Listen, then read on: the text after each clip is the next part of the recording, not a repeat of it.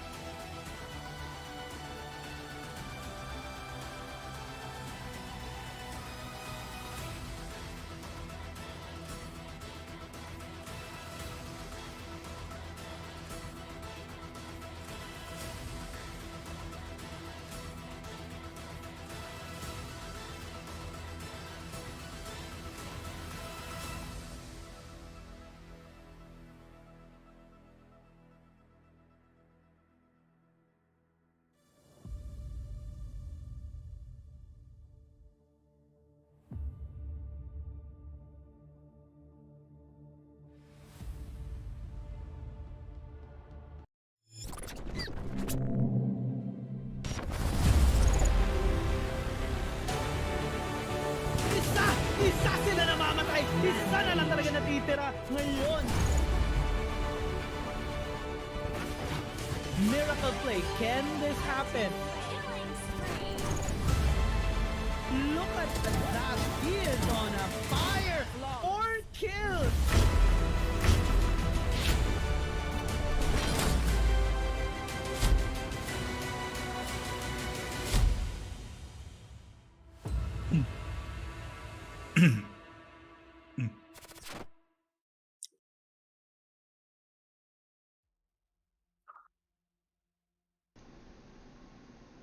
And welcome back, and of course, good afternoon, everyone, and welcome back to the Prominence Crown Cup Season 2 for Dota 2, and we are now going to our semi-finals for today. We are your casters. My name is Keeper. Is with me is the co-founder, Air. What's Hey, up? hey guys, doing good today. Final day of our tournament. We're gonna see Mhm. which team is gonna win, which team is gonna take it all. So far, really good first day yesterday. What are your thoughts on it? Mhm. Actually, it's pretty surprising that, like a different tier team fighting out to each other. It really didn't disappoint the games yesterday, and we're now up to four for today. So, what are your thoughts also, like expectations? I want to see Golden Kangaroo do their thing again. I think the games that they shown yesterday was really, really, really good Dota. Mhm. The Jakiro on that last game was, wow. I'm just It's amazing. Yeah. It was an It's amazing unexpected. game. The games are back and forth yesterday. Even though Mhm. some games are a bit one-sided, there's Yeah. always that how should I say this?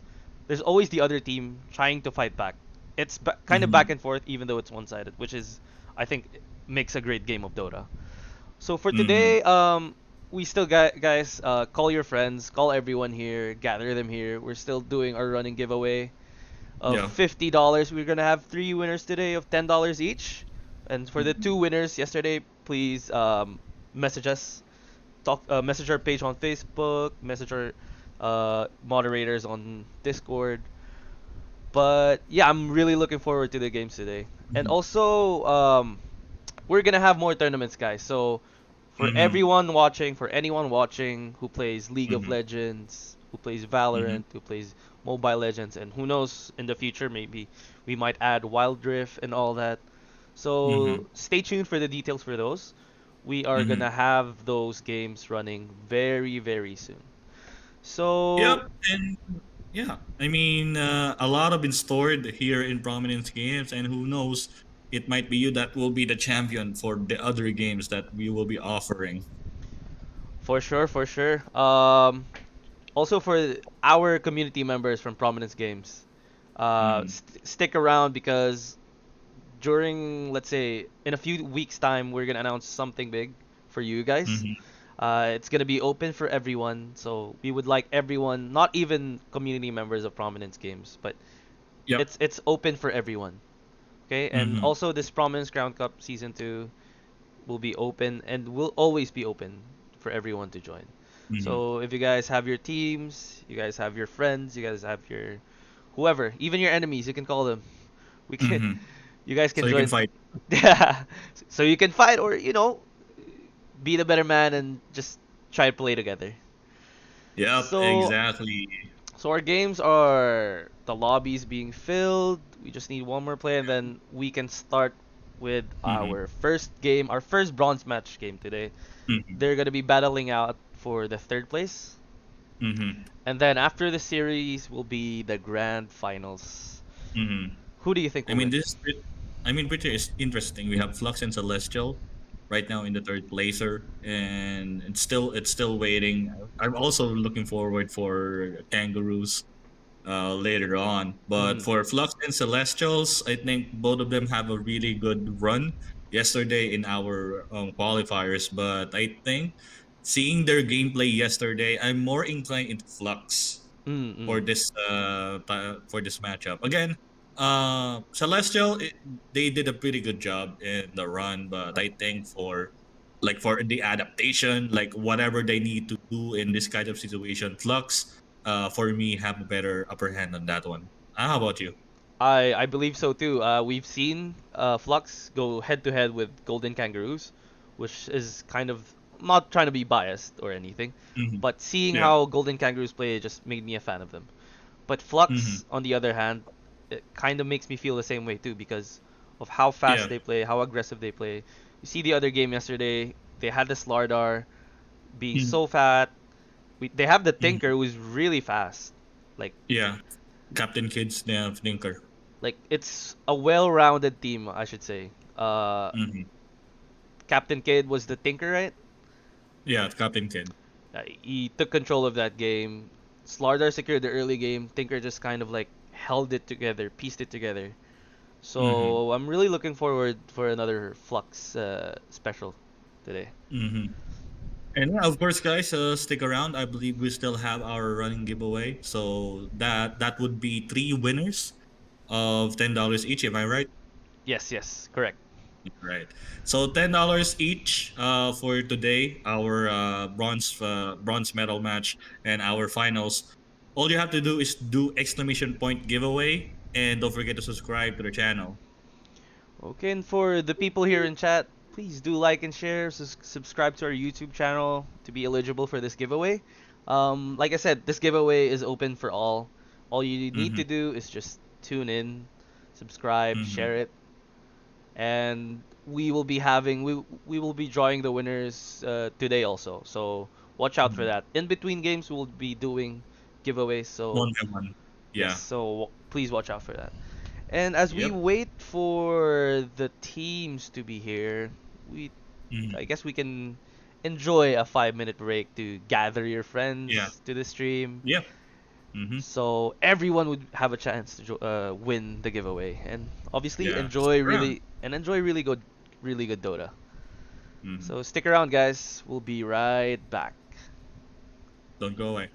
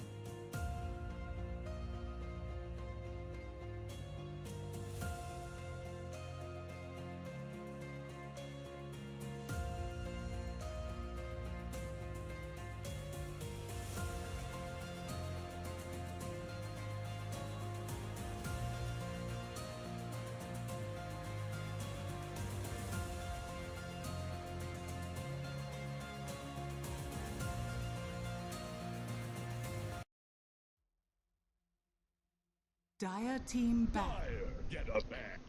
And here we go! First game of the day, our third placer match. We have Flux and Celestials going into our first game of the best of three series. And yeah, Dire what are your team thoughts back. so far? I think we're going to see the same band, same picks from yesterday. I think it's a trend for this tournament. It's a trend for this whole meta.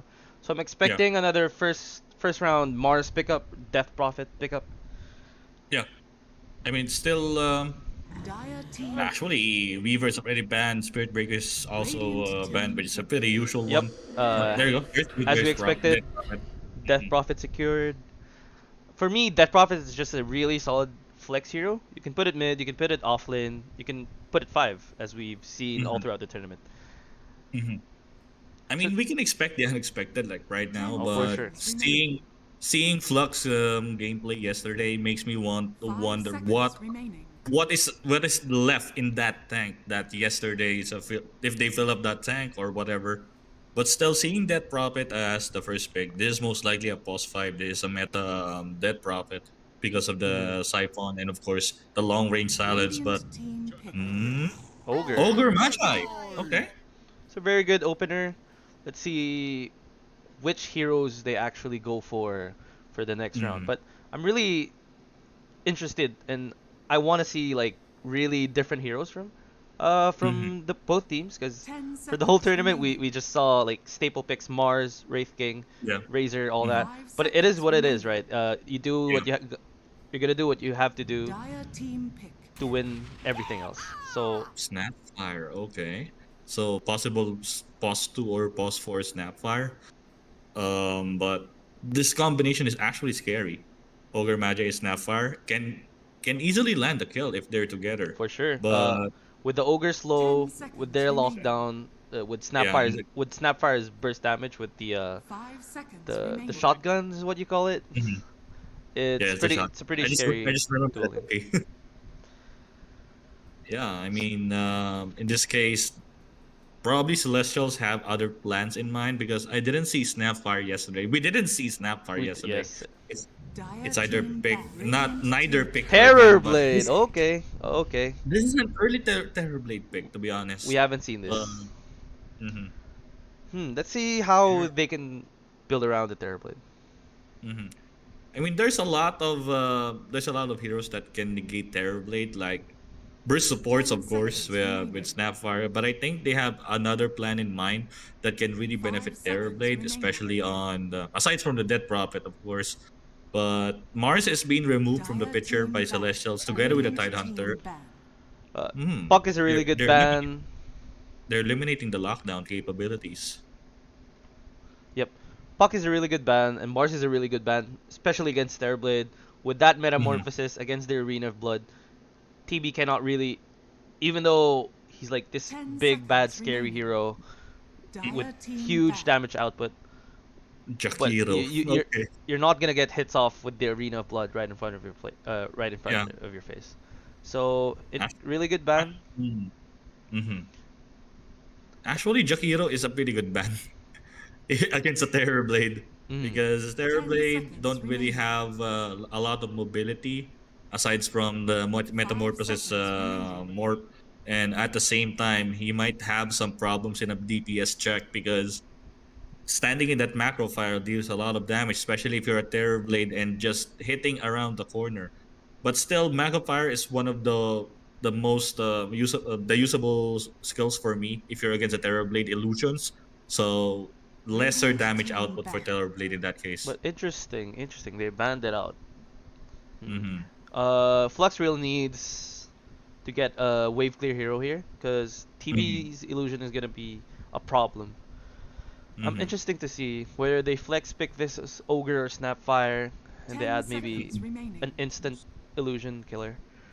Mm-hmm. Let's 5 hear I it. mean, seconds Ogre Mage remaining. is yeah, it's flex. He can be played at 2, 3, or 4. It actually depends on their current plan, but currently, Snapfire can easily mitigate the illusions of Terrorblade if given any given notice. But I'm actually thinking, who would be pairing Terrorblade in this case? Would it be like a Shaker? Would it be like someone like let's see. Grimstroke. Radiant I don't know. team I pick. don't know what's their current plan, but Nightstalk is a good ban for Flux. Yes, because that Night Stalker can just run down both of these picks, and they're Mm, not gonna do anything. So it's a really good ban from the side of Flux. And I just want to give a quick shout out to Jepski here. 10 He's been seconds with us remaining. since yesterday. mm-hmm. Really appreciate you for 5 hanging out the seconds stream, watching the remaining. whole stream, and now you're here again. Yeah, Also for want to day number. for day number 2, yeah, want to give a quick shout out to one of our community managers, Yay Panda. He's been Dire with here Mm-hmm. since team the pick. beginning of Prominence. Okay, Oh, this is a really good pick against Terrorblade. Not yeah. only that he can deal with Terrorblade, he can deal with illusions with his ult. Mm-hmm. He He can can also also benefit. he also benefits from TB's illusions because 10 seconds once that remaining. Astral Spirit gets back to him, there's gonna be a huge damage output. 5 Yeah. seconds I think remaining. this is I an mean, with it, I yeah. think Go ahead. I think this is an offlane Elder Titan. Just seeing Mm-hmm. how the team plays because Flux plays this, right? Flux plays Yeah. the offlane Elder Titan.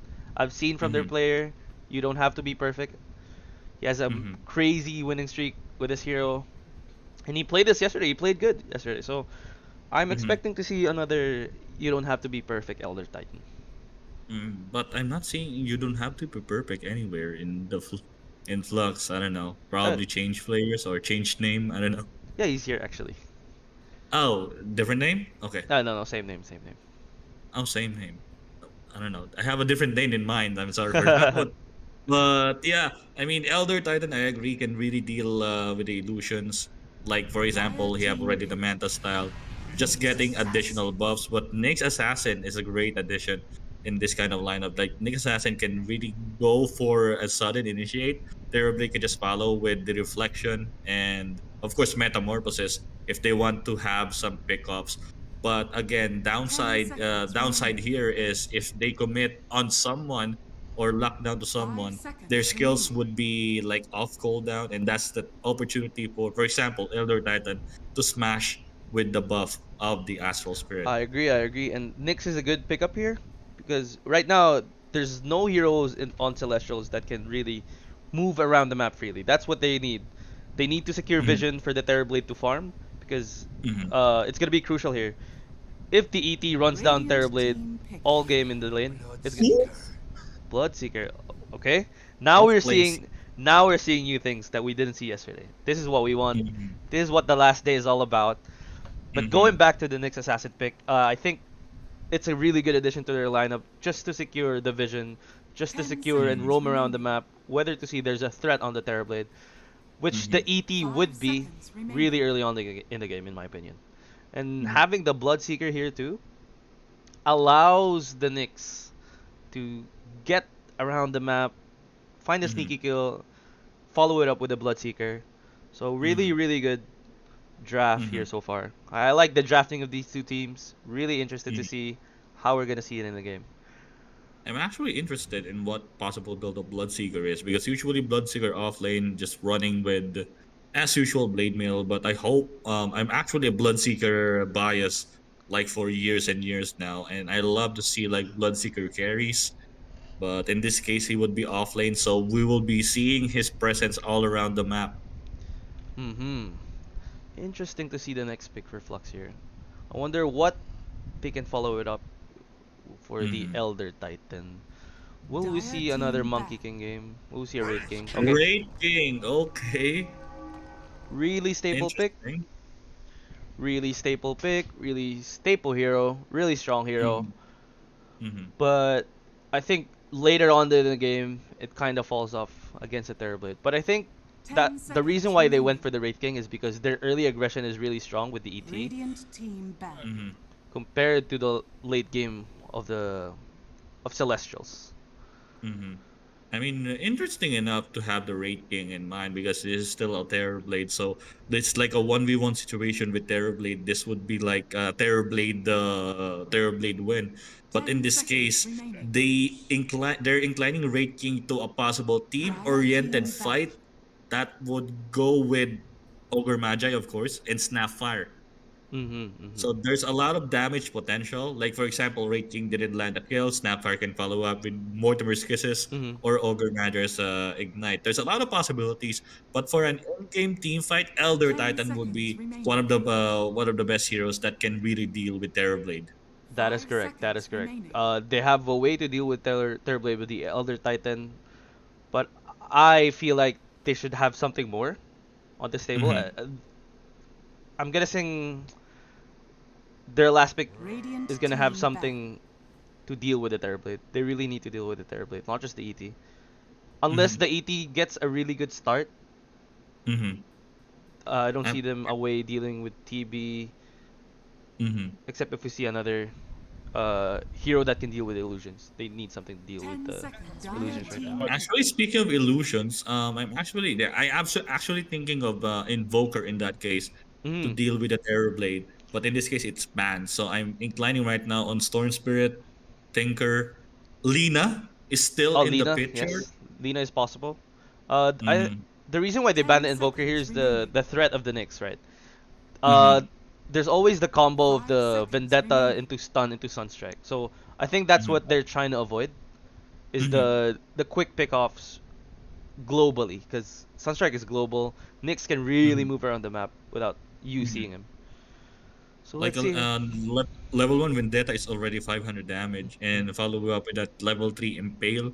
Mm-hmm. That would really deal a lot of damage, and finishing up with the Sunstrike that, for example, like level 3, level 4 Exort can easily pick off Radiant Exactly. one of team the pick. heroes. But let's see.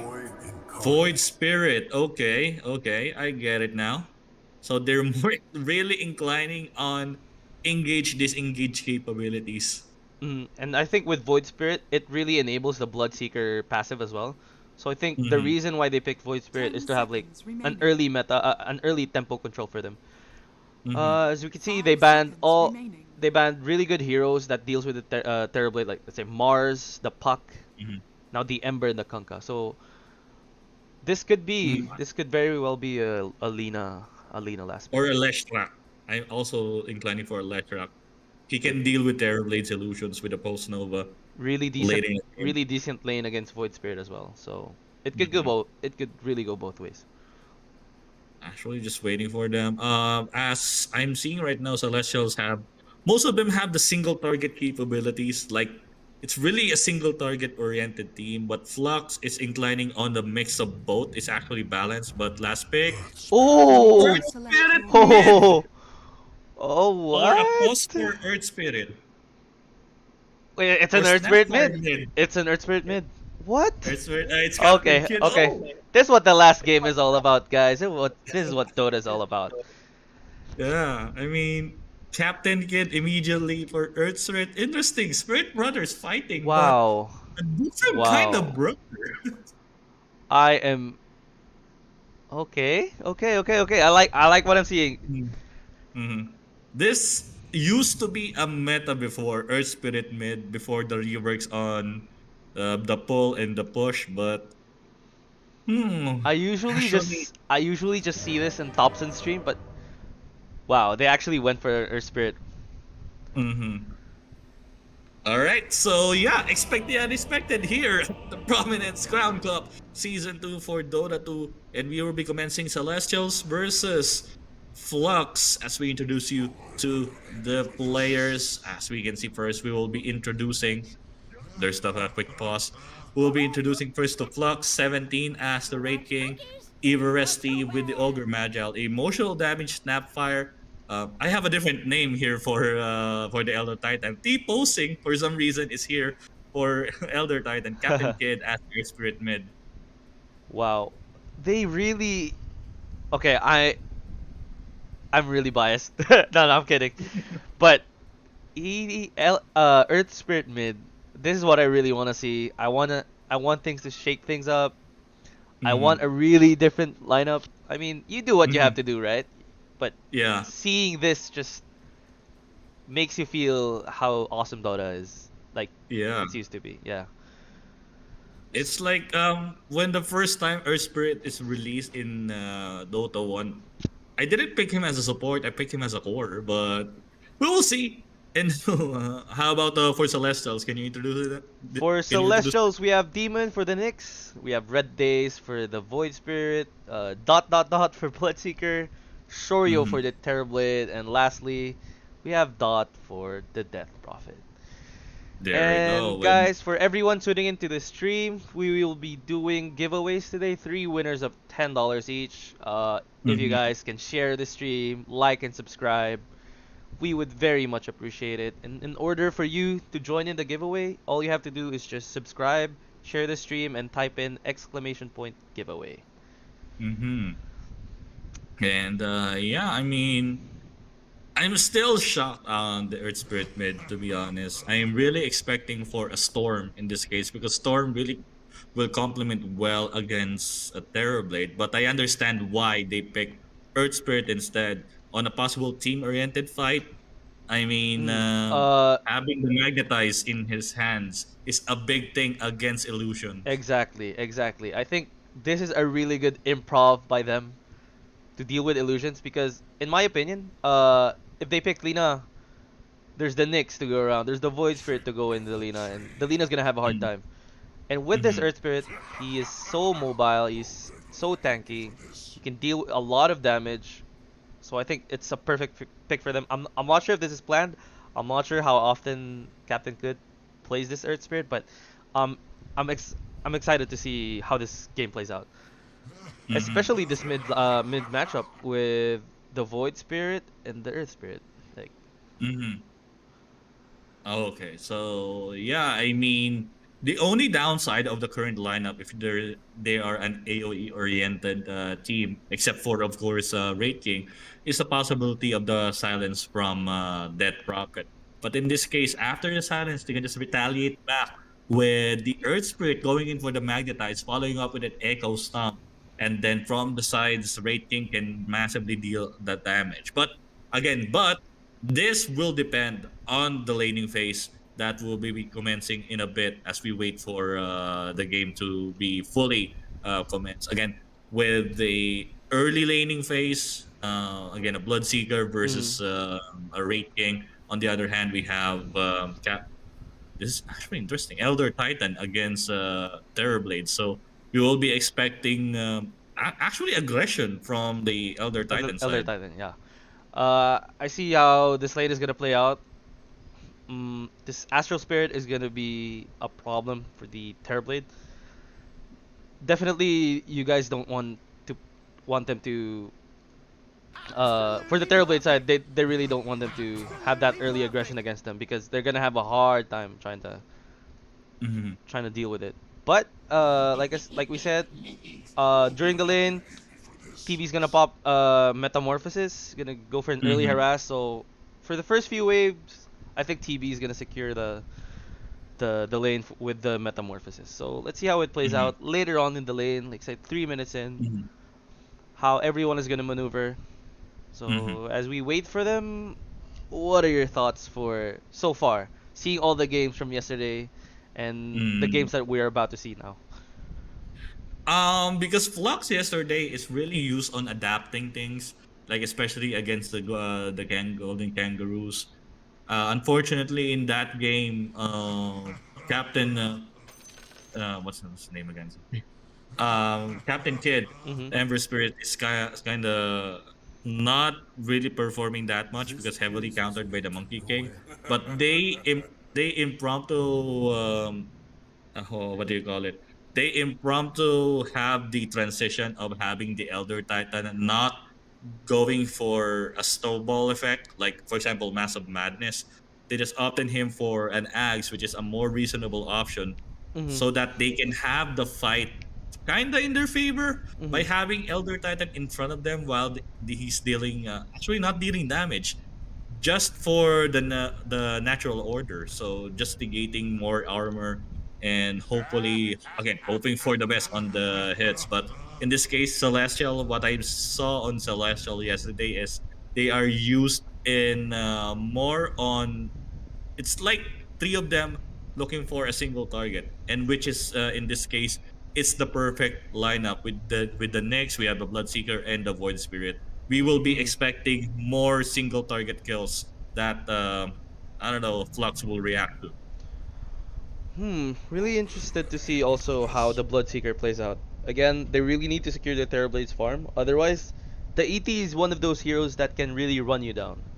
Like, even Mhm. if you're in the jungle, if you give ET the lane and Mhm. you're forced to early jungle, which Terrorblade can with illusions, but if Mhm. ET gets a huge advantage over you, he's just gonna run you down.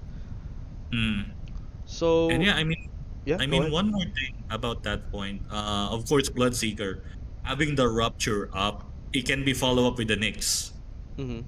or Nyx can go in first and Bloodseeker with a rupture, or rupture first and then the Void Spirit can follow up. I mean, there's a lot of combos that they can utilize, especially if Void Spirit can have the early Yule Scepter. Okay, So that's more damage. looks like everyone's back. Let's go. Start of game one for the bronze match. Who will win the third place? Here we go. Hmm. And now still pretty like a really what do you call it? I have that term that I really forgot, but yeah, with the laning phase, it's still the bounty game. Bounty is not really that significant spike yet, Mm-hmm. but still, it's a big thing if supports can utilize that early bounty for more vision and more Mm-hmm. dewarding capabilities. Mm-hmm. Wow, everyone's looking forward to this game. Hmm. Flux against Celestials. Who is gonna take it? Let's see. Hmm. And yeah, I mean, we are now really commencing right now in our first 30 game seconds for to the go. Prominence Crown Cup Season 2 for Other. Dota 2. And there will be more, as in more to come. Oh, is there a skirmish? They're planning to, Taking but yeah. that early ward. Mhm. I mean, it's a big thing, especially for mid laners, that eliminating the vision of the others, of the opposing mid laner. So you have the rounds The advantage. battle You have the begins. confidence. Either you will go in, or is it safe to pass there? And speaking of which, it's a two. Let's see, it is a 2-3. Yeah, it's a 2-2 for the bounty. Mm-hmm. Okay, even, but early advantage on to the dire side by Nyx Mm-hmm. getting that early observer wards. So Yeah. we're gonna have a slight advantage here for the Void Mm-hmm. Spirit. We But let's can see. actually this is actually interesting. I want to watch the mid lane all throughout, but we need to see also the other lanes. But yeah, I mean this is super interesting. Yeah. I mean Void, Ember, and Storm are just the usual ones in mid, and still I don't know. Captain Kid really Oh, surprising. early aggression. Uh-huh. Not not really going for it yet because still Ogre Magi is one of the the one of the tankiest Takisi. support heroes that you can see. Mm-hmm. But I believe Wraith King can have a really good lane here. Not Hmm. much threat unless Bloodseeker and Nyx really goes for it. Hmm. I mean right now, it's actually just a fair CS count for both of the Yep. teams unless there will be aggression, and We that aggression would be the early ignite. we're gonna see a kill. Oh, No, it, I they think will not really commit on that one. I think there's gonna be a lot of things happening in the bottom lane, especially when it comes to level 2 and level 3, because that way the Ogre has stun as well as his slow, and the Wraith King is gonna have Hmm. his stun as well. So I think Hmm. early on in the game, slight advantage I'm favoring here for the Radiant side. Hmm. And now, I mean, right now, Earth Spirit will not really utilize the right legs. It will Oh, utilize we're more. gonna Oh, see a wait kill a top. moment. Hold that Here up. we go. The first blood would be in the hands of Hux. Okay, pretty interesting Of pickup Elder for Titan. Net Profit. Yeah. Here, as we talked about earlier, if ET gets a really good lane, Hmm. TB's gonna have a hard time laning this, especially when ET gets that early level advantage, early levels on the Astral Hmm. Spirit. Hmm. TB is gonna be forced into the jungle really early on in the game. I mean, either support, either the Snapfire or the Ogre Magi has really the capabilities to lock down, and it really complements either of the cores, either Wraith King or Elder Titan. I mean, Mhm. the damage out of Elder Titan or the follow-up stun from Raid King can really decimate like at least one. And speak of which, that would one of the examples right now. Dead Prophet being the first blood. Yeah, with the Snapfire minus armor, along with that Elder Titan Elder Astral Titan. Spirit, it's a lot of physical damage, and DP is not one to take that kind of damage. As we can see, Even with the Spirit Siphon, like minus armor with the burst of the Snapfire, with the burst of the ET, it's gonna have DP's gonna have a hard time trying to deal with those. a nice block by Demon, but there we go, the Raid Fire Blast together with the Fire Oh, nice Blast. stun. But there's the 2-man impale, and that would be the Blood Right. Let's see if this would be a kill for the Bloodseeker. There's a follow-up They're going for from it. the Earth Crit. There's the Boulder, but again, it didn't hit. There's the grip, there's the kick. Good and rotation. Captain Kid. Good rotation for Earth Spirit, but unfortunately, Bloodseeker wouldn't mind for that because he secured the kill and forced the rotation. So now the Void Spirit is gonna have an early lane advantage if he didn't already, with 23 CS, 11 denies. Oh, Ooh, once again, kill top. it would be Elder Titan. This is the problem with ET against Terrorblade, and I think that's the problem with the early Terrorblade pickup as well. So, but TB can always farm. Always a caution for Oh, no. Terrorblade. They're gonna have another kill. There's This- so much damage. This is a kill. Yep, that would be a kill. That's So a much 78 damage. volts damage. We saw the from power. Astral Spirit. We saw the power of these two heroes right here. With a Blightstone, with a Will Shredder. There's so much armor loss, and ET is just gonna have a lot of physical damage in this lane. Now, as we Yeah, saw, I mean, seeing right now, I think there's gonna be a fight to the bot lane. Once again, Blood Right will be activated, but the Raid File Blast will not allow Bloodseeker to go further down the line, and Ogre Magi would be safe for now. wow, this lane is playing out as we expected it to be. ET having the advantage early on, but can't really count them out this early on in the game. TB always has flash farming capabilities. Oh no, there we go. Going for them? Impale in another Blood Right, but again with that Fire Blast not allowing Bloodseeker to have some hits onto the Ogre Magi. Dire's top tower is under attack. I mean, very interesting right now. As I'm seeing, like, of course, Elder Titan. Oh, hold that thought for a moment. Another Blood Right, and trying to dive in, but no. As he saw the Raid King going for a Fire Blast. There's a really good deep ward around here. They Fire probably Blast wouldn't team. expect it. Very interesting right now. Another Blood Right would be in. I don't think that they will have the proper firepower right now, but there's a follow-up, there's a Fire Blast, and the Ignite would not be... There's no... It's actually no mana for the Ignite. There's no follow-up, but good thing for Raid King that he didn't use the Raid Fire Blast yet, because he can just be nullified by Nyx Assassin. It's gonna be a hard lane for the Wraith King right now. If they want to go for a kill, it's gonna be hard because Oh no. Bloodseeker has like a lot of armor and a lot of HP with the Urn and the Chainmail. Here we go, Void Spirit coming bottom. Dire's structures Coming bottom are for Void Spirit. There's the vision. They have the idea. They're gonna go for They're it. going for the dive. There's a Blood Right, and together with that Astral Step, they simulate, but the stun would not allow Raid King. But nice fun activation. It still Is he want gonna to live? dive. That Great Fire Blast. I think Demon would be taken down eventually, but the Blood Right would be activated. Emotional damage to TPN. Raid King will be taken down, but at the same time, they want it so bad that he will be taken down also Oh, by no, this is Celestial. bad. Missed that 3-kill. Emotional damage might be in trouble. The Simulate didn't hit, but the cookie is still right on time. Blood Right will hit. Wow. There's Oh, Void no Spirit? one. The Void fight Spirit? is not yet over. Captain Kid would want some more, but the boulder is already been read by the Bloodseeker. Make that a 3-for-none trade. Oh, that is big. That is really big. Early rotation, getting that kill into the Wraith King, which is already having a not the best lane in the world. Wow, really good early rotation. This allows the TB to get some time to farm, which wow, he kind of tallied up already. 45 CS, almost has that first item. Allows the DP to actually get levels for the exorcism. And I think with that early push, the bottom lane is gonna have a hard time. There's gonna be Ano? extra cautious regarding.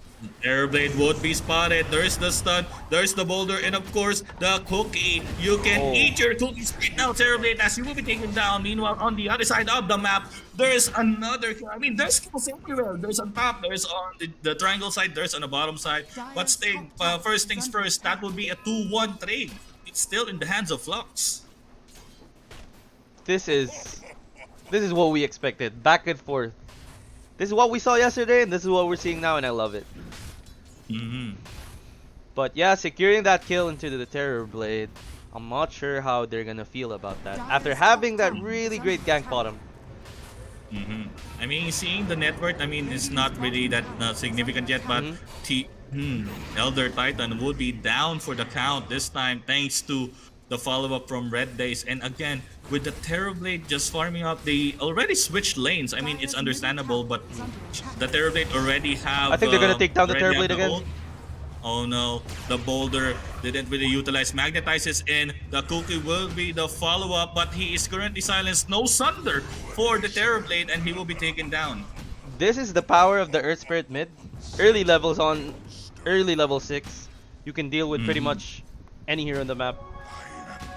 Really good rotation after that Earth Spirit death, after the gank. So let's see how this plays out for the next few minutes. Void Spirit closing into that Yule Scepter. Earth Spirit gonna have an early vessel. It's really close.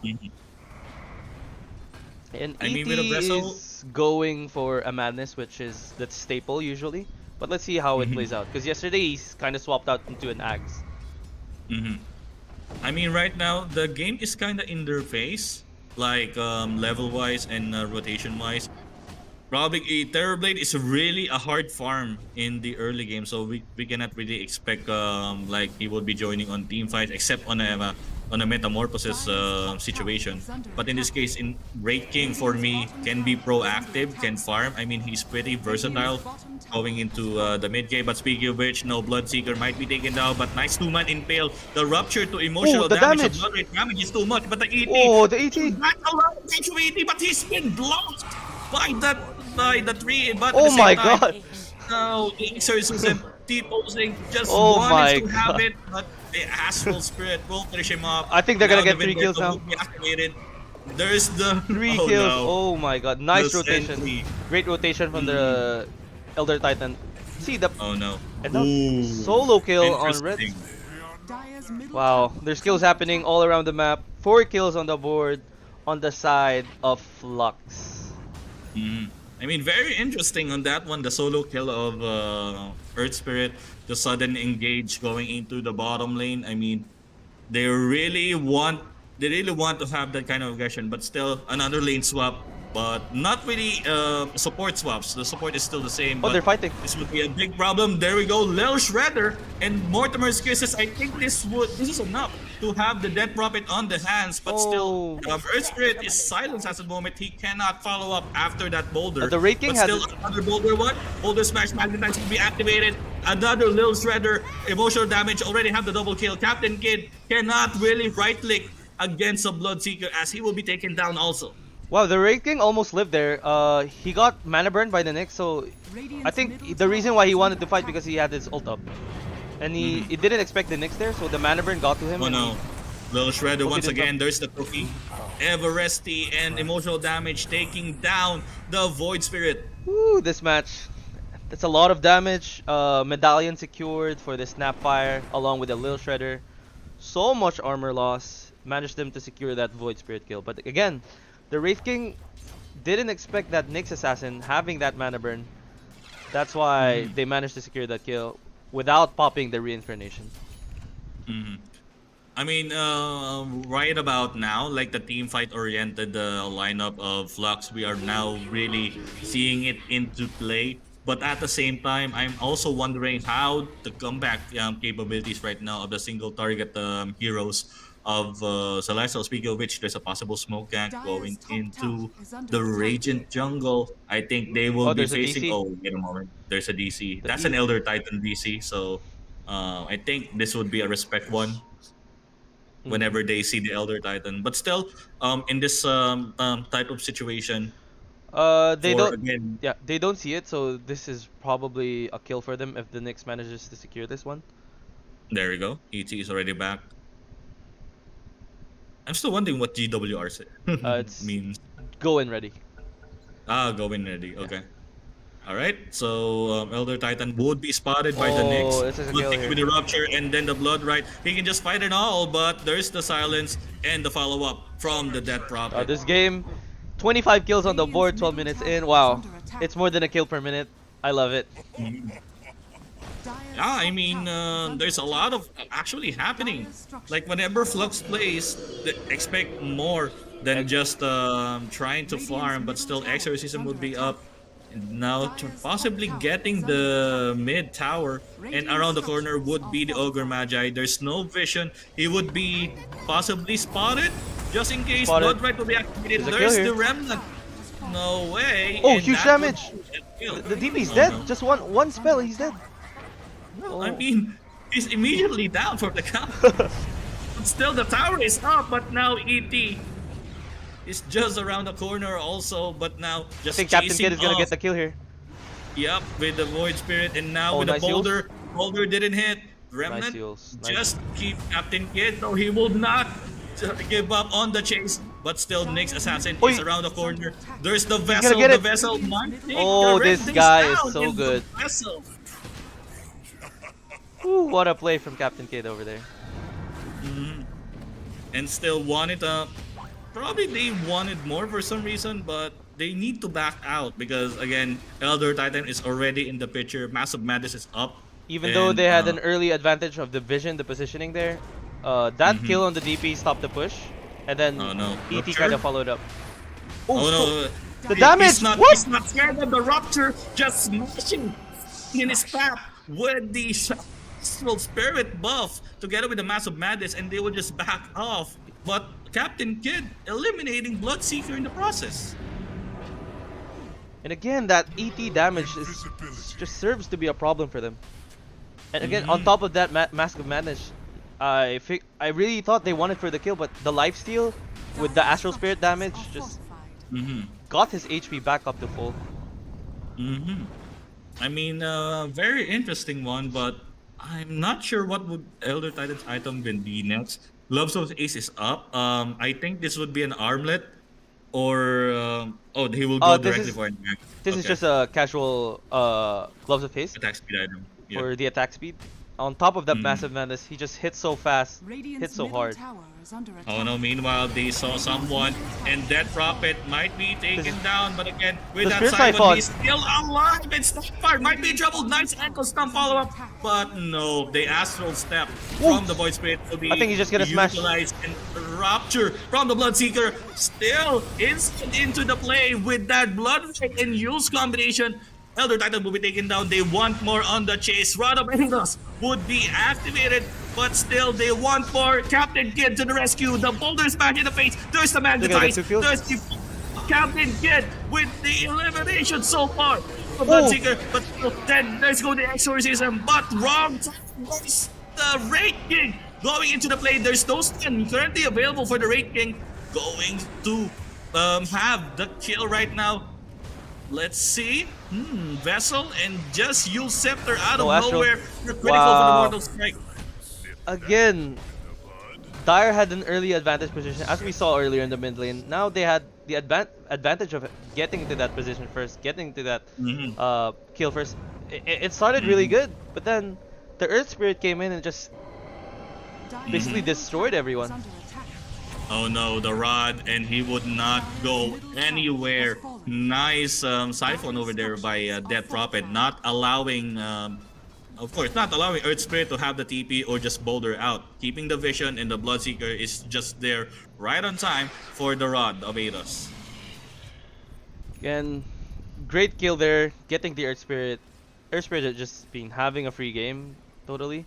Now we see the TV trying to farm up, finishing that Manta style, then into a Scotty. Having that Manta will allow him to maneuver better, farm better, get those disables off. And let's see how this TB is gonna carry the game for the Dire side. Yeah, I mean, Manta style anytime soon would be up for Terrorblade. Again, the only problem is they need to calculate the magnetize, but no, Ivaresti would be seen by Demon. And now with the follow-up, Rod of Athos is also up Oh, into the a play. pause. And what happened? Okay, Okay. there's a disconnect. But what we talked about during the draft, what we talked about early in the game, is kind of what's playing out right now. At the dire side, Flux is having a really good time trying to maneuver around this map. Having that early advantage top allow the TB to force the TB to go jungle really early on, and then allow this ET to force TPs, get around the map, secure those kills, and we're seeing Terrorblade. We're seeing Elder Titan being the problem right now, and Earth Spirit. Wow, he's closing in to a Kaya Sanj with an early vessel, really good timing. And we're going to see Alright. another kill. So again, there's a rupture. There's a follow-up by Captain Kid. They didn't anticipate the follow-up. Mortimer's Kisses will hopefully secure the kill for their team, but the Bloodseeker just gonna burn out of there. Good counter kill. 1-for-1 trade by Radiant, slightly winning off of that because Bloodseeker is the core. It's an offlane Yeah. against a position 5 ogre. I mean, there goes the smoke. Slowly, probably going towards the DP in the mid lane until they They want to see go it, rush. but They can rush. With yeah, this, they can roll. with No this, vision. with this Solar Crest and the Little Shredder, with the Deso, this is gonna be a fast Rosh. Negative again, there's armor no for vision. Roshan. Again, Unless they already got the intel. Yeah, There- Celestial- there is an observer ward here. Celestials has no idea over this. They're just gonna have it. There's so much damage Just coming in in case. from Flux. Captain Kid with an Aegis secure, and this would be hopefully power spike with them. But seeing the gold difference, it's not really that significantly spiking to either of the team.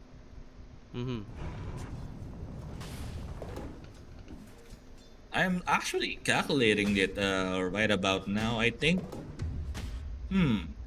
it's actually the Terrorblade that's having the favor. I mean, having the closeness of the gold lead to the either teams. But seeing right now, Terrorblade is just around the corner.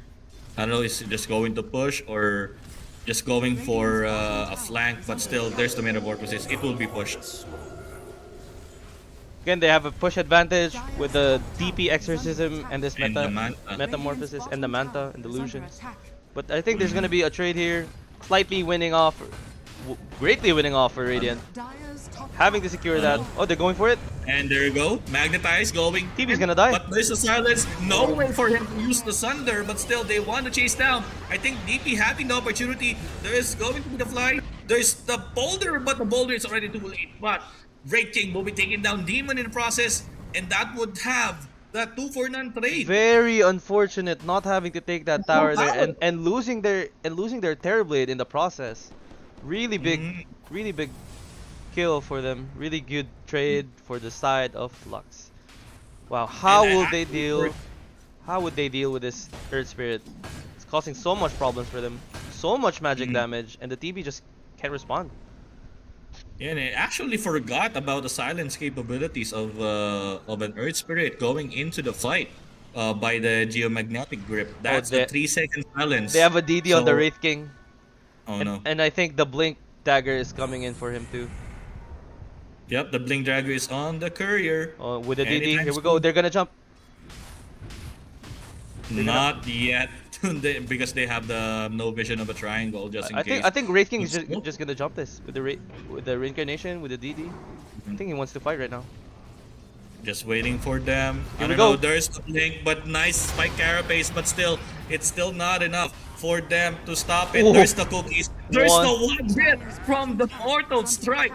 And still, they want more. Blink Dragger would be up in a second. They're gonna catch As TV again. It might be in trouble. More this Nice Manta dodge. Grip. It's not enough. Sunder. Probably No. not. Denied of a Sunder. Thanks to Captain Kid. Woo. Captain Kid proving to be such a problem for Terrorblade and the whole side of Celestials. Wow, TB needs to catch up. It's gonna be hard. Elder Titan has so much level. Sorry, Earth Spirit has so much level. Radiant's top tower is Wraith under King, attack. they just have the capacity and the capability to push and go high ground right now. Mhm. And now as we are seeing Ogre Magi, just it's smoke ready, so you can just jump in and jump out of nowhere. But they don't have any choice right now as they are trying to push the last tier turret or tower rather. But just going out of for me, they just need to back off for now as they have like low manas and everything. But still, with the situation right out there, Blade, he needs to have that kind of composure, Radiant's top tower just is in under case, attack. because it really is a problem whenever he tries to farm. Again, with Wraith King stunning, going into the fight with the Earth Spirit silencing him and stunning him once again. That is also big. But in this case, Captain Kid might be in trouble. He don't have think they're gonna get the anything kill. but except for the Aegis of the Immortal would be popping up. Rest of the team is now going into the fight. surrounding him. Waiting for the Wraith King to be go inside, but there we go, the rupture. He don't have anything to go with. Captain Kid would be taken down, and that is 1-2. That's actually one ultimate, but still, Barbados not allowing the Getting the Ogre kill. Magic to go out, and he will be taken Wow. down. Guys, courtesy of Celestials. This is just our first game and it's already like this. Yeah. Again, I wanna huge already. shout out someone, Sunda Cross, our observer for this game. I hope you're having a good time trying to observe this game. Yeah. This is not SMG, but I hope you're having fun. Wow, back and forth Very- game. Very interesting, yeah. Yeah, TB wants to really close into the Skadi right now, just to give that bonus HP to be able to at least survive for more against that Earth Spirit. Then eventually Mhm. for the Satanic, and I think Oh no. something's going on in the spot. As Echo Stomp, Great Fire Blast, but there's no follow-up except that huge Earth Split, but still, the two ults are doing it. But still, they want to chase Demon being microed. That's a really close one. Captain Kid not really not seeing Demon in the process and surfing around.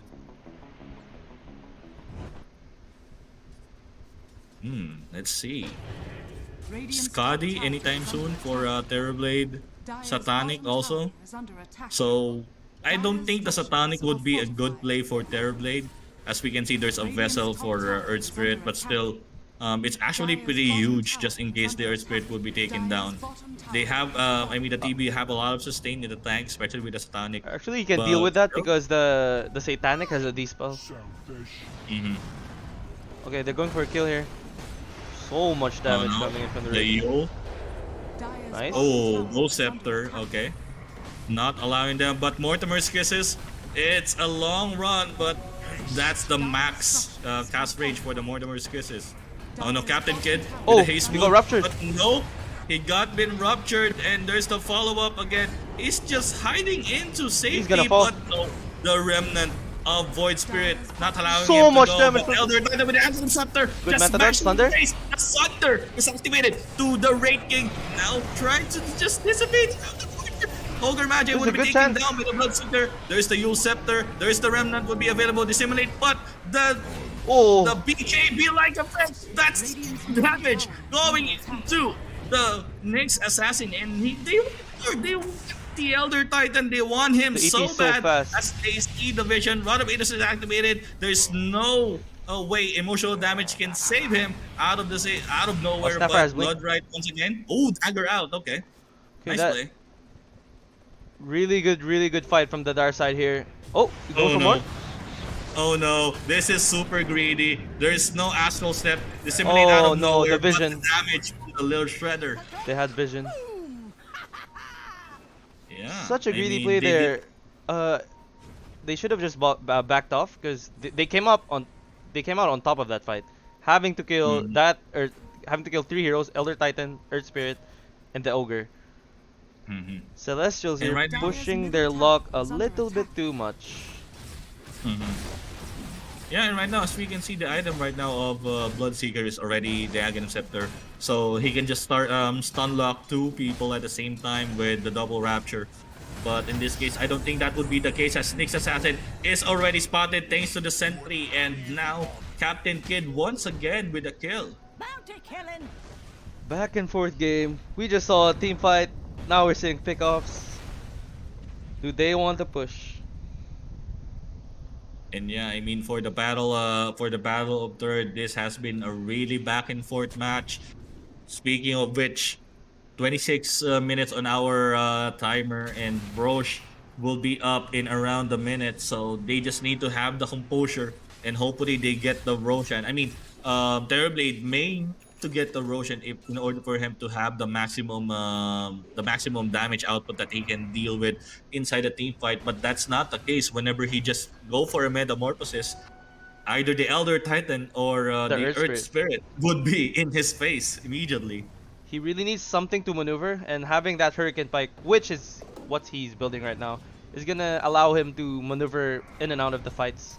Especially when Earth Spirit comes in, Wraith King blinks in, or even Elder Titan walks in. He can just force staff away, move away the map, and as we can see, Ooh, Blastering. I mean, this would be pretty effective if Elder Titan is really going into you. I mean, the evasion, he cannot really hit after the Blast Rig activated, so this might be a good pickup, neutral pickup item just in case for Bloodseeker. as we can see, the Terrorblade has the Scotty secured right now, so he has that HP to kind of survive in the fights. And again, that Scotty is gonna prove to be a problem against melee heroes, which 4 of the heroes of Flux's side this current has right now. So it's good against Wraith King, ET, and that pesky Earth Spirit. Yeah, and speaking of Wraith King already have the BKB, so this is super hard to deal with BKB Wraith King unless otherwise ruptured one. But still, he won't back out for a fight with this Vampire Revic Spirit. There's a lot of lifesteal, that's 34%, but plus additional 16 from the Paladin Sword. So around 50%, lifesteal. And of course, with the Mortal Strike, that can really deal a lot of damage. And speaking of which, there is a possible smoke gank. They found the Ogre Magi lying around the corner, but nice 4-star out. But still, Demon wants some more, but the Cookie will save him. The Nyx Oh is no, gonna but the die. Rain King out of nowhere, he can just pop up the BKB whatever he want to, but the Rain Fire Blast combination is enough. Buyback But from now, Nyx. Rain King, buyback for Nyx, Reincarnation Oh, no. will be popped, magnetized, silence. Oh, instant There's kill. no way that Terrorblade would be saved for that moment. And Again, now Bloodseeker Captain will Kid. be facing the same demise, and this might be a possible dieback. Nice spike carapace by Demon. I think they're going to chase more, but that's a lot of damage. Emotional damage, and nice timing on that stomp, teleporting to the Spirit. Oh no! They got the Void Spirit. Nice Volter combination. They're gonna be forced to buy back here. Really is a big threat. There's the haste. I think that's a haste. No, the hasten has already been dissipated, but still, there's the stun. The exorcism is up. Emotional damage is just around the corner if they want to go in, but Raid King deleting the problem. The exorcism. That's a full team. What courtesy of Flux. Again, Earth Spirit proving to be so much of a problem, not just against TB, but every heroes of the dark side. He closed into that Terrorblade so fast. TB wasn't even able to pop his Sunder in that fight. Yeah. So Sunder and Metamorphosis. He's So just they- being jumped in, and magnetized. yeah, so Flux kind of forced him into fighting that by having that Wraith King pop, his ult, and also TB forcing that early Metamorphosis. I didn't really think they wanted to commit. No, the toggling of Raid King, but still there's the reincarnation, emotional damage once more, but again the Echo Stomp, Oh. just jumping in and not allowing the Bloodseeker to react in that kind of situation. And now, I think this would be a GG push, but they will just back off for now.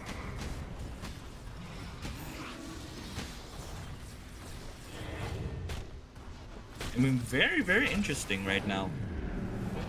On how okay, he didn't jump into that one. That's a long Echo Stomp sleep. Whatever you get by one. Again, I just want to shout out to this Earth Spirit Captain Kid. Wow, he closed into that Terrorblade in an instant. As soon as he saw the TB backing off, and what? Wow, Roshan is up. Really good timing before they go siege high ground. Look at the damage of Elder Titan. That's 553 buff from the Astral Spirit and going into a Monkey King bar. Okay, okay. He's just gonna deal so much damage. For Elder Titan. Celestial smoked up. Oh no, oh no. They will be. I think there's the spot. I think they want to fight this. Oh no. Oh no. Oh no. There's the stun. There's the silence. There's no way this Void Spirit will survive. And they want more. The boulder would hit. Spike Carapace would be not activated. DP also will have the same demise. That's a 3-man down. But now, it's still emotional damage. Wants to deal more emotional damage, but they would not force it really unless otherwise. Oh no. This is a TB versus Captain Kid. Captain Kid Oh yes, they activated. And there's the stone! Oh, he Stone brought it to the Wraith activated. King. Oh no, this is Oh bad. no, that's a lot of damage. Silence, Oh stun, my nowhere God. to go. He turned him into a remnant and kicked into the team. Earth Spirit just wants blood. Captain Kid just wants blood. And I think they're gonna close it in this game. Pushing high ground with that Roshan kill with the Aegis. Very, very. Creeps are coming into the mid lane. Do they wait? Do they want to just go? Just wait for them. There's a double damage. Oh, from they Wraith just King. wanna go? Do you want Double to fight damage against Wraith a double King? damage Wraith King? Is under attack. And and there's the bloodlust, so it really will be 3 racks for Flux, and this would be Omega only on bot and mid. Top lane is still alive for Flux the wants to rack. close into this. Flux wants Oh to no, close there's this the game. rod. Bottom tower is under attack. Combination. Okay, reincarnation pop up. Again with the spike carapace. There's the stun again. There's additional damage! stun. And one spike from the Wraith King. Radiant's bottom And Wraith King's dagger would be up right about now. He can just go in, but again, he didn't expect Oh. the free BK. The Snappa has Daedalus. You saw that damage against the mid Void Spirit. Is he? Oh, there's a Daedalus. Okay. Oh my god. So So Lil much. Shredder, it's really shredding. An Exorcism pop just to defend and hold off that top side. They want to wait for their ults. They want to regen for a bit, wait for their timings. And I think they're just going to go again. Waiting for the Wraith King reincarnation. Sorry, my correction, my bad. They didn't take the Aegis yet. This is the time. Yeah, they didn't. After this, they're just going to push in. There's no way for Celestials to team fight right now without that Exorcism. Roshan has fallen to the Radiant. I think the Elder Titan already have both of the enchants, but still, Aegis would be in the hands of Captain Kid and Cheese. This is, I mean, wait, he already have the Aghanim shard, so I think he will just give it to The Wraith King took it. Snapper? I think the Wraith King took it. Or, oh no, the Ogre. The Ogre took it, okay.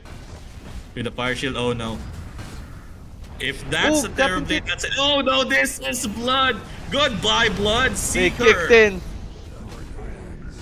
They kicked him into oblivion.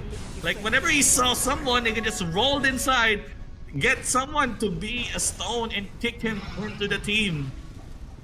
This is huge. Dire's top Wait, all of them already have the Here we go, the 80 damage! Oh Aghanim no! shard. Oh no! Terrorblade will be taken down. No buyback for Monkey the King Terrorblade. bar He with just 500 stunned plus damage. blood now, but still, there's a taunt. Rupture would not do really anything unless otherwise emotional damage would be taken down. And still, other than forcing them out, just pushing the top lane, GG. and GG would be called by Celestials. First game will be hands of Flux. Oh my lord. Captain Kid. Radiant victory. Captain Kid is just such a beast of a player. What a beastly Earth Spirit game. What a match all throughout. As you can see the board, it's a bit one-sided, but early on in the game, back and forth. Wow. It's actually very interesting Earth Spirit pickup, and they really utilize it as much as possible. I only saw one Sunder from Terrorblade, and that's of course thanks to the Earth Spirit. Thoughts? what are your thoughts on that game? I really like that game so much. I like that last pick, Earth Spirit. What a Mhm. pickup from them. I didn't really expect Earth Spirit, but if they utilize it well, of course, with the Agonist pickup early onto the game, killing the Void Spirit, of course, with the Elder Titan not allowing Terrorblade to farm a lot thanks to the minus armor together with the Snapfire, it's just, I mean, the rating is just the icing on the cake. For me, I agree. The rating is the icing on the cake, but again, Captain Kid just pretty much control the whole game, Yeah. controls fights, get those sneaky kills Mhm. against every hero on the map. Like we saw Mhm. earlier, the Aghanim Scepter. TB was at least safe on his side of things, but then Mhm. Earth Spirit closing in faster with that boulder, securing that Mhm. Ags, turned him into a remnant, kicked him in into that Wraith King, and that last fight where the Earth Spirit just came in to the Bloodseeker, made it to a remnant, kicked him out of the base. There was just no Mhm. buyback. There's no way to fight them without that Mhm. Bloodseeker. And again with that they secured the kill. Mhm. Again just whole overall really good laning, really good Dota from the side of Flux. Yeah. That Elder Titan having that really good game on Mhm. top side, which forced the Terrorblade to go to the jungle. Mhm. We saw the power of the ET in this game. Like he can deal with the Mhm. Terrorblade even without wave clear, even Mhm. without Assault. So again, excited to see the next game. Again, guys, we are running our giveaway. So Mhm. three winners of $10 each. Don't forget to share this stream. Don't forget to like and subscribe. That's what you need to do. And just type in exclamation point giveaway, and you will be eligible for the giveaway. There we go. I think right now we are prepping up for our second game. It's still Flux versus Celestial. And yeah, guys, don't forget to have the exclamation point giveaway, and we will be rolling the giveaway winners probably after the series. So just stick around and just join and enjoy some Dota match. And we'll be having a short break, and once we come back, we'll be commencing to the second game.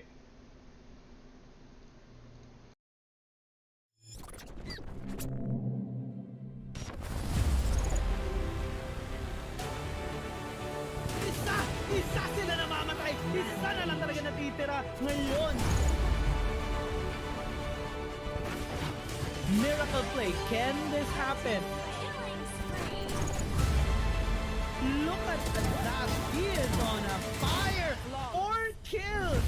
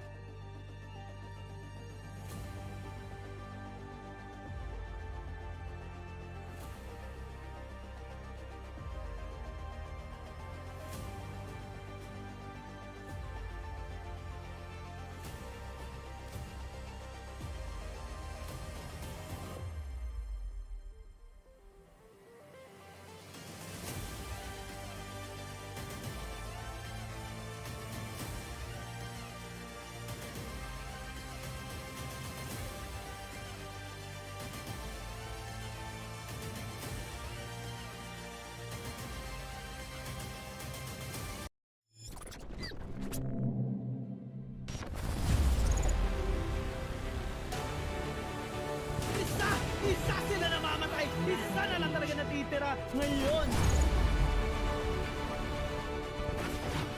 Miracle play, can this happen? Look at that, he is on a fire! 4 kills!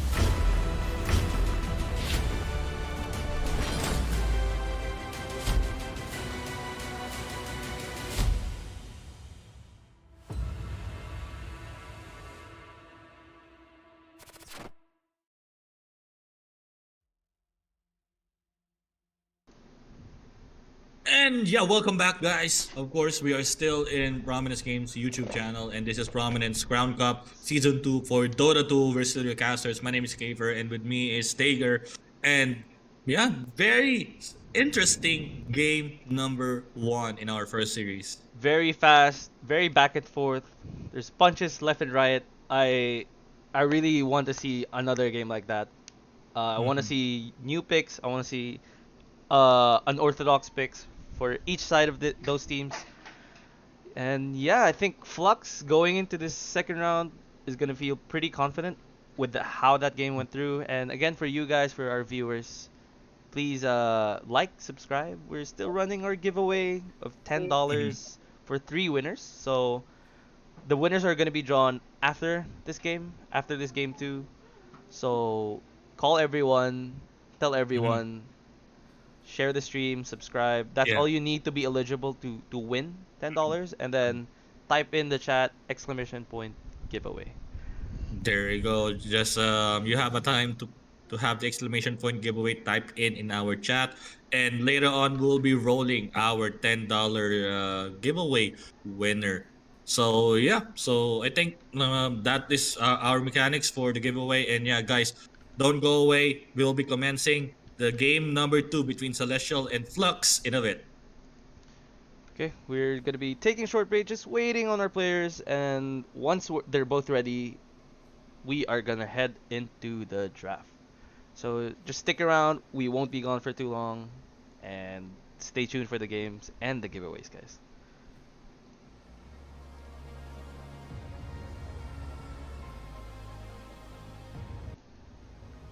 Okay, so the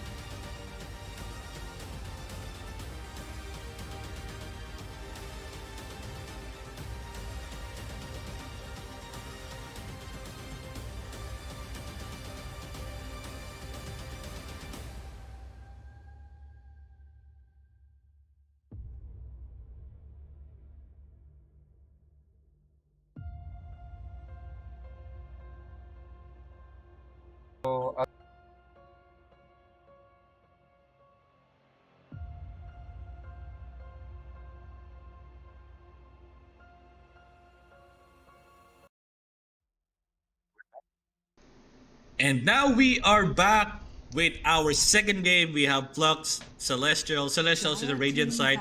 Flux would be in the Dire side. Same story would be in the first game or a different story in our second game. What are your thoughts?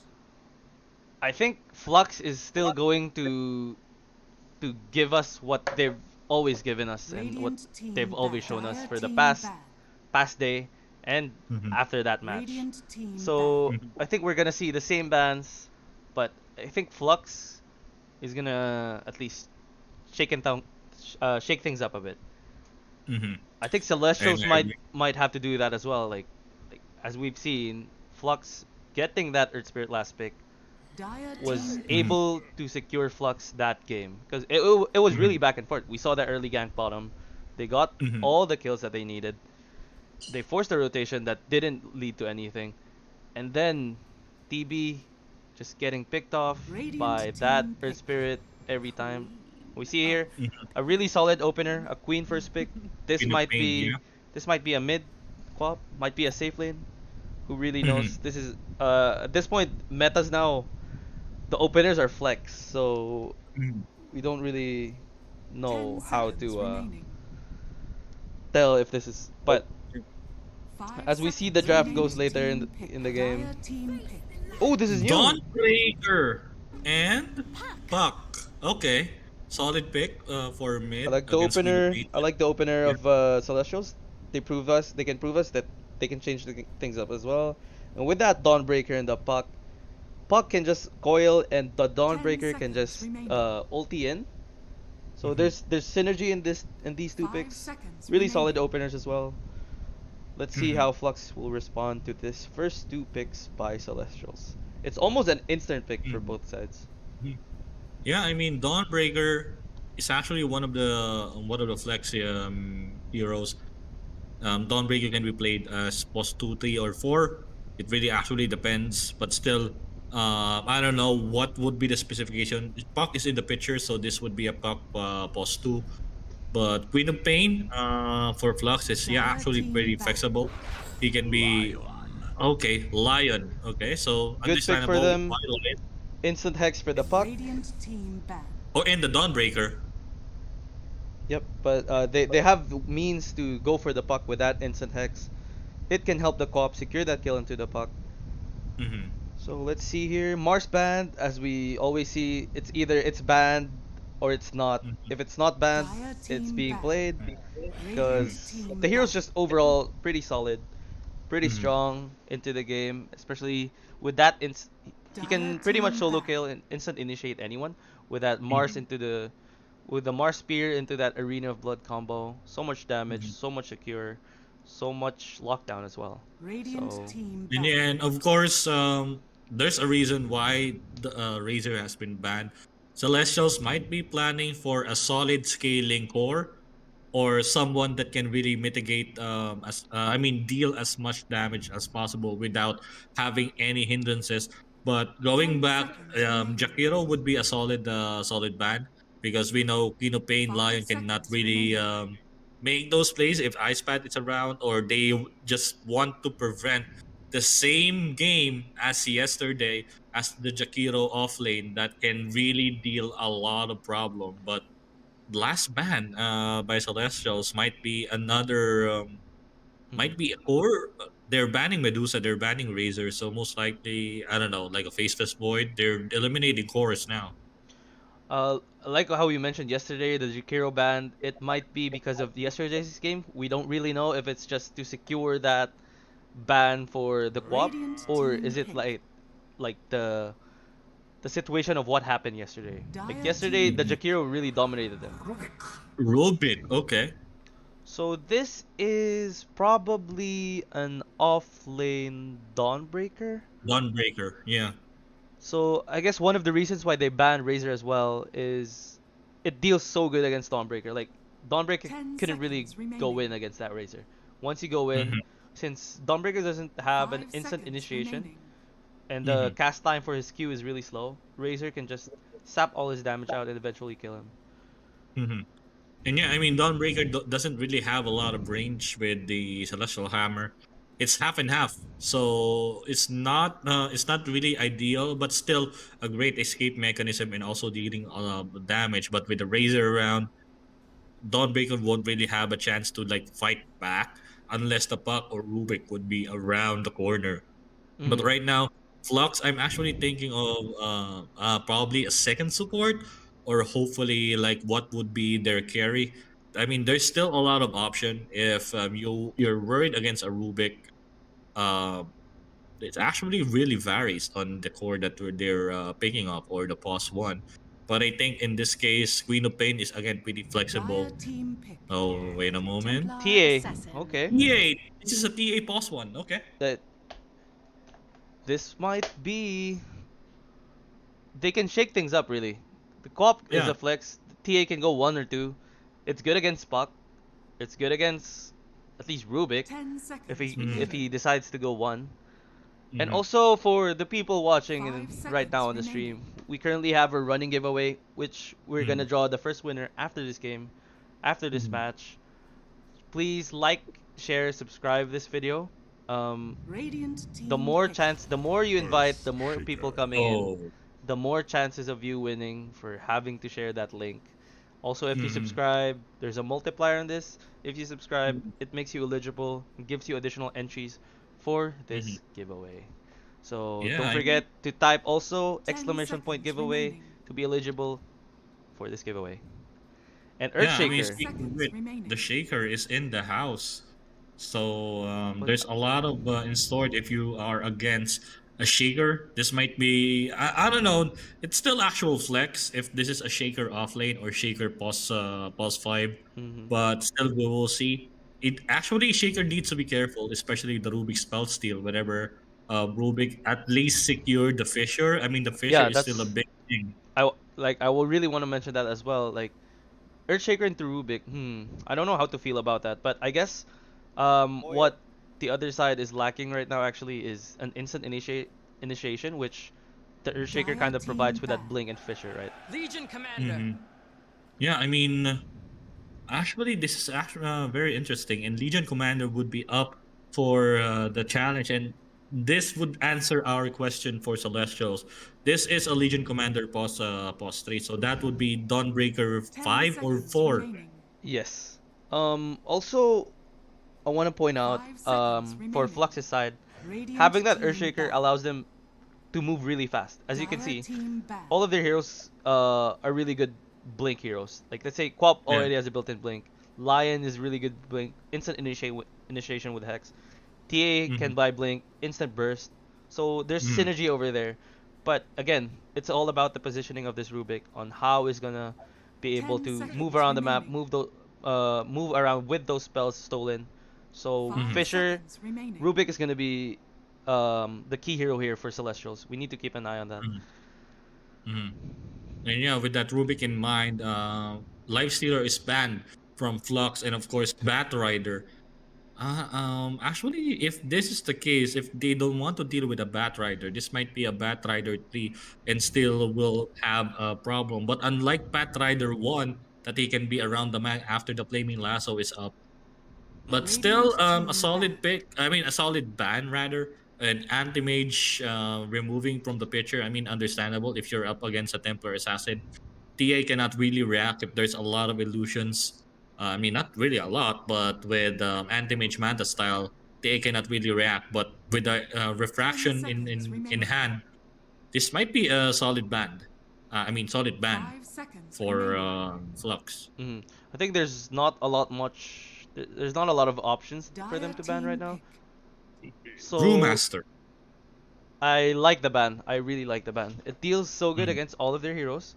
Can for the Brewmaster if he ults, there's the Storm, there's a Spirit, the Tornado one. If mm, when LC duels, he can just Tornado up, and also mm, 10 it just seconds deals remaining. around their heroes so good.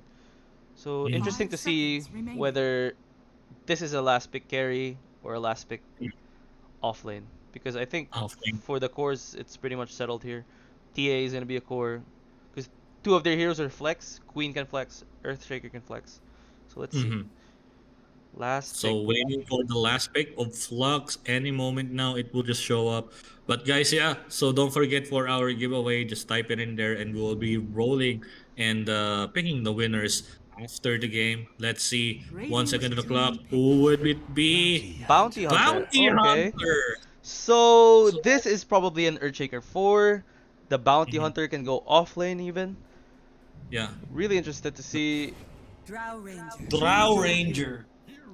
Okay, understandable with Queen of Pain and Templar Assassin around.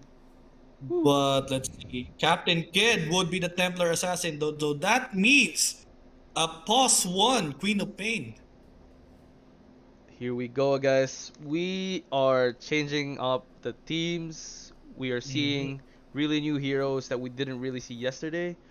Now we got Bounty for Flux, we got Drow, we got Puck, we got TA even. So I'm really interested to see who's gonna come up on top of this game. But I'm kind of leaning towards the Flux side because of that early aggression, with that Bounty Hunter being so pesky with that track, because everyone can just initiate, and it's a well-rounded lineup for me.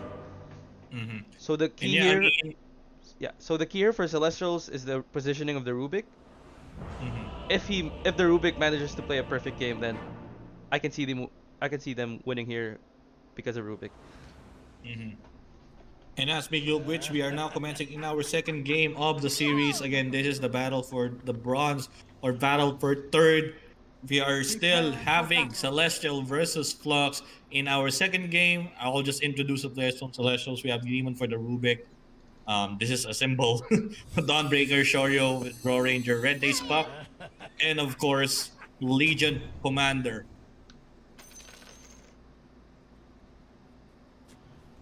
Now Very, very sneaky Legion Commander around the corner. had a ward there. Don't know if they saw it. And yeah, for the Flux side, emotional damage or Earthshaker. Olive B as a lion. D posting. I have a different name. Like I'm already saying, Bounty Hunter. Templar Assassin would be Captain Kidd, and 17 as a Queen of Pain 1. Let's see here. Really interesting. 30 seconds to battle. Okay, so with this in this case, I don't know how they will start the early game, because as we can see, like Bounty Hunter will just being a pesky one after level 6, after like the track is already available. This is not the Shadow Walk type one, so we will be expecting a lot more for Bounty Hunter. Oh no, the bounty would be stolen. This is a 3-1 bounty for the side of Flux. Okay, very early reaction there. Not much happening. 3 bounties going to the side of Flux. Yeah, let's. I'm very interested to see, but seeing Captain Kidd as boss. I'm sorry, this is a boss one, boss one Queen of Pain, boss 2 TA. So in terms of harassing capabilities, I mean Captain Kidd have the side blade, so he can just hit Red Days from a distance, going to the back, Yeah, and TA still have the win. Yeah, TA is gonna feel good about this matchup. Not much Puck can really do, except try to harass CS. Yeah. But TA here is gonna have a really good time. They can just go for the Bounty Hunter early if they wanted to. Speaking of which, there's the Celestial Hammer or the Top Starbreaker side, rather. But Rubik getting the kill. Demon taking down Everesti pretty early. Puck there missing the illusory orb to secure that range creep. Yeah, but still right now, Captain Kidd really having a good time with the side blades, not really allowing Red Days to possibly harass, because whenever he just harassed Captain Kidd, he would be taken back with the side blade together with the refraction. But T-posing, or Bounty Hunter rather, just really low on health. He might be taken down just in case if he's not careful enough. Remember, this is a Draw Ranger in in a Dawnbreaker. So Celestial Hammer Starbreaker combo can really delete the Bounty Hunter just in case. Oh no, the burn. There you go the volley. The multi-shot damage is not enough, but nice Fisher by emotional damage taking down that Raw Ranger. Thanks to the turret. Or the tower rather. Again, early kills in the game, as we expected from the caliber of both of these teams, for both of their lineups. And we're back in the mid lane. TA enjoying a pretty comfortable lead against the puck. I mean, the Puck right now just actually having a hard time just even last hitting or denying because there we go. He's being countered a lot by Captain Kid, but Illusory Orb just to have some kind of lead, but again, it's difficult for Puck to go and back to the fight. And look at the CS. He's ahead by 8 against the Puck. Very good lead. Very slow, quiet game. Not as much as we saw compared to last game, where there's minute one, there's kills across the board. Now everyone's just taking their time, taking things slow.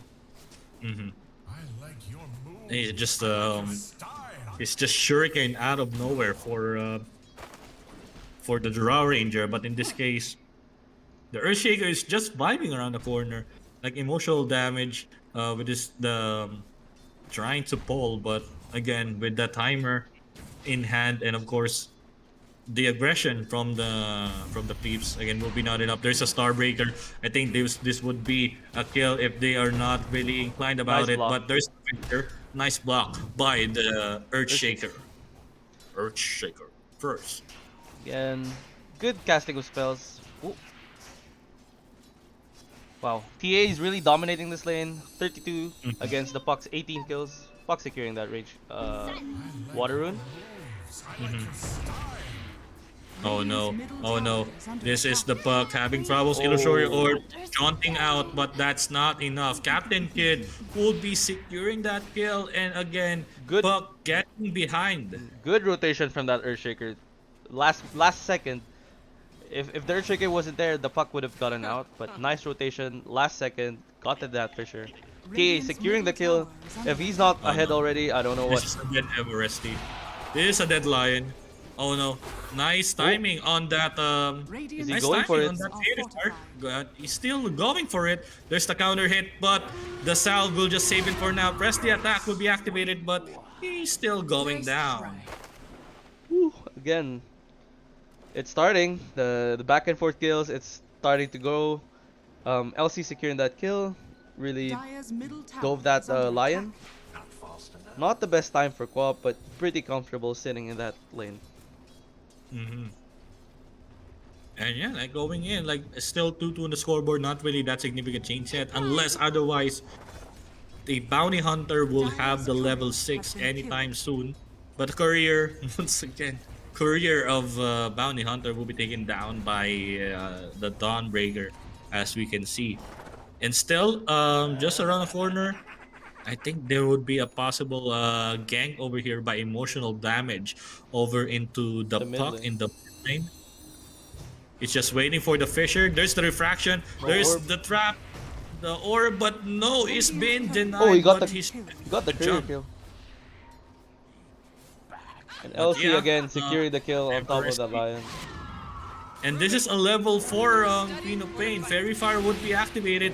There's the, of course, there's the Fade Bolt by Rubik. Again, that would be not enough as the Blink would be activated. But now with the trap, oh no, Red Daze with the double damage steal from Captain Kid. But it will not stop Captain Kid on possible killing of Red Daze, and it will just back off for now. Wow. Earthshaker proving to be a problem for the Radiant side. Emotional damage, getting to the right positions, getting to the right spots to secure those kills, to secure those runes. Unfortunately, the Puck was faster this time around, getting that DD rune. But again, TA enjoying a really good lead, 57 CS on top of that Puck's 41. Mhm.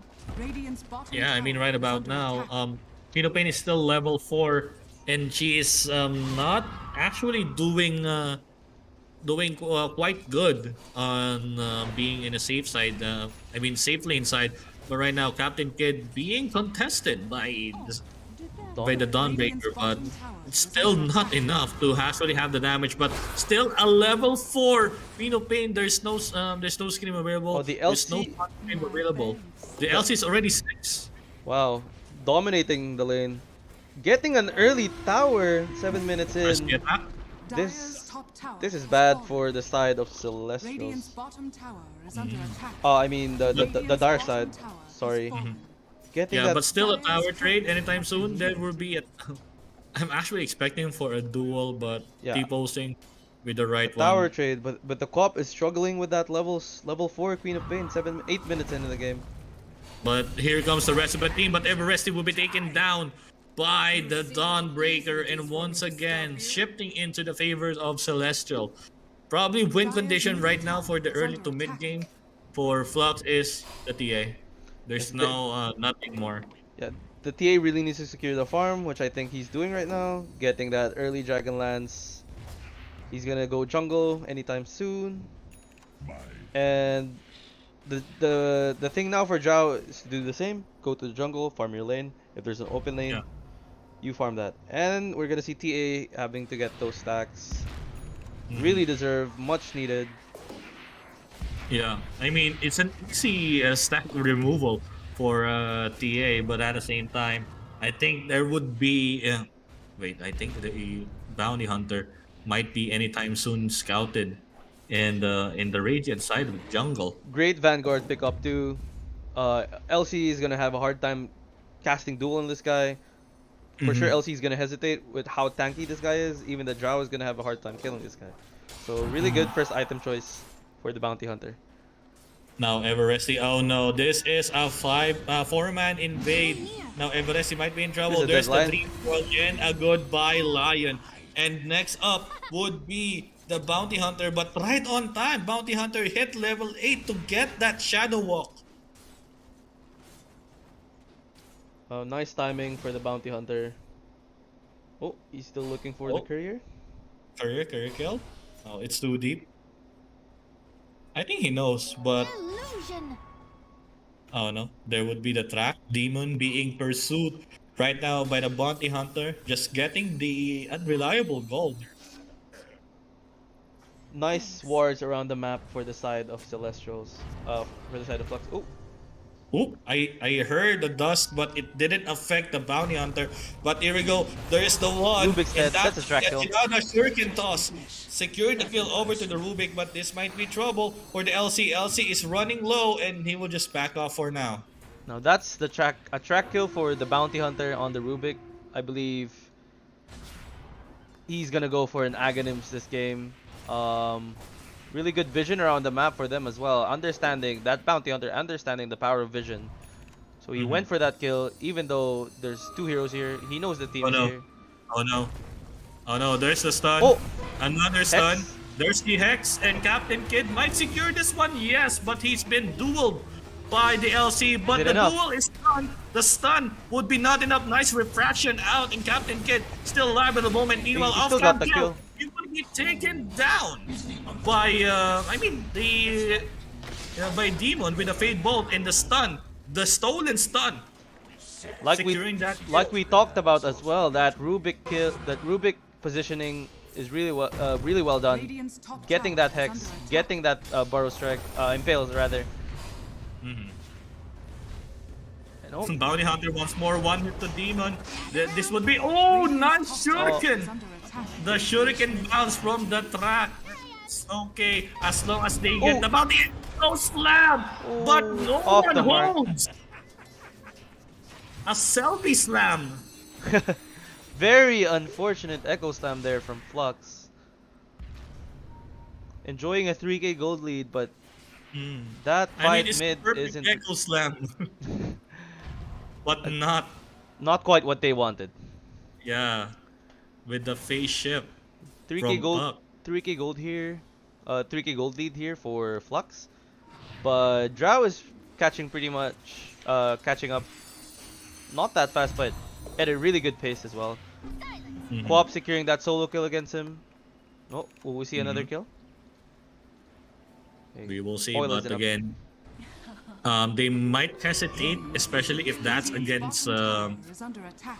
Templar Assassin. He could just refract and not allowing any hits to penetrate the Templar Assassin. But in this case, the bounty hunter is just trying to smell, trying to remove a reliable goal, but he's been spotted by the sentry. Let's see if this would be a problem right now, scouting around the corner. Who would be seeing? It's the Drow Ranger. He just hit with the Janada.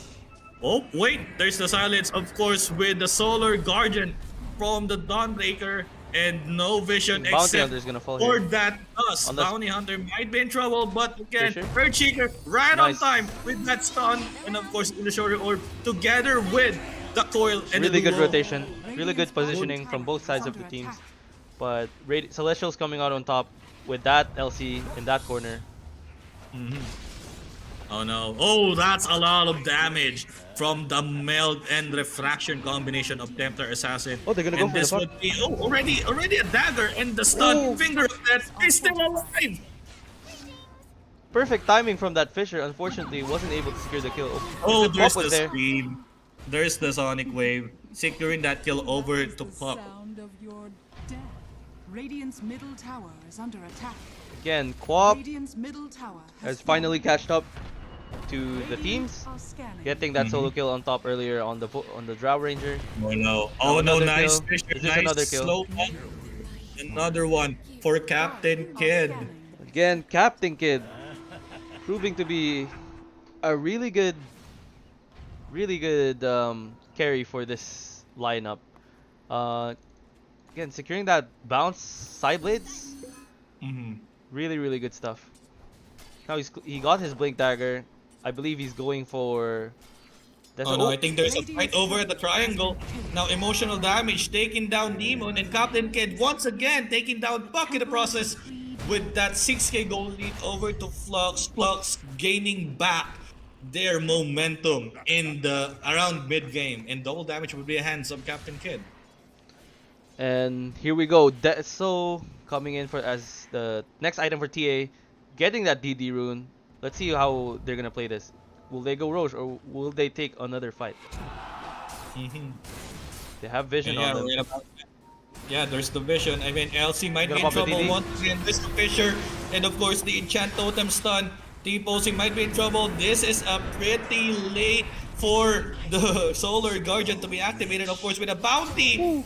Bounty Hunter with the track, getting the double kill, and of course, the money. And those are two track kills.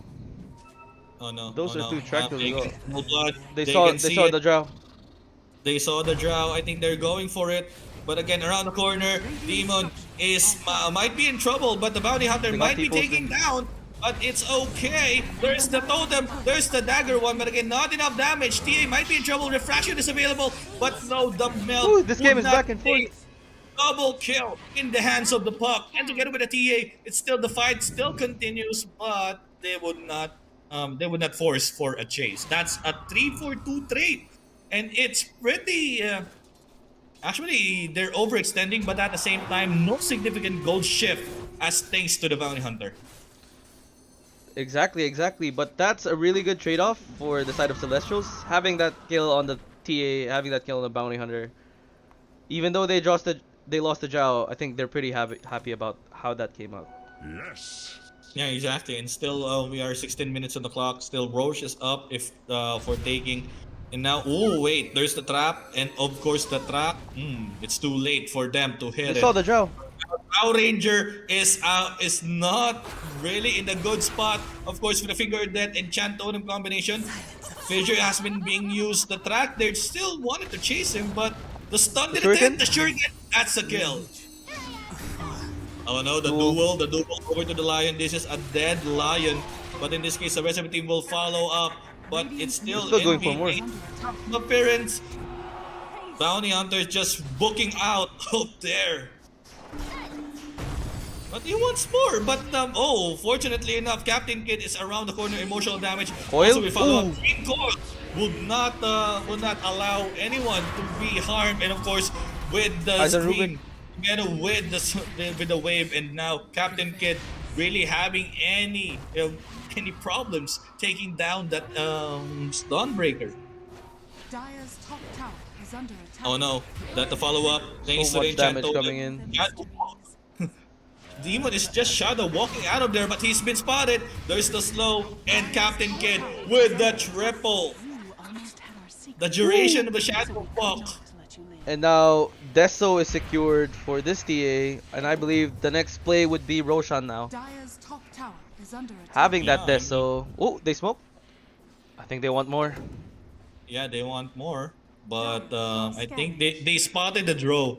They spotted the draw around the bottom lane, so slowly and surely, you want to have it down. Scan already been used by both of them. I think. Oh no, Drow would be spotted. Fissure. Nice silence. Oh no, nice silence, nice gush, or gust rather. Queen of Pain here, going for a BKB. After that, Kaya Sanj. Grove Bow. I believe it's gonna go for the TA for maximum range. Yeah. Pairs Oh, well with the 5-man side blades. 5-man smoke for Celestials. Oh no, they caught Earthshaker the and Lion. Lion would be spotted. There's the Gust. Lion will be Caught the taken dual down, and damage. that's Nice. a free dual damage for the Legion Commander. I think not the best kill that they're hoping for, but they're gonna be pretty happy about it. Radiant's middle tower is under attack. And this is actually not a good spell to steal Enchant Totem. So in this case, still they want to have it around, but in case around 20-minute mark right now, 9k gold lead or 8k gold lead rather, they need to be careful, especially on the side of the triangle, because this already been scouted by the other by the side of Celestials. But right now, oh wait, Fissure has been missed. There's the Levitate, and of course, with that Solar Guardian, I think this is a dead TA. Nope, not yet, but there goes the Gust. Now the TA is down for the count. They want more. The Bounty Hunter might be in trouble, but the Bounty Hunter is too fast for them to handle. Still dusted. I think that could be a Oh, no. dead Bounty Hunter. No, that's a dead fuck, but still, it's still double kill for Oh them. no, he got silenced. Yeah, nice picks. This might be a dead one, and Echo Slam right on time. And Team Upland wipe. Triple kill just in time for the Queen of Pain. That almost came out well for the side of Celestials, but Bounty Hunter proving to have so much damage with that Jinada, with that Shuriken toss. Puck kind of underestimated the damage of the Bounty Hunter, but Actually planning for a duel. that team fight won. The team wipe by Flux secures them this early lead. Not early lead, but it's a huge lead at this point. You know, with the TA building BKB, whenever the BKB is up for Templar Assassin, it will be so hard for them to deal with. And speaking of which, BKB is also up for the Queen of Pain, so that means it's more aggression right now from the Queen of Pain. Not really scared about the disable that or the silence that being dealt by Celestials. Exactly, and TA is also closing in to this BKB. That would not only allow them to go into the fights, but possibly secure this game. With Puck having that coil, No? they're not Vision. They have vision over there. Going inside now. Dawnbreaker might be in trouble. There's the follow-up. There's the Gust. Red Days is inside. BKB already been popped up.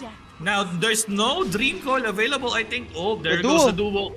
This might be a dead TA. Yup, this is a dead TA. Did you but see that still catfish? rally with the Queen of Pain. This is a dead Draw Ranger. And now with that buyback, Queen of Pain will be taken down, and they don't have any choice but to back Nice out. fishing. They have this damage, emotional damage. There's no Echo Slam available for emotional damage. That will be a double kill for the Puck. And now with that damage from the Bounty Hunter, Bounty's there's gonna the clean up. Shuriken toss. There's a lot of damage from that Shuriken toss, and another track triple kill for the Puck. So but much the Puck damage. has been denied. But still, ultra kill count. Back and forth game. The bounty hunter living there was able to manage to get the puck, and the TA. I didn't quite get that. The cast range for the duel is pretty insane. Structures are He wasn't fortified. supposed to reach that dual range on the TA, but he managed to do so, and that was that enabled him to win the fight without that TA, without that damage dishing out, with the cop getting caught by that Dawnbreaker Dire's ult. middle tower has fallen. And now TA might be go time.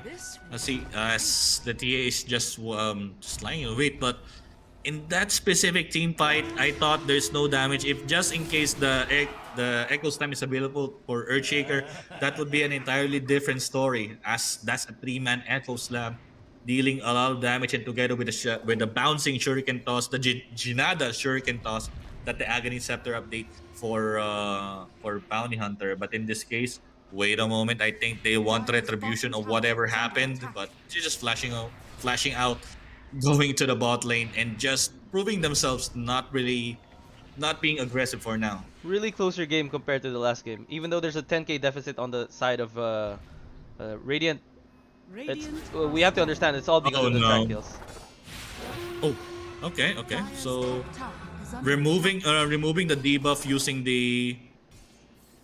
the press of attack is actually a good idea, but it's still causing them problems whenever the bounty hunter is around the corner.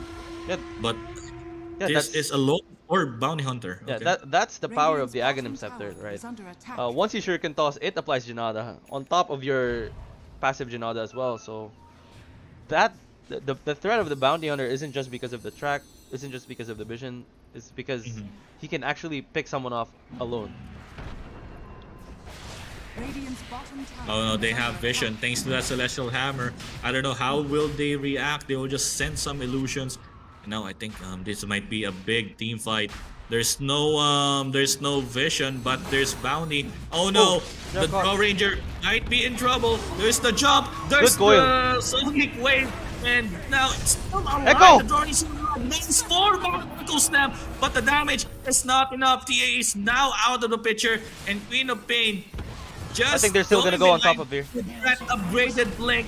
It still wants some more with that Starbreaker Oh, double DC. kill for the Queen of Pain. And the pause. The LC and Puck's positioning is really good.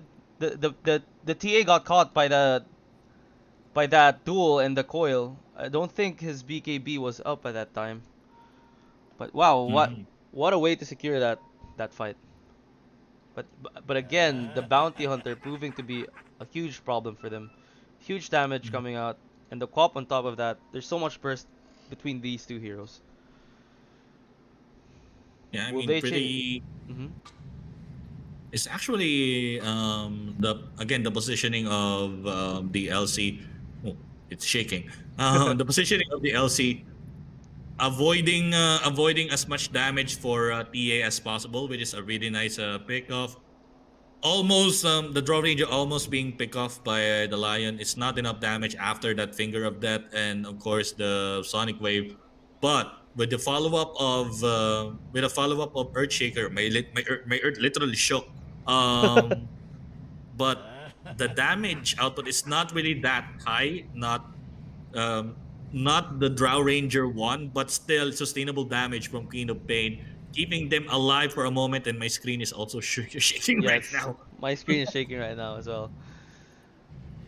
As we wait for the Earthshaker, was a good Echo Slam. Not much damage being dished out by It's that actually- Echo, but It's actually good, but that not enough. yeah, not enough damage. But again, following it up with that Janada Shuriken toss with the track, as well as this Queen of Pain shard with a blink and the Scream of Pain, allowed them to really still come out on top of that fight. Will they go for the Alright. Roche without the TA, or will they go for more heroes? Let's see here. Just waiting on Earthshaker to get back into this game.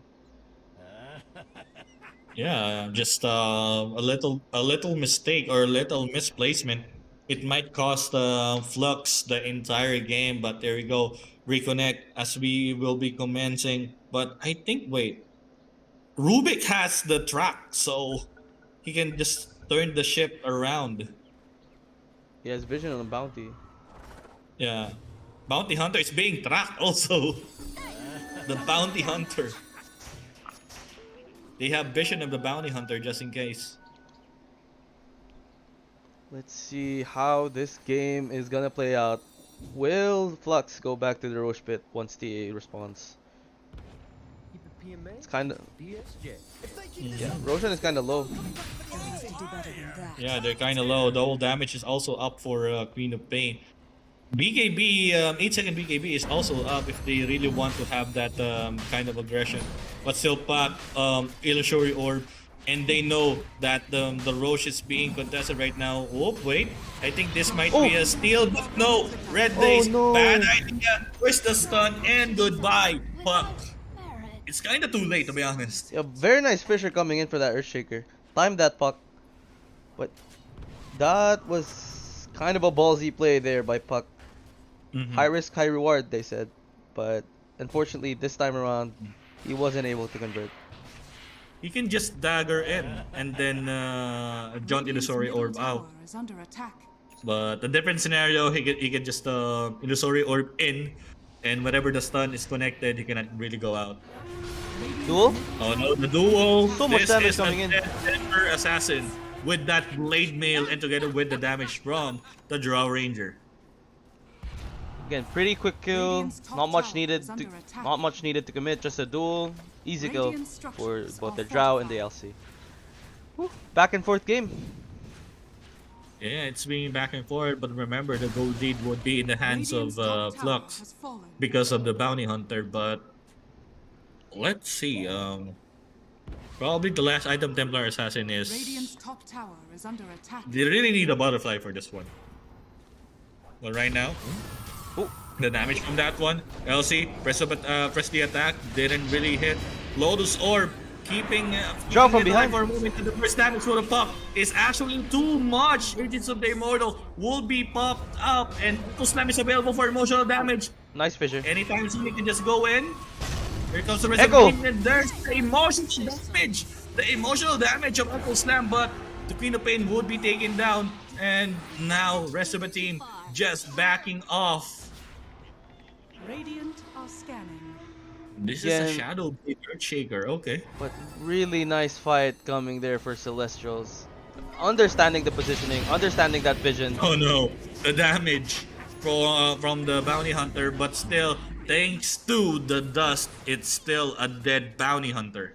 Things are looking really, really good now for Celestials.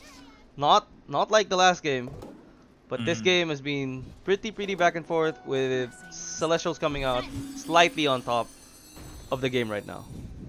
Yeah, and Bounty Hunter picking up the shard, so there's a stun over there, but Finger of Death, combination, stun. Okay, Still, LC the might dead one. be overestimating himself right now, feeling too confident, which is not always a bad thing. But in that case, he got caught, he paid for it. Now, Celestials might be able to just go push a lane, secure that outpost to get that vision and advantage of the XP. So this is a... Oh wait, that instantly deleted Middle tower the Dawnbreaker thanks to the TA, but still, of course, with the initiation coming from the Shadow Blade Earthshaker, I mean, this is an opening eye for Celestials just in case. Again, 2 quick kills. They're gonna push this tower. Top tower is under attack. Will they be able to secure it with LC spawning, Dawnbreaker spawning both at the same time? Let's see. And now just removing vision, I mean, this is pretty good. Broach is around 4 minutes, so they just need to wait and avoid unnecessary fights to be able to secure the Roshan once again. I think the Roshan would be, again, best for Templar Assassin, but in this case earlier, Templar Assassin is still down for the count. So the Queen of Pain just took it, and it's actually not a pretty bad play. And Quick still, kill on the Drow. quick kill on the Drow indeed. Despite of the Silver Edge, Radiant's bottom never tower use a is Silver under Edge attack. because all of the crowd control is being given to the Drow Ranger. Oh no! Speaking of which, they're hunting down for someone.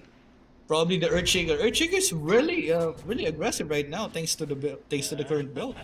Yeah, full vision over here. Oh no, they know there's the vision. 4-man available, and now LC with that press the attack, spell immunity. Foil There's committed. a follow-up, but this will be taken down, and now the Shiva's guard, courtesy of the Queen of Pain, it will be taken down. 2-man down, and of course duel anytime soon. I think the duel is already been used, but again it's not enough.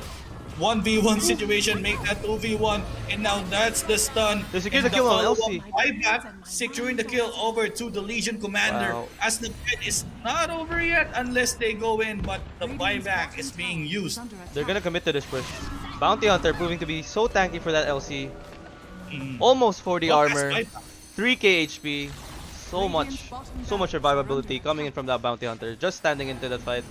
Just throwing out tracks, throwing out shurikens. Oh no, I think right now it's not a good idea. Thanks, but the Lincoln temporarily stopping them from their tracks. That's a nice Lincoln spear pickup there by Templar Assassin. I think Templar Assassin actually needs to do here is to get an Aghanim Shard It might to be. have the silence in the trap. It might be. But again, my eyes is on Queen of Pain on how he's gonna be able to control this game. Control the co-op, control the LC, and this Bounty Hunter. And still all 30 minutes into the clock. They spotted someone, but again, they cannot really chase that Dawnbreaker out of here. Radiant's middle tower is under attack. Okay, and easy push, removing that link in the process. Thanks to the stolen track. Lotus But Orb again, used there's- already. but still, this is a double duel. Bounty's gonna go down. Bounty Hunter might go No. down, but not yet. Echo. Bounty Hunter, nice Echo Slam, and to get a stick wave by the Queen of Pain. That will secure them 2 kills, a very crucial kill. That Bounty over Hunter to- proving to be over to that so Legion tanky. 40 armor almost, 3k HP. Radiant's middle tower has fallen. About oh, Looking for it. Oh no, there's They got the another puck. stun. There's another stun coming in. The puck might be in trouble. He cannot jump out. There's no illusory orb. And still, I think buyback. I think the Drought Ranger might be a problem. Buyback to the puck, I think not really that necessary as they Oh, just no. go out of there. I thought they would commit because I thought Puck would commit or Drow would commit because there's a buyback, but I think it could go both ways. Puck Mhm. might have bought back because he thought Drow was gonna commit, but that isn't the case. Nice disengage coming in from Flux. That's actually a wasted buyback. Not really a dieback, but unnecessary buyback. But still, that buyback leaves gives Flux some time to recuperate and go back to the roots. As 20 seconds, Roshan would be up. Nice duel coming in. Nice entry fight there from Celestials, but not enough as that Bounty Hunter is proven to be as tanky as a tank hero, but having that 3k HP gives them a lot of room. Art of Tarask for our bounty hunter. So Now, this is really a problem. now they have to commit everything on this bounty. Oh no, they got the wrong guy, but it's okay. They said there's the Dream Coil. The Dream Coil might be broken, but the bounty hunter is too tanky. They committed a lot of skills. Finally, on they there. brought him down. Pop Yeah, committing. but again, the Queen of Pain, securing that kill, and of course that goes BKB would pop up by both of the cores. Now not really fighting that one, and Dawnbreaker would be taken down, and of course with that silence, thanks to the Aghanim Shard upgrade of Templar Assassin. Both the shard Wow. of the Queen of Pain and the TA. Whew. It's actually a really That's nice a one. dieback from the puck, right? That's actually technically a dieback, yes.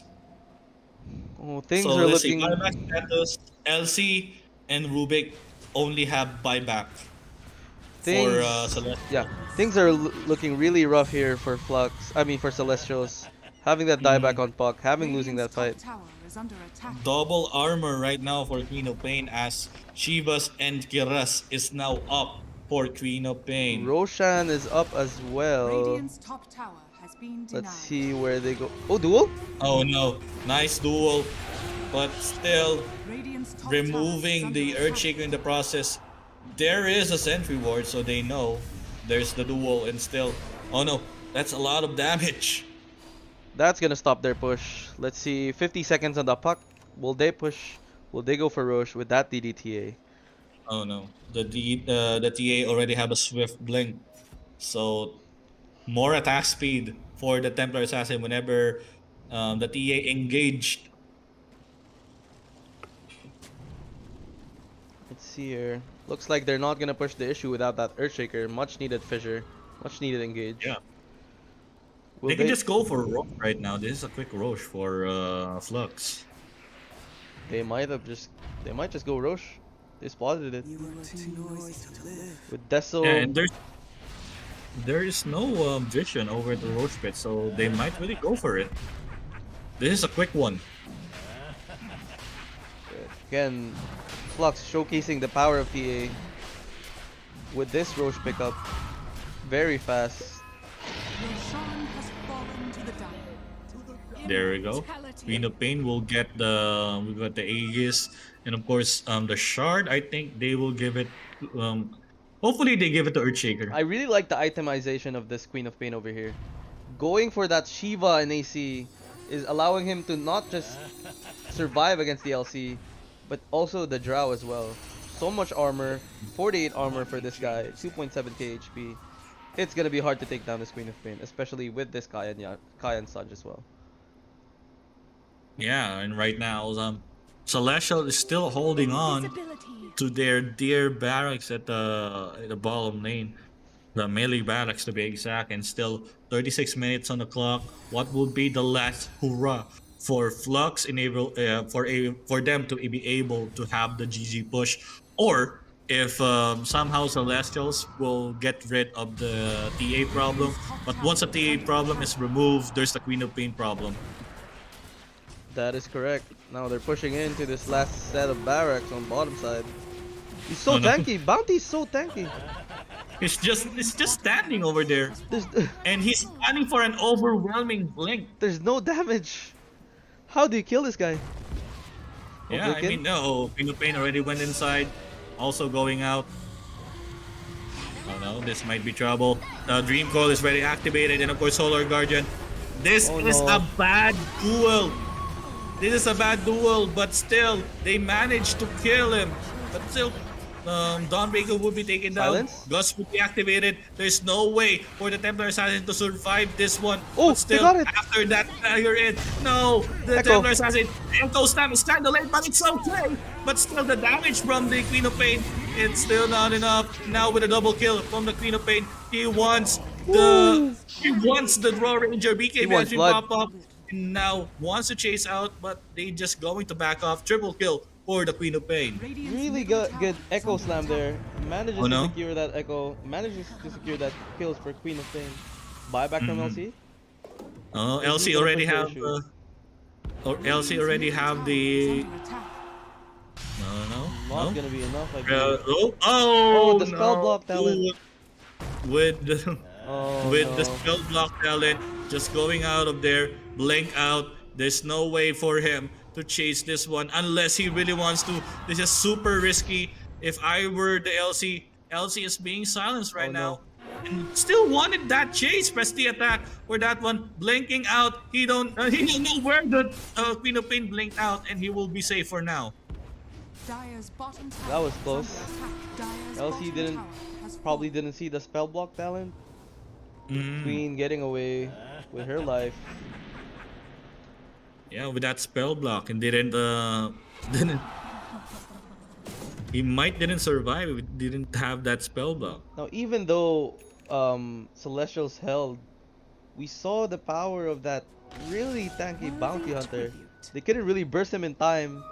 Fit for a He queen. died, yes, but the amount of time it took for them to kill that bounty hunter manages for the qual. Manages. Oh, duel. Oh no, there's a duel, and that this duel is already possible, but now Demon might be in trouble. Demon will be taken down by the Queen of Pain. There's the I doubt Dream they can kill Call, him. but He's so remember, tanky. BKB is up. There's the BKB, and Satanic is available. If anytime soon Echo, he the wants fuck? to engage Queen of Pain, there's a Fuck is lot of dead. damage. That's a double kill already for the Queen of Pain. Just going into the fight. He wants more. Dawnbreaker would be next in the list, and Dawnbreaker would be taken down. Let's see. There's the blink in triple kill for the Queen of Pain. How do you kill I this think squad? Queen of Pain really So wants much more. damage coming in. Oh, So- wait, in V1? Radiant's middle tower. I think this is a bad idea. There's the track anytime soon. Track has been initiated, and now with the Manta style, that would be not enough. I think now still with the Satanic no. up The Drow is for dead. Queen of Pain. Another kill for the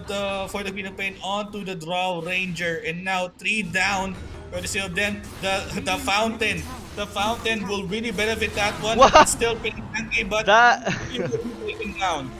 Radiant's middle that tower has might fallen. be a bit Radiant's too middle barracks are under suspicious. Mm-hmm. Really interesting dive there from Queen of Pain. But again, duel would be available in 30 seconds. So right about now, the talent of Legion Commander is the AoE press the attack. So this is really viable for them. Oh no, it's They're gonna get a this kill. pretty tanky Bounty Hunter once again. They exhausted a lot of resources in order to What? take The best? down. Radiant's top tower. Oh no. TA, BKB activated, melt. There's no sentry around. Oh no, I think this would be a game over. Oh, Hurricane Pike! It's still a big thing. Thanks to the Aeon, it's still The heal. alive. Now with the dual additional damage, TA Oh, might be in no. trouble. That Hurricane Pike cost him that entire team fight. Celestial's holding on to this game. That was a unnecessary dive there by the bounty hunter in the co-op. Now the first hit bash on that TA Radiant's allowed them middle to secure tower that kill on is the under TA attack. as well. Yeah. All 3 buybacks are up on the dire side, but I'm not sure if Celestials really wants to force their issue right now. They have to, but I'm not sure if they want to take it. I think they're waiting for the Drow, positioning him for another kill, I believe. Oh no. I think this would be Scanning. a Roche would be up in around a minute, and emotional damage have the capability to have to clear the wave, but still Drow Ranger just going around the corner. Shadow Blade is already up for Earthshaker. You just get out of there. But picking up that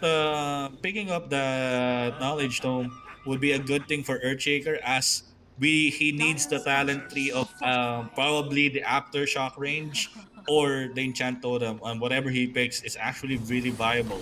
You're getting a kill on But Earthshaker right now. Earthshaker, that's a dead shaker.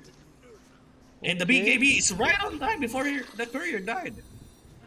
But no buyback.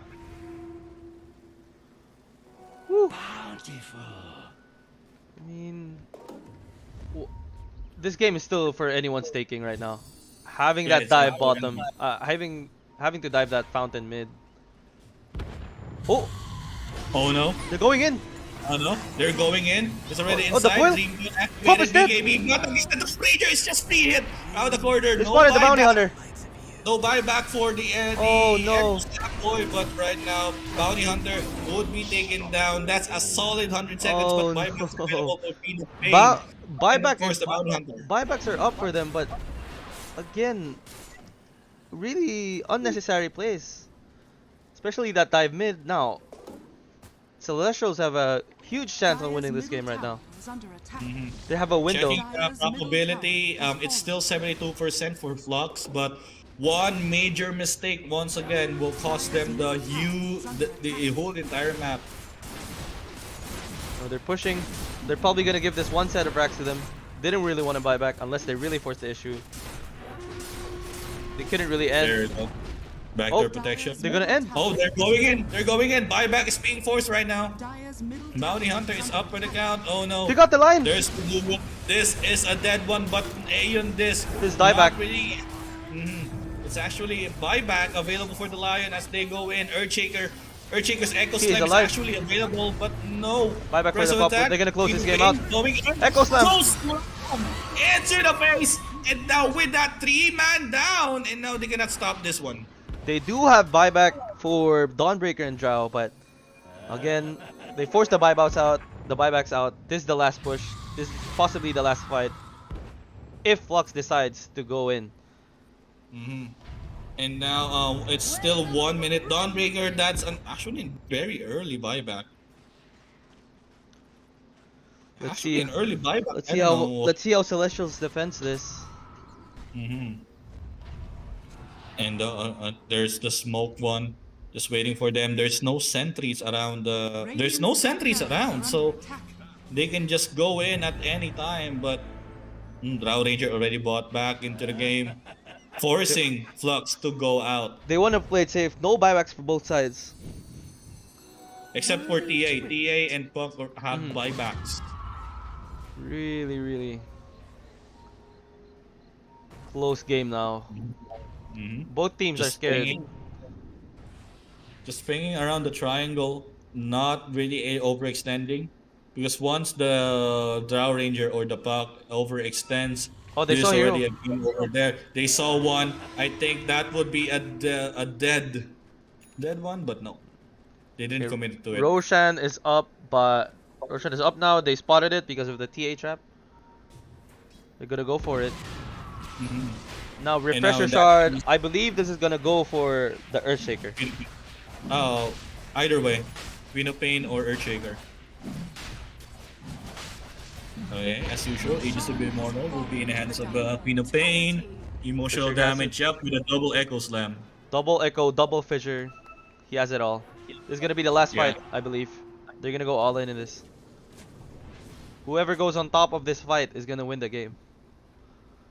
Yeah, only Puck has a buyback. So they need to reconsider that. Puck has a buyback.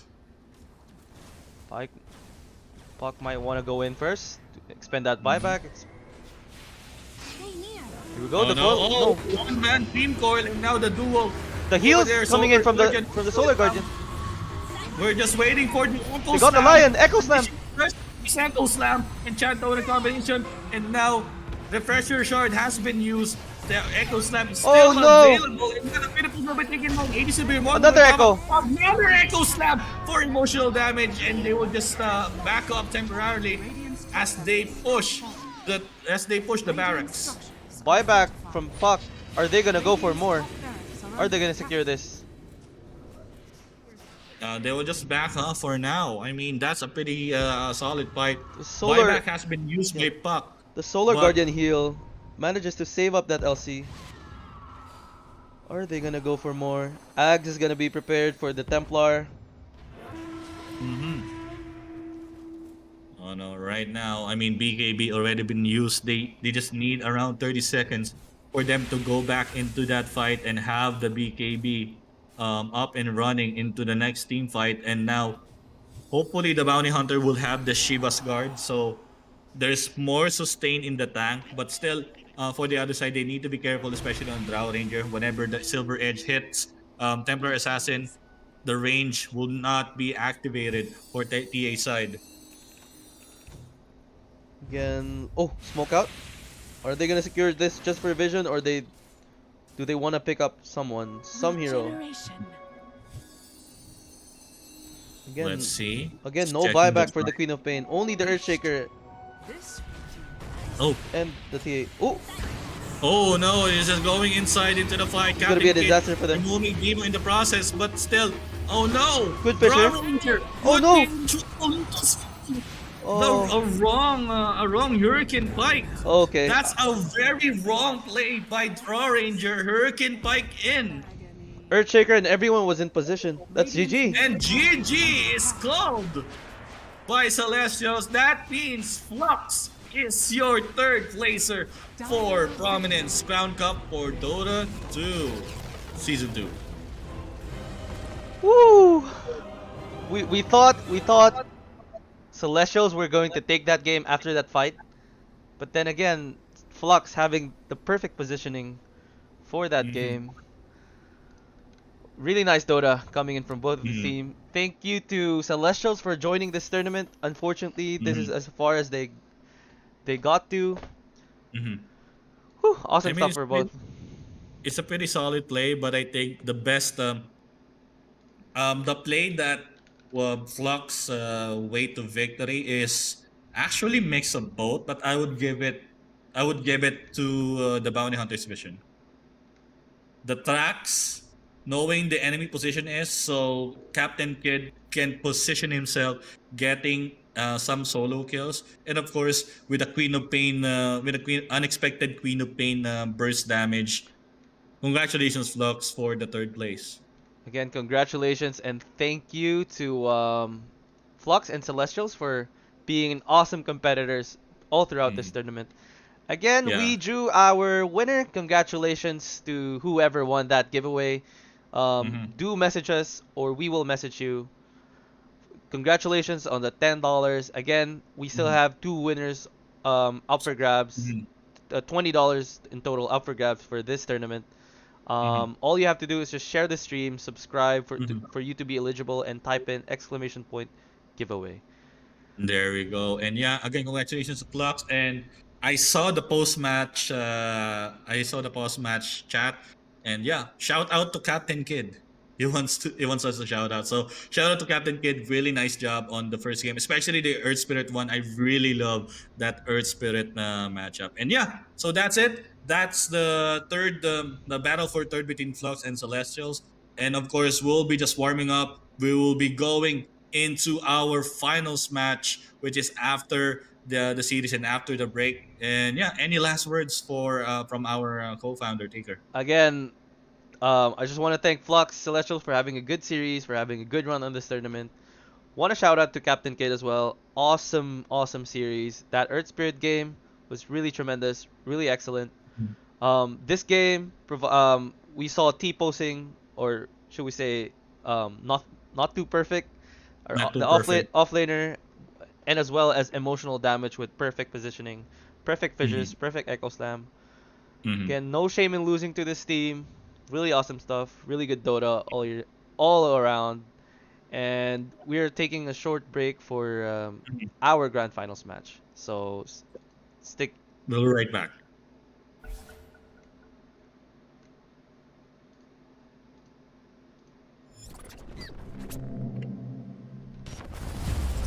Wait a minute. Isa! Isa sila namamatay! Isa na lang talaga natitira ngayon! Miracle play. Can this happen?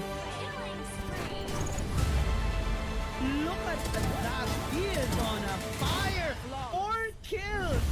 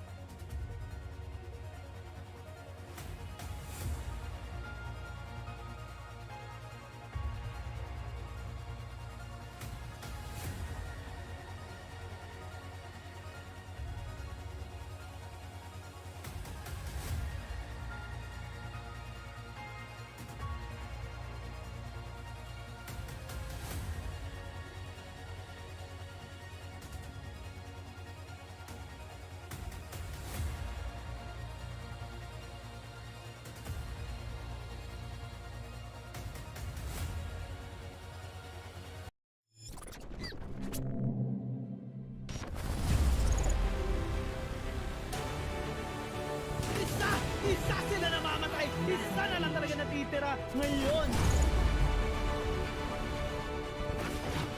miracle play. Can this happen? Look at that. He is on a fire. 4 kills.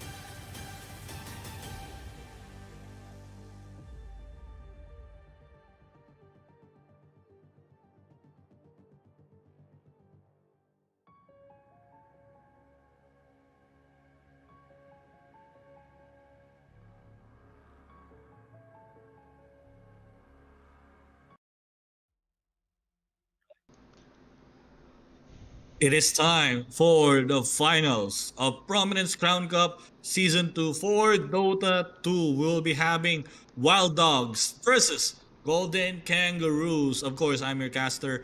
My name is Gaber, and with me is the co-founder of Prominence. We have Taker. Hello, hello, guys. Been a really good day so far. Excellent series, as we saw the other game. Golden Kangaroos proving to be a really strong team coming into this grand finals. And again, guys, watch the stream, tune in, share the stream to your friends. We are gonna have another giveaway. For this day, our final day, we're gonna have two more winners of $10 each. So all you have to do is just subscribe to this game, to this YouTube channel, or our YouTube channel, Promise Games, Mhm. and all you have to do is type exclamation point giveaway, guys. So please There you go. do not miss out on that. But so far, for day one, day two, how are your thoughts so far, Kiefer? Day one is actually dominance. Day two is actually proving who's more dominant. But right now, I'm really looking forward for Golden Kangaroos versus Wild Dogs. The battle of supremacy here at the Prominence Crown Cup. And yeah, with that being said, I'm really interested on how they will utilize it, especially the first game. Their games are very strong, but let's see. This is already the grand finals, best of three. And guys, this is not the only tournament that we'll be running. We'll be running soon. We'll be announcing it soon. Other tournaments, if I'm not mistaken, that's League PC, Valorant, Mobile Legends, correct? Yeah, that's right. For those who are messaging our page, where's the registration link for Valorant? Where's for Mobile Legends? Where's for League of Legends and all that? Don't you worry, guys. We are cooking it up. Event details would probably be out by this week, so stay tuned for that. Get your friends ready. Call everyone. Call your squad. It's about to go Mm-hmm. down for every game that you might think of. Last Prominence Crown Cup, we had an awesome tournament with, especially for Valorant, it was really competitive. Not really a one-sided game for each game that you saw, for Mm-hmm. each game that has been broadcasted. So watch out for that. I'm really looking forward to seeing Valorant because Mm-hmm. the participants that we had are very competitive, and it's very Mm-hmm. close for each and every competitor. How about you? Mm-hmm. What game are you looking forward to see in the It's next? actually League of Legends PC. I'm really looking forward to that one. But don't count out Mobile Legends because it's still the biggest mobile game here in Southeast Asia, and I'm also looking forward on how the international teams here in Southeast Asia will have a big effect in terms of Mobile Legends. But yeah, the registration or whatever announcement, we'll just keep you posted. Don't forget to, of course, follow our socials, Prominence Games on Facebook, on Twitter, on, of course, YouTube and TikTok, I believe. Yes, we do have our TikTok channel. Also, don't forget to follow us on Instagram. And Mhm. yeah, I guess we're just waiting for the players to come in. Yeah. Whenever they're ready, we can just start the game. Go ahead with the Hmm. draft. How about you guys Hmm. over there? How are you guys doing? We see here, um, Jeff Ski still here. Daniel Cabrera still here. Shout Hmm. out to our CEO right there, my good friend Stanley. Thank you for Shout out. tuning into this tournament. Hopefully you're Hmm. enjoying so far. Who else is there? Not much people are. I see the same faces, the same faces. Thank you for tuning in since yesterday. Hmm.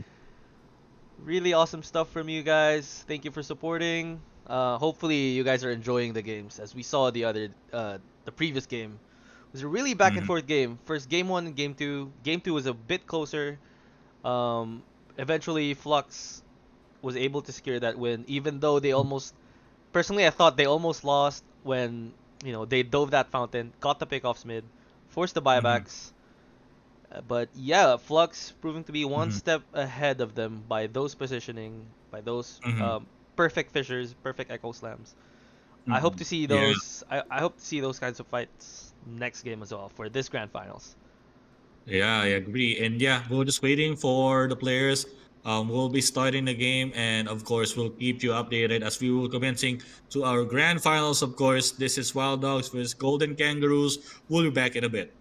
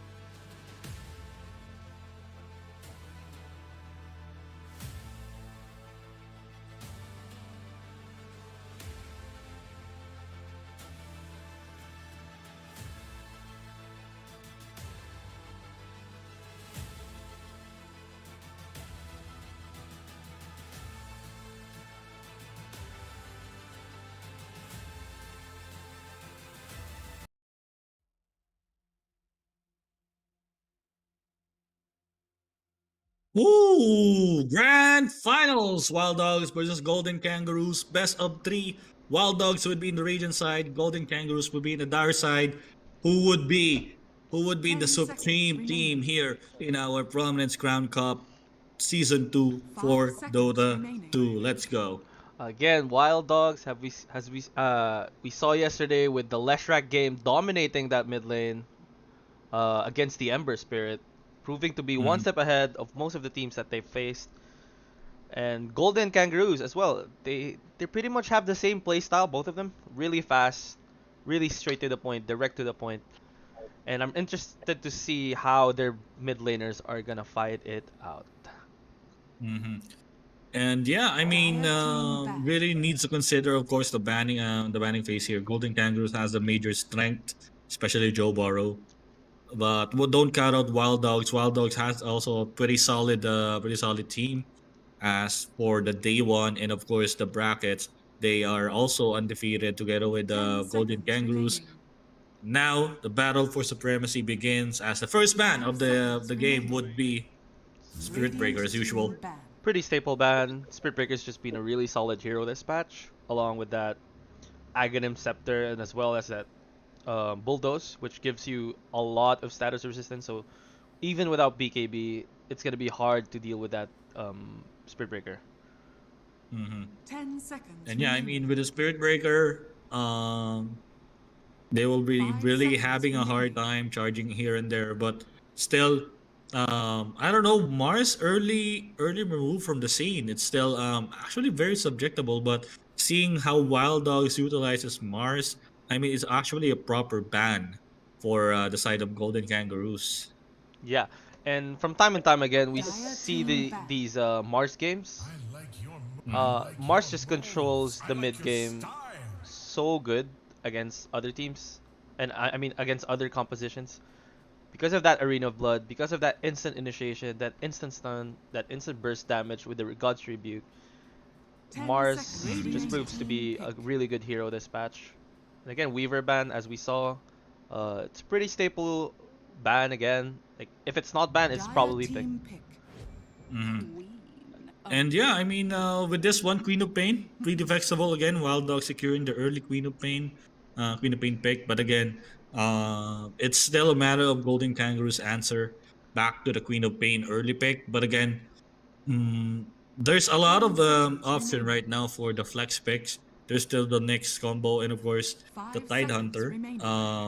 There's also Io, Dire which team the pick. Golden Kangaroos will really utilize. Speaking of the devil, it's Woo! Io. Okay, this is one of the best heroes in the game. Personally, I really Radiant hate team playing pick. against this hero. Legion Commander, I Okay, do it. okay, pretty staple opener. Can go dual lane with the LC and the IO. Fast movement speed. Pretty huge burst damage again with the LC. Really good Mm, opener as well for Wild Dogs with that Queen of Pain. Pretty solid 10 hero seconds dispatch. remaining. Really tanky yeah. with that Sanshkaya build along with the Shiva's Guard. 5 seconds Mhm. remaining. Pretty good so far. Let's see if we can see new heroes here.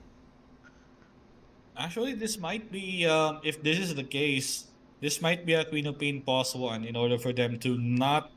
Actually, we saw the first game yesterday. The first PA game against an IO and Legion Commander. PA didn't stand a chance Radiant against this team ban. duo one. But Grimstroke is actually a good pick if you're against a Legion Commander Dire or team anything ban. that can really have a great gap closer. Yeah, really good Grimstroke pickup to counter that IO as well. You can really tether out while you're soul binded. So really good pickup from Mm, them. As well as you can Radiant Inkswell the team Quap ban. and he can blink in. So there's synergies between those picks. Blinking into stun for the Inkswell, silence from the Grimstroke, and the burst from the Quap. mm-hmm. And yeah, I mean, they removed the Earth Spirit from the picture as probably they saw in the previous game. I don't know if they 10 will just seconds mimic that remaining. one. I mean, Earth Spirit is actually pretty strong 5 against this seconds kind of lineup remaining. like Io Legion Commander. Not allowing Legion Commander, for example, to have the duel with the silence thing out, magnetize for more AoE damage, especially against Manta style cores. But again, pretty decent ban. Not the best yet, but it's actually decent. Mm-mm. Also want to remind Dire the guys team ban. watching here, we still have our running giveaway. After this match, we will draw the winner, so stay tuned for that. Again, like, Radiant share, and team ban. subscribe to get more chances of winning, guys, and type exclamation point giveaway. So PA Mm. is banned. Okay. Yeah, PA, and Razor is man. I mean, reasonable if that's the case Dire because team ban. it's either the Golden Kangaroo will get it or Wild Dogs. It's actually the respect ban for both of the teams as both of them Dire team utilizes the Razor in the previous games. But still, Monkey King is actually not the best. Radiant I team mean, pick. Void is still up in the picture, but Bane, they will pick the Bane as the position four for Golden Yeah, Kangaroos. they Or really for need a hard lockdown right now besides the dual LC duel, because Co-op can just buy Blinkins or the spell lockdown, and Mhm. LC only has the duel, so 10 they need that seconds remaining. one hard lockdown hero that is able to lock down Five that Queen of seconds Pain, whether it's a remaining. position 1 or 2. So that Fiend's Mhm. Grip is gonna help deal with that Queen of Pain a lot. I mean, I just noticed something that's pretty funny. Look at Grimstroke's brush, and then look at Bane. Radiant It's team just pick. dripping ink. Wraith King. Like, yeah, Raid King. Okay. I mean, pretty solid also. If you want to eliminate Bane from the backline, I mean, that would be a problem. The Fiend's grip from behind, especially Aether Lens is up. So Mhm. a nice pick also from Raid King. Pretty scaling hero. 10 Pretty seconds scary in the remaining. late game. So I don't know how Yes. Golden Kangaroos would deal 5 about it, except seconds for the Legion remaining. Commander, of course. So I guess this is a position to Queen of Pain, and Yeah. This Bane is still good to deal with this against this Wraith King, because the Fiend's Mm-hmm. Grip has a mana Mana burn, drain. mana drain, yeah, and that is gonna counter that Wraith King's reincarnation. Mm-hmm. I mean, especially in the early game. But let's see what Wild Dogs. Actually, I'm really curious about the boss tree of Wild Dogs. But in this case, they need a second support that can really have a huge Dire lockdown. team pick. Speaking of huge lockdown, Very good. not the not actually what I'm thinking, but Disruptor is actually pretty good. Yeah, this very nice disruptor pickup. Good against IO, good against LC. He can just Mhm, glimpse them out, and they're gonna be good. Relocate, he can just glimpse. So nice 10 mhm, disruptor pick seconds to remaining. counter that IO, as well as Grimstroke mhm, to deal with that IO as well. So 5 mhm, very seconds nice remaining. respect picks, respecting that IO for the side of Wild Dogs. mhm. And yeah, in this case, as Radiant we can team ban. see, next one, Konka. I mean, Konka's pretty good countering the glimpse. hmm But pretty solid Kunkka pickup. Not sure Mhm, how long it will last, but the early burst that they have with the LC lockdown Dire and then team the ban. Kunkka Tidebringer in the ship is mhm. gonna secure them those big team fights. And remember, Kunkka can lash out a lot of AoE damage thanks to the Tidebringer, and possibly it's either he will build a Daedalus or probably build 10 seconds remaining. Silver Edge going into the upgraded one. But 5 so seconds Kunkka can deal remaining. a lot of disables, the torrent, and of course the ghost ship delay from the rum. That can really help Legion Commander whenever she wants to possibly lock out someone and just delaying the damage. Mm. And also just wanna get it out there, Bane actually can help with the 10 relocate seconds plays, right? remaining. He can do Yeah. Fiend's Grip or just Nightmare into the relocate with the 5 LC or seconds with the remaining. Kunkka. So interesting to see how they can do those plays with that disruptor as well. Hmm. So I mean, Dire based team ban. is this gonna be a position 1 Kunkka or is this gonna be a mid Kunkka? mhm. And they actually Wild Dogs actually banned some mid heroes, Radiant but team I pick. think they would Golden Kangaroos will do the Conca Pass one because they played it before the Conca Pass one. Legion Commander Io on Mm-hmm. the other side is actually a pretty solid pick, but again, Golden Kangaroos removing possible pause trees that will be a 10 problem. seconds But remaining. I actually seeing like Bounty Hunter, like a Bloodseeker would be perfect for 5 Wild seconds Dogs remaining. composition. Elder Titan also. If they don't want any problems with the Bane, just Echo Stomp him while the Fiend script is activated. Mm. I I Dire think mean, they're there's a team lot picking of pick. offlane hero. Centaur. Centaur. I'm looking forward for Centaur since I yesterday. believe this is the first time we saw him in this tournament. Centaur Yeah, Warrunner. Okay. Very pretty interesting. decent with the Rampage. Yeah, they have ways to gap close to that IO as well. Hmm. So they have 10 multiple ways to seconds deal with the remaining. IO. which is really, really good considering how good Five of a threat seconds Io remaining. is. Let me see. Possible mid laner for Joe Barrow here. I mean, Ember Spirit is still up. Soul Spirit is still up. Void is still up. Let's see. Razor is out of the picture. Puck is out of the picture. So either of three brothers that I'm seeing that Joe can utilize, or Leshrak, if you want to counter engage, this might be a good one. Is I'm thinking whether this is a position 1 Kunkka now. hmm This might be a position one Konga because actually they played it before, but let's see. Okay, nice This call on that. Choose Leshrak. your hero. Very good pickup here. They need magic damage, and Leshrak provides that magic damage, as well as that pushing power. And yeah, I mean, here we go. I mean, Konga Pos 1, Leshrak 2, Legion 3, Io 4, 5 Bane, Okay, Wild Dogs, very well-rounded Great job. King 1. Yeah. What are your thoughts on this? Yeah. Who do you think is gonna win this game? It's actually just a battle of scaling. If Golden Kangaroos can just close it up early on to the game, they can just finish. They can just win. But if they let the Raid King to be at the very scary king up until the late game, that can really one shot the Io or Bane, this might be a huge problem for them. But with the combination of Queen of Pain and Grimstroke early on to the game, they can really rack up some harass and not allowing probably Legion Commander to secure it. Okay. We're gonna have this game underway, so I'm really excited to see this grand finals. This is the final series for this tournament, for the Dota 2 tournament. So, call everyone, get some popcorns. It's gonna be a good game. Golden Kangaroos logo is like a hotel. Yeah, it Golden kind of looks like it, Kangaroo. right? Yeah. All right, so here we are in our grand finals of our it's just suddenly paused.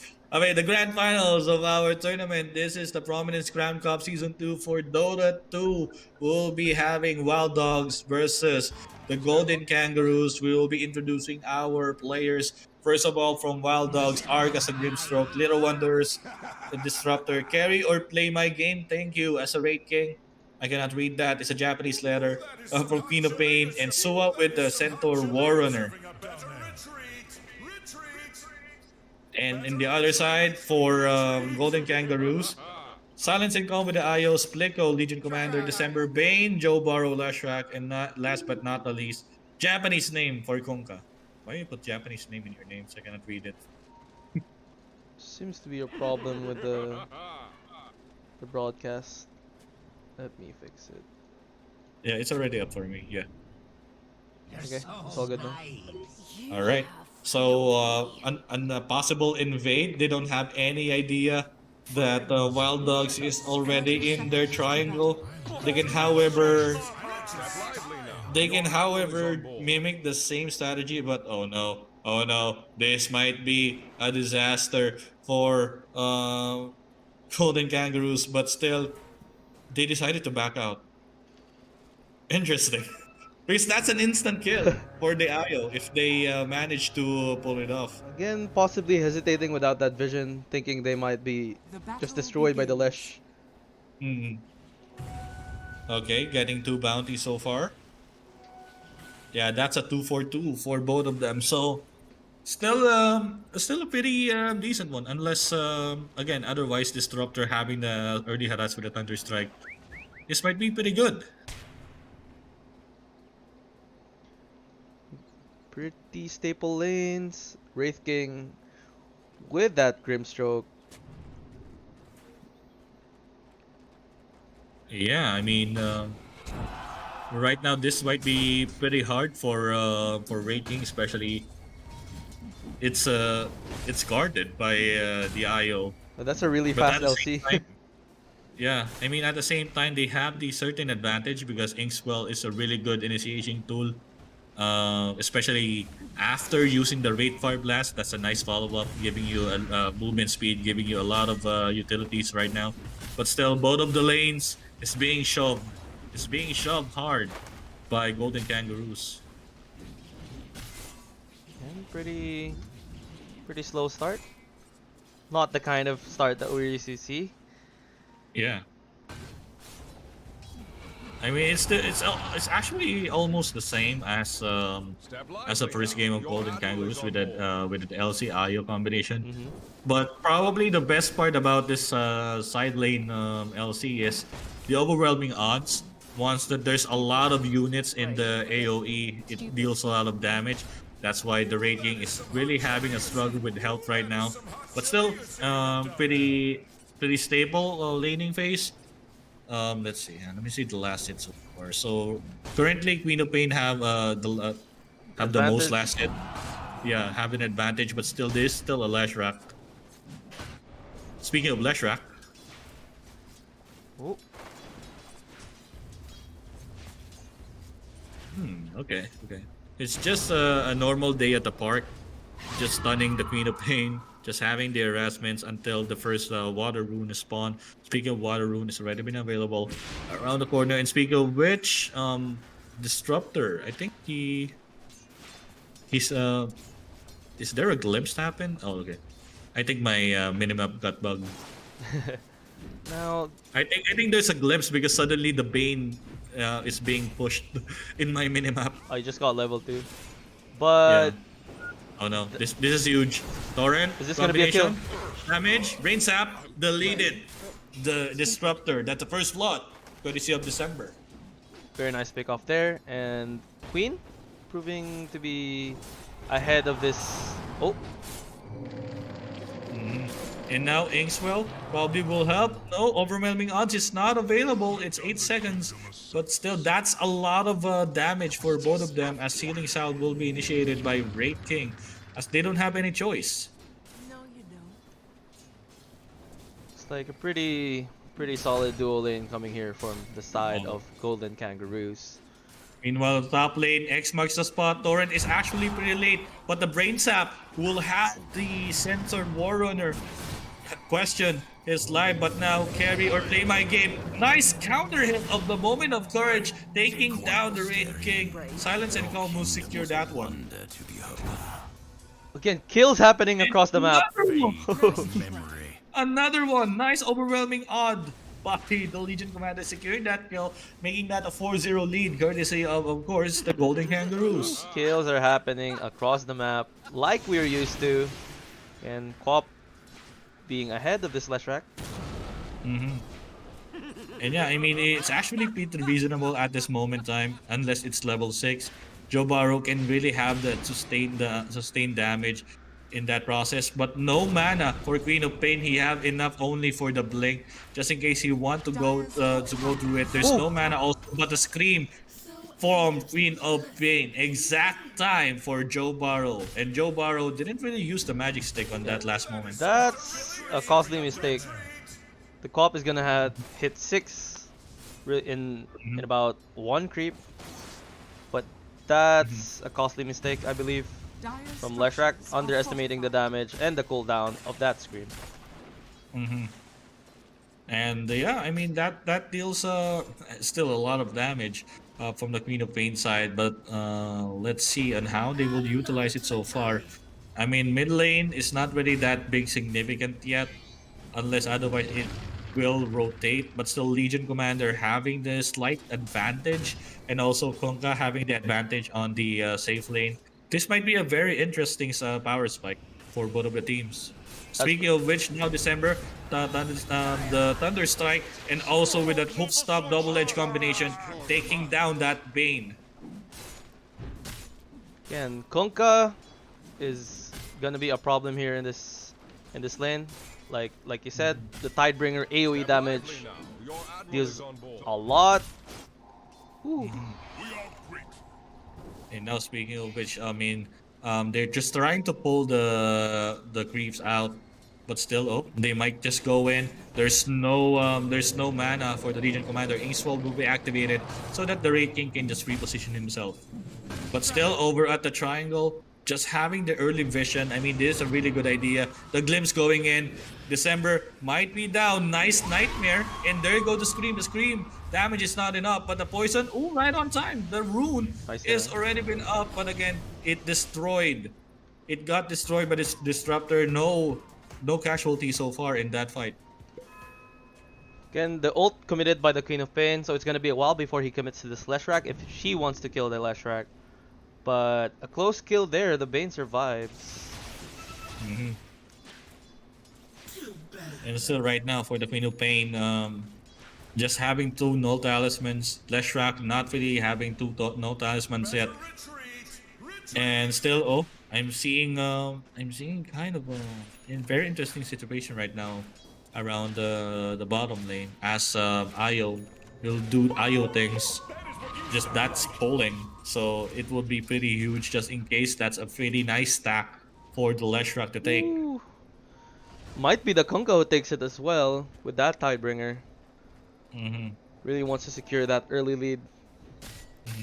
I mean, similar to what Wraith King is doing, but Wraith King just decided to just farm up, and he don't have any chance right now against Legion Commander, unless he already have the reincarnation in some kind of gank from the Queen of Pain at this moment. But still, it's 7 minutes on our clock, going to 8, so there's a lot of potential that this can go wrong or something.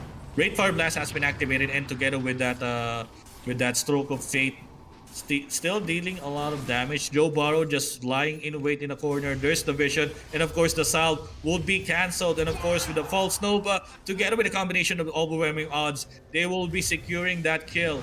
But nope, the TP would not be interrupted. That is a big kill. Now Leshrac being able to secure that kill pushes the Wraith King back, but they can also push this tower with that Diabolic. Yeah, here we go with the Diabolic. It's already up just in case. Legion Commander is just behind the corner, and now the TP cancelled. Okay, Queen of Pain is now going into the fight. She have the Scream, she have the Sonic Wave. Anytime soon if they want to go in, Centaur will go into the fight. Rampage is available. Speaking of Rampage, here we go. Stampede. There's the stun and a combination with that one. Scream. Nice ult. And of course, the Sonic Wave will secure the kill over to the Leshrac, and they will just retreat. They don't have any chance on that kind of fight. Okay, nice ult and engagement for. Oh no! They still went for it. The Scream in is still viable. Now Spliko, it is still alive. Of course, with the Ghost Ship, it will hit the Grimstroke, and now very interesting one. Arg would be taken down, but still Queen of Pain still wants the Legion Commander as they have already the intel. Bane can just Nightmare Queen of Pain. Speaking of which, there's the Nightmare and no one to follow. They follow up with this kill? I think they might do. Yeah, there we go. Joe Burrow with the Leshrac going in. Oh, X marked the spot. This is a dead Centaur. Excellent follow-up from Golden Kangaroos, even though that bot push didn't go their favor, but they managed to take the Centaur, managed to take a few kills off. But coming on top of that is Wild Dogs with that Quap ulti. Dire's top tower is under attack. I mean, with that one, it's actually a really nice respawn for the side of Golden Kangaroos. It's still pretty stale game. Not really that one-sided spike, but still Golden Kangaroos really needs to finish this as soon as possible, or else again the Wraith King would be a huge problem going into the late game. That is correct. Now Kunkka is setting up to build Abusive Travel, just to farm faster, respond to the team fights as fast as possible, because there's an IO with their team if they need to secure additional kills. Oh no, speaking of which, of course, the Stampede, and the Stampede would be interrupted by the Fiend's Grip. Oh no, with a follow-up. Now, Glimpse, go back here, but still, I think this would be still a dead one, but nice one from that Thunderstrike slow. Oh no, speaking of which, Liko is being pursued right now, of course. Still want to fight for his life, but fortunately, is being taken down by Queen of Pain. Well, Dire's middle tower is Kills under across the attack. map, from mid, from top to Radiant's mid. top tower is under Manage, attack. Golden Kangaroos taking that kill against the Wraith King to push him back with his farm. As we can see, Armlet's Radiant's still not top tower secured is under for the Wraith attack. King, so this Wraith King is having a really hard time. Yeah, I mean, there's a lot of things that this can go wrong, but there goes the initiation. Of course, the glimpse together with that kinetic field. This would be a dead Gonka, and together with that soul bind, this a dead Gonka. They might go for another kill courtesy of the Bane, but they're just going to back off and get the price of the pos 1 kill. Oh no, Wraith King. Dire's top Great tower King, is under okay. attack. Reincarnation is up, but Queen of Pain Knights right on time just to respond in that possible kill. Now Reincarnation being forced there. Could have gotten more, but nice rotation from the Disruptor coming in. But this Wraith King is having a really hard time. Yeah, I Dire's mean, top tower is under attack. for the Raid King right now, it's kind of hard. It's actually less. Let's see. Centaur have more gold than the Raid King. But speaking of Raid King, thanks to the skeletal system, destroying the tier 1 tower at the top lane and keeping it, keeping the scoreboard in a very nice rate. Nice of you The to say the scoreboard- nice of you to say the skeletal system as they as they take that top tower. Also, Yeah. I want to point out that this lineup is built around this Wraith King, so this Wraith King really needs to shine later on in the game. Yeah. I mean, so far, if just keep this momentum, not really that overextending motion, they might get the match pretty inclining in their system. But yeah, so far, it's a nice scoreboard. And I'll say it again, it's a nice scoreboard. I see what you did there, huh? Yes. It's a nice one. Nice. Don't you believe, guys, in the chat? But there we go. Of course, the duel, but the wrong guy to duel. But still, the rest of the team will follow. Of course, with that relocate. And now still, Soulbind not allowing it to go in. But X marks the spot. Will have the gap closer as Joe Burrow. Again, the damage is not enough. Kinetic field together with it, with a magical cage. The damage for the Queen of Pain is still not enough. But still, there's the glimpse. The last hit from the Thunder Strike will secure that one into the Lash Rack. And now the fight will still go on as the Reincarnation is actually not up for the Raid King as he will be taken down also. X marks the spot. Anytime soon, there's the Nightmare available for... that's a late Blade, so this would be a dead one. But he immediately woke him up. At this point, there's a Stampede available. It's already been initiated by the Centaur. And now, nice press the attack, saving it for the moment. But he will be taken down also December out the other side. But now with that duel, not having that dual damage, but still taking down that Queen of Pain. I think they still want more as to achieve. Nightmare will be just end and they will just back off for now. Radiant's middle tower is under attack. Really weird team fight coming there from Golden Kangaroos. They wanted to push, they wanted to commit, but then again, the Disruptor, proving to be a problem for the Leshrac, manages to secure that glimpse and the kill. For a second, I thought the Leshrac was gonna live because the Queen of Pain ulti didn't hit, but the Static Storm proving to be a bit too much for the Leshrac. I mean, again, with the Static Storm, Kinetic Field combination is actually pretty huge when it comes to like the likes of Leshrac. But again, if you're going to counter the Kinetic Field, the first one, speaking of which, another Raid King kill, and I think the Fiend Script is not being used. There's a Kinetic Field Static Storm combination, but again, not enough to take down either of the cores. Again, Wraith King dying. Oh no, nice Nightmare, but again, it's not enough to take him down.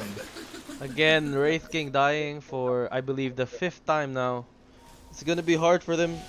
It's a really good thing that he has Vampiric the Skeletons to be able to give him that window, that time to breathe and farm. But he's just being picked off left and right by this LC and IO combo. I mean, with the LC, IO is actually for me in the long run, it would be an IO and of course IO and Leshrak combo because of the guy close. So they will Yep. see Suwa over at the side. Duel is activated. I mean, that's a lot of damage, but again, the duel probably is not enough. But still, securing the kills. Pico will secure that one, but still, no duel victories for the side of Legion Commander. Now we have a pause. Centaur No, over. no duel kills. No duel additional damage. I mean, if it works for the LC, I guess it works for them as well. Securing those kills even without those dual damage, using the duel as a leverage to secure kills is kind of a win for LC as well. So Mm-hmm. again, Centaur maybe a bit overstaying his stay there. Mm-hmm. You see Wraith King now farming on top, farming at the top lane. Curious to Yeah. see whether how he can get back to this game. Mm-hmm. There we go. So the just the sudden movements of golden kangaroos, just picking up one by one, especially the very crucial cores. But now, diabolic out of nowhere, you already sense him because of the Io spirits. And now, just slowly and steadily, they want the tower in the mid lane. They're just using the diabolic just to have the decent damage. And now we can see Centaur going inside. Move stop going in. Of course, with the Static Storm, can be combination. Of course, with the Sonic Wave, he will be taking down the IO. And now Spliko's turn to be taken down. Joe Barrow might be in trouble just running out of there with the haste rune. That would be a 2-for-none trade so far, unless otherwise. Little Waters, there's the glimpse, and now it's still the haste rune would be in the problem of them. But still, Joe Barrow, there's no stun except there's the Rain Fire Blast. There's still a lot of damage that they can still dish. But again, Pino Pain almost taken down by the Leshrak. That's a 3-for-none trade. Nice play coming in from Centaur with a blind stun, catching Io and LC, two-man stun, securing that Static Storm as well for the Disruptor. Excellent fight coming in from Wild Dogs. Dire's I middle tower mean, is Wild under Dogs right attack. now may have the ship, the tides in their favor, but right now, here we go, the combination, Torrent, go ship. There's the first dual damage has been initiated, and now with that being said, Grimstroke will join the party, and that would be a 2-for-none trade, and might be a tower take. Radiant's middle tower is under attack. Taking the mid tower of the game. Radiant's Yeah. middle tower has fallen. Now Okay, Kunkka has so BKB. Now it's gonna be a hard time for the Co-op, even the Disruptor and LC, to deal with this Kunkka. Yeah. And also Silver Edge is being hovered right now, so we can just expect some the usual X-Mark gun combo with a Tidebringer, but again, needs to be careful, especially with a Disruptor one. After you've been X-Mark, you can just go back because of the glimpse. But so far, just keeping its tail, keeping the Kunkka at its face, but they need to finish it as early as possible. As I say, Wraith King can be a big threat, unless otherwise they could just go to another one. And yeah, And Wraith Torment- and Wraith King kind of closing in to the net worth, securing that Desolator. Now they want to fight. They want to find a Radiant's fight top here, tower is bottom. under attack. And yeah, I think speaking of which, oh no, here comes a stampede. But now, thanks to the glimpse, Io is back and being killed by the Centaur. Nice, nice pick off there, but unnecessary ultimate usage. Yep, the Disruptor proving to be a problem, as we mentioned, for the IO. Is the response pick for the IO, and it's paying really well for Oh no, Wild oh no, Dogs. they scouted this. They scouted the Kunkka. It's only Kunkka by himself? I think not. But here we go. Sonic Wave initiated, but still alive. BKB is up. Ghost Ship will just delay the run, the damage thanks to the rum and armlet, and now 2 kills, courtesy of course, courtesy of Golden Kangaroos. Okay, he's being slaved right now. Io will just come back to the scene with a relocate. Of course, with the duel, the Grimstroke would be taken down, and that would be an almost team-wide 4-for-none trade. Nice engagement. Again, this even after that Disruptor kill, A very nice positioning from their side, from Wild Dogs, but Kunkka proving to be a bit too tanky for them. With that rum buff from the Ghost Ship, the armlet and the BKB kept him alive. Was enough for him. Was enough for them to reposition together, and enough to keep him alive all throughout that fight. Yeah, right now Shadow Blade is up for Kunkka, so a lot of engagements or disengagement that he can really do. But with the Silver Edge, I think the best time to use the Silver Edge is against the Wraith King. But in this case, try to engage. Here comes the Stampede. No further follow-up. Ayo would be taken down. Joe Barrow is just dancing in the corner, popping up the Eternal Shroud. But still, he wants some more. There's no reincarnation available for the Wraith King. Wraith King again will be taken down. I think the Grimstoke will be also with the same story, and now Grimstoke will be taken down by the Kunkka thanks to the Torrent. It's still getting that major kills. Dire's top tower is under And attack. Wraith King got caught again there. Radiant's middle tower Even is though under Ayo got attack. taken out really early on, they managed to secure 2 kills Radiant for with the Wraith King and the Grimstroke. Dire's Really good top stuff here tower is under attack. from Golden Kangaroos. And now Golden Kangaroos trying to secure the Roshan and hope. I think the best one to hold the Roshan is the Leshrac Leshrac. because he's the one just really dancing around the corner. But it's okay because that's the Kunkka. I think it's the Kunkka that will get the Aegis of the Immortal. And look at the attack speed of Kunkka after they press the attack. Are scanning. It can be really disruptive, especially if Tidebrainer can just proc 2 times. It's Leshrac. Yeah, Okay. Leshrac will take it. Really good to reset with the Pulse Nova, even after you used all your mana in the first life. And the BKB is up already for Leshrac. But still, Joe would be taking the Centaur down. And now they want some more. Nice. Press the attack just to avoid any kind of alteration. But still, might get a kill courtesy of Slicko. But the rest of the team will follow. Joe Barrow is in the house, but he's being slowed by the Shadow Strike. And now, with that being said, it's still the ball game of Golden Kangaroos, unless otherwise, again, with the Wraith King advantage. But in this case, we saw Wraith King being decimated at team fights. If just in case that Kunkka will have the Silver Edge, there's no reincarnation. That will happen. Oh, he got caught again. Oh no. Here we go. And now the Fiend's Grip. Perfectly timed. BKB will be popping up. And now Joe Barrow just in time. No BKB available for him. It's just going to hide around the corner. And now nice sleep. A nice combination of sleep. Aegis of the Immortal is up. The Ayo would be hit by the Sonic Wave. BKB is still available just in case that he wanted to use it. But still Leshrac is around the corner. BKB is already been initiated. They need to be careful. Joe Barrow is dealing a lot of damage in the side, but still the Wraith King would have a lesser problem in their hands. And still Joe Barrow still wants more. Digi Commander is up in the side. He can just duel it out, but Digi Commander would be glimpsed out of there, and still that would be a 2-2 trade in an Aegis. Very, very close fight. I honestly thought that Kunkka would survive there, but then again, Wraith King, with the power of the reincarnation, was able to reset, was able to pick off a couple heroes, and that's why it's a 2-for-2 trade. And yeah, I mean, oh no, duel, Radiant's anytime bottom soon. tower They didn't is see. under They attack. saw him. There's the one. There's the Diabolic. There's the duel, and that's a dual kill for the LC. They saw, of course, the Centaur Warrunner, and they will just back off for now. They know the capability so far, and just going out. But still, I think, yeah, with the Kunkka's best bet right now is Silver Edge. If you want to get the reincarnation out of the picture.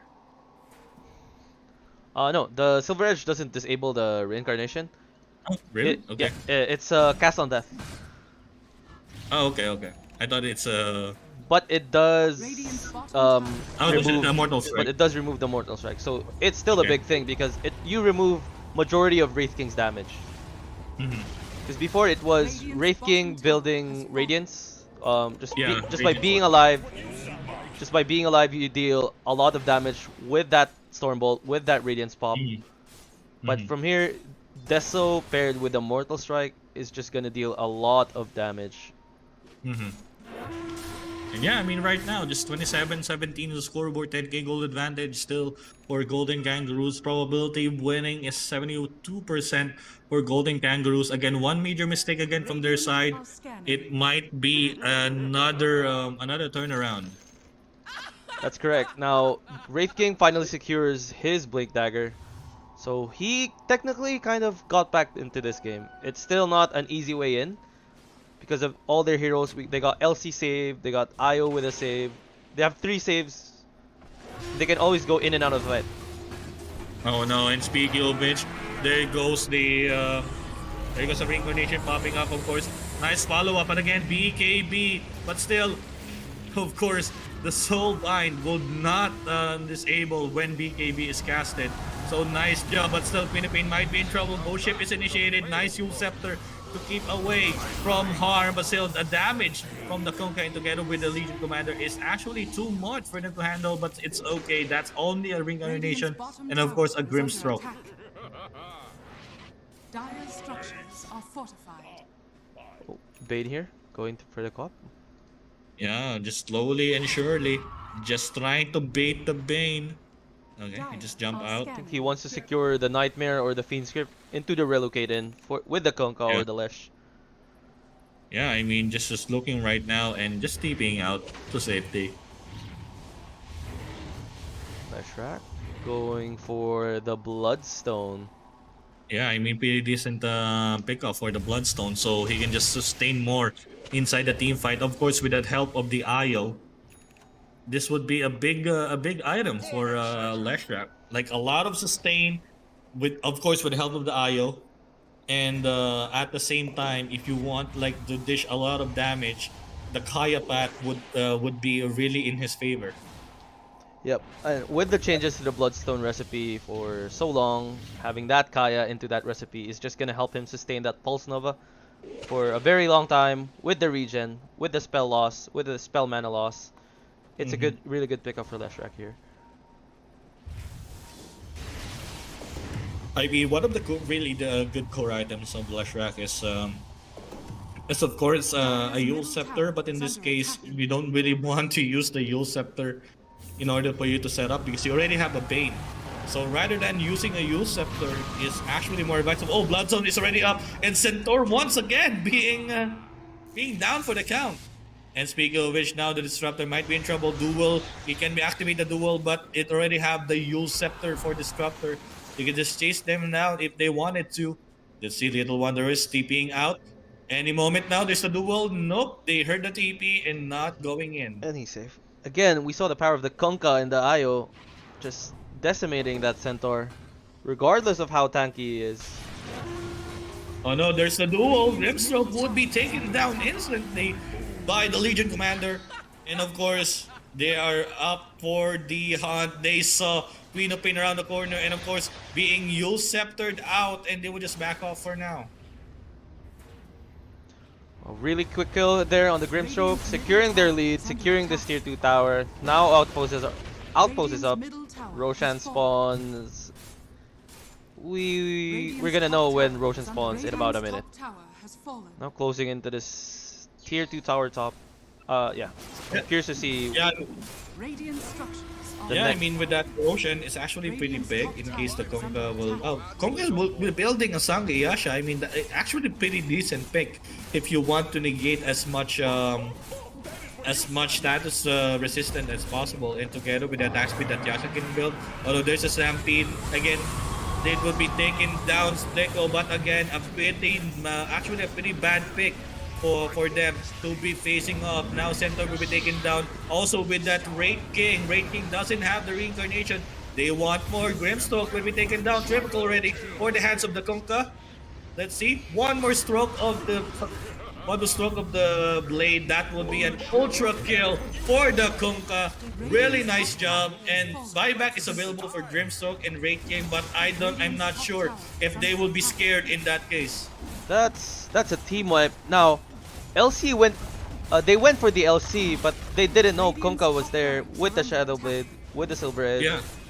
Pretty ballsy play, if you ask me. Wasn't able to secure really anything. Now that resulted Radiant's top barracks with their are team under wipe. attack. I Excellent. mean, they really underestimated the power of the Conca. Like, not really like pushing in or pushing around. They opted to jump for LC. I mean, they understand you don't want your Queen of Pain on being dual, but at the same time, again, underestimated the power of the two BKBs. If they want to negate the BKB as much as possible, Disruptor needs the Aghanim Scepter. Radiant's bottom X tower marks is misses, under gets attack. silenced by Grimstroke. I mean, what's more scarier than a Conca having a lot of items? Ooh. Conca with an Aghanim Scepter. That would be, I think, will be later on. And again, the BKB will be popping up.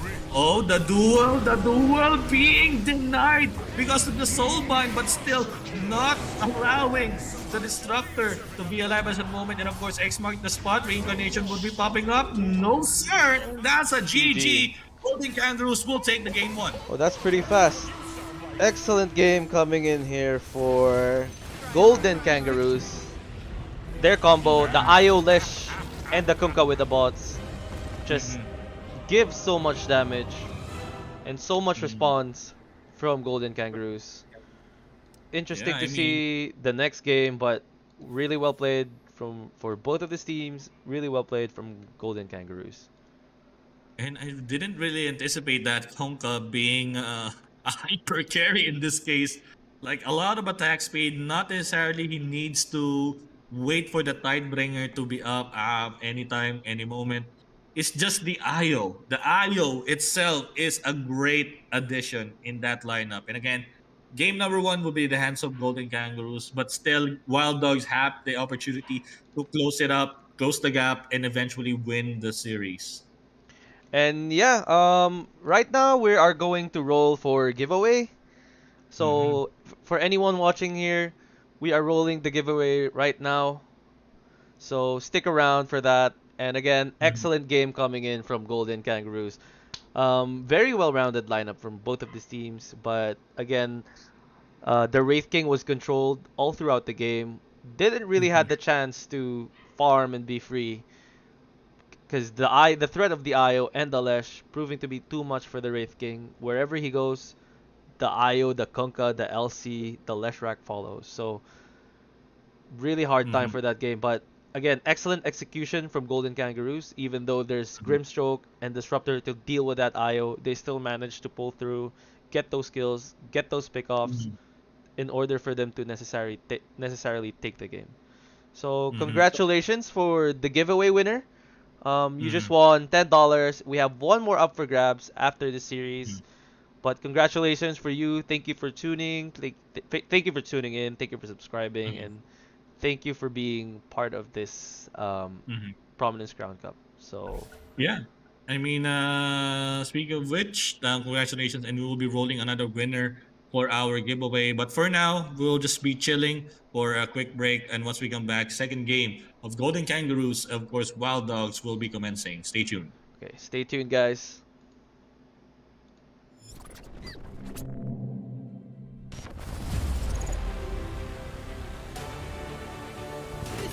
Isa sila namamatay. Isa na lang talaga natitira ngayon.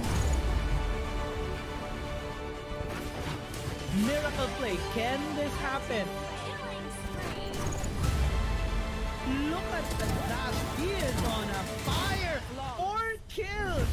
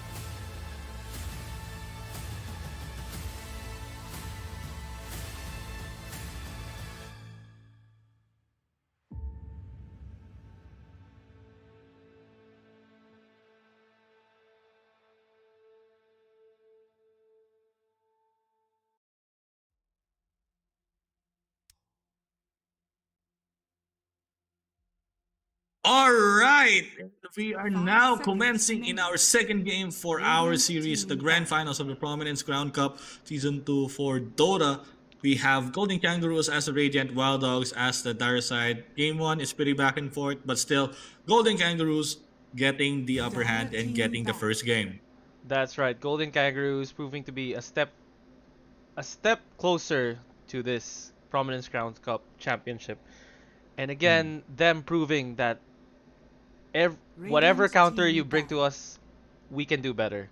So mhm, having that Disruptor Grimstroke counter that IO was Golden Kangaroos was still able to perform around that counter against that counter. So really excellent mm, stuff come from them, Dire team ban. shutting down that Raid King. The Raid King didn't really do anything that much that game. mm, And again, for you Radiant guys, team for our pick. viewers, we are giving away $10, one winner after this game, mm, and possibly after this series. Dire mm. team pick. How Let's about? see what would be the first pick. Oh, here we go. Oh, Spirit Breaker out of nowhere being first pick by the Golden Kangaroos. They Dire team priority pick. banned the power picks A of radiant course, Golden team pick. Kangaroos. Two picks as usual would be Shadow Demon and Queen of Pain. okay, we finally get to see Spirit Breaker after being banned every first round, every first phase of the drafting phase. Interested to see how Spirit Breaker would perform, but there's a 10 Shadow Demon seconds response remaining. for the Bulldoze, the Purge. Mhm. Now, 5 seconds. Radiant how team about you, ban. Kafer? How interested are you to see the Spirit Breaker finally coming in to one of our I mean, games? Dire there's a team lot ban. of again to consider if you're against a Spirit Breaker or you're playing again as a Spirit Breaker. There's a lot of hope. Like Spirit Breaker is not that usual type of off lane that just sticking out in the lane. He really excels on a possible kill, Radiant on a team any ban. possible type of situation. But again, Spirit Breaker pick, this is a huge one together with Buck. This might be a huge disadvantage just in case for the pickoff so far. Unless Shadow Demon Disruption, of course. Again, I really Dire want to team iterate ban. this Spirit Breaker. Even though there's a Bulldoze, Shadow Demon could just purge that Bulldoze off, deal with the Spirit Breaker. Again, another item that could be of use against that Spirit Breaker is Yule Scepter.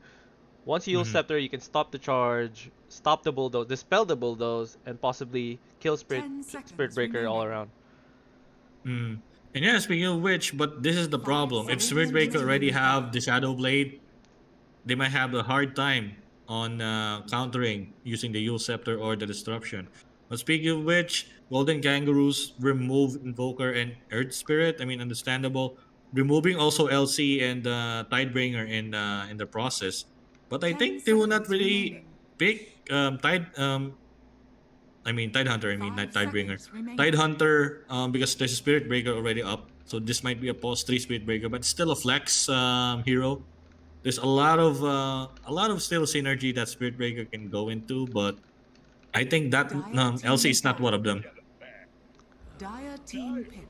That is correct. That is correct. Now, Beastmaster banned from the side of Wild Dogs. I guess they're just banning heroes that are able to steamroll against them because you see their opener Spirit Breaker Puck, Radiant pretty team fast pick. heroes, can fight really early on. Nyx? Okay. They're really nullifying Spirit Breaker, and this is the case. But still, Nick is having pretty good in rotating. Can really easily pick up early kills, but and not really early kills, but post level 6 kills. 10 But seconds in this case, remaining. I think this would be a really interesting matchup, just in 5 case for seconds Golden remaining. Kangaroos, whatever hero they pick against so far the two supports, Shadow Demon and Nyx. hmm And the next pick is a really good response against the Puck. Again, Radiant Mana team pick. Burn, Spike Carapace, and the instant kill with the Vendetta into the Impale. And Weaver would be up for grabs right now. This might be a pause for Weaver, or this might be a pause one Weaver. I mean, we're not sure yet, whatever the play is, but a Weaver pick is actually pretty huge for 10 Golden seconds Kangaroo side. remaining.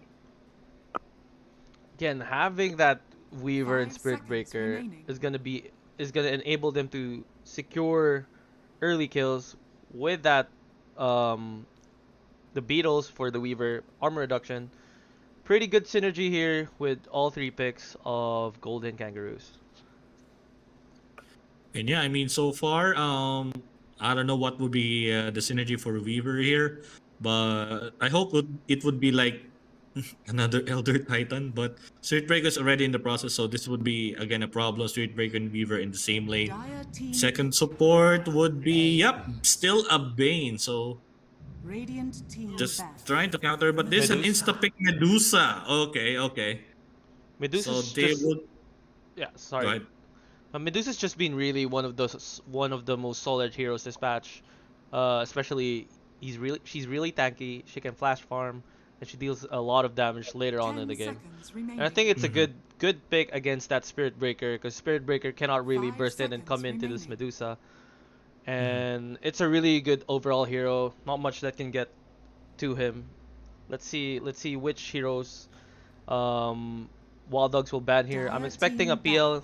PL ban possibly. Radiant team ban. More playing, okay. More playing AM. This is a more playing AM just in case for Wild Dogs.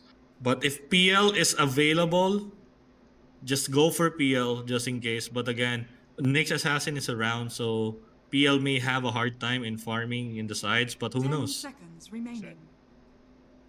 And again, guys, I just want to remind you that 5 we still have a seconds running remaining. giveaway, so please shout out your friends, call your friends here, let them join. We still have one winner for $10. Just stick around to this game. Type in exclamation point giveaway. Subscribe for more chances of winning. Now, Mhm. they banned Morphling. I believe they denied the Morph Ags with the Spirit Breaker because it's really strong. Yeah, double charge. Yeah, Dire team ban. it's really strong. So I guess they banned Morphling to Radiant deny that. team pick.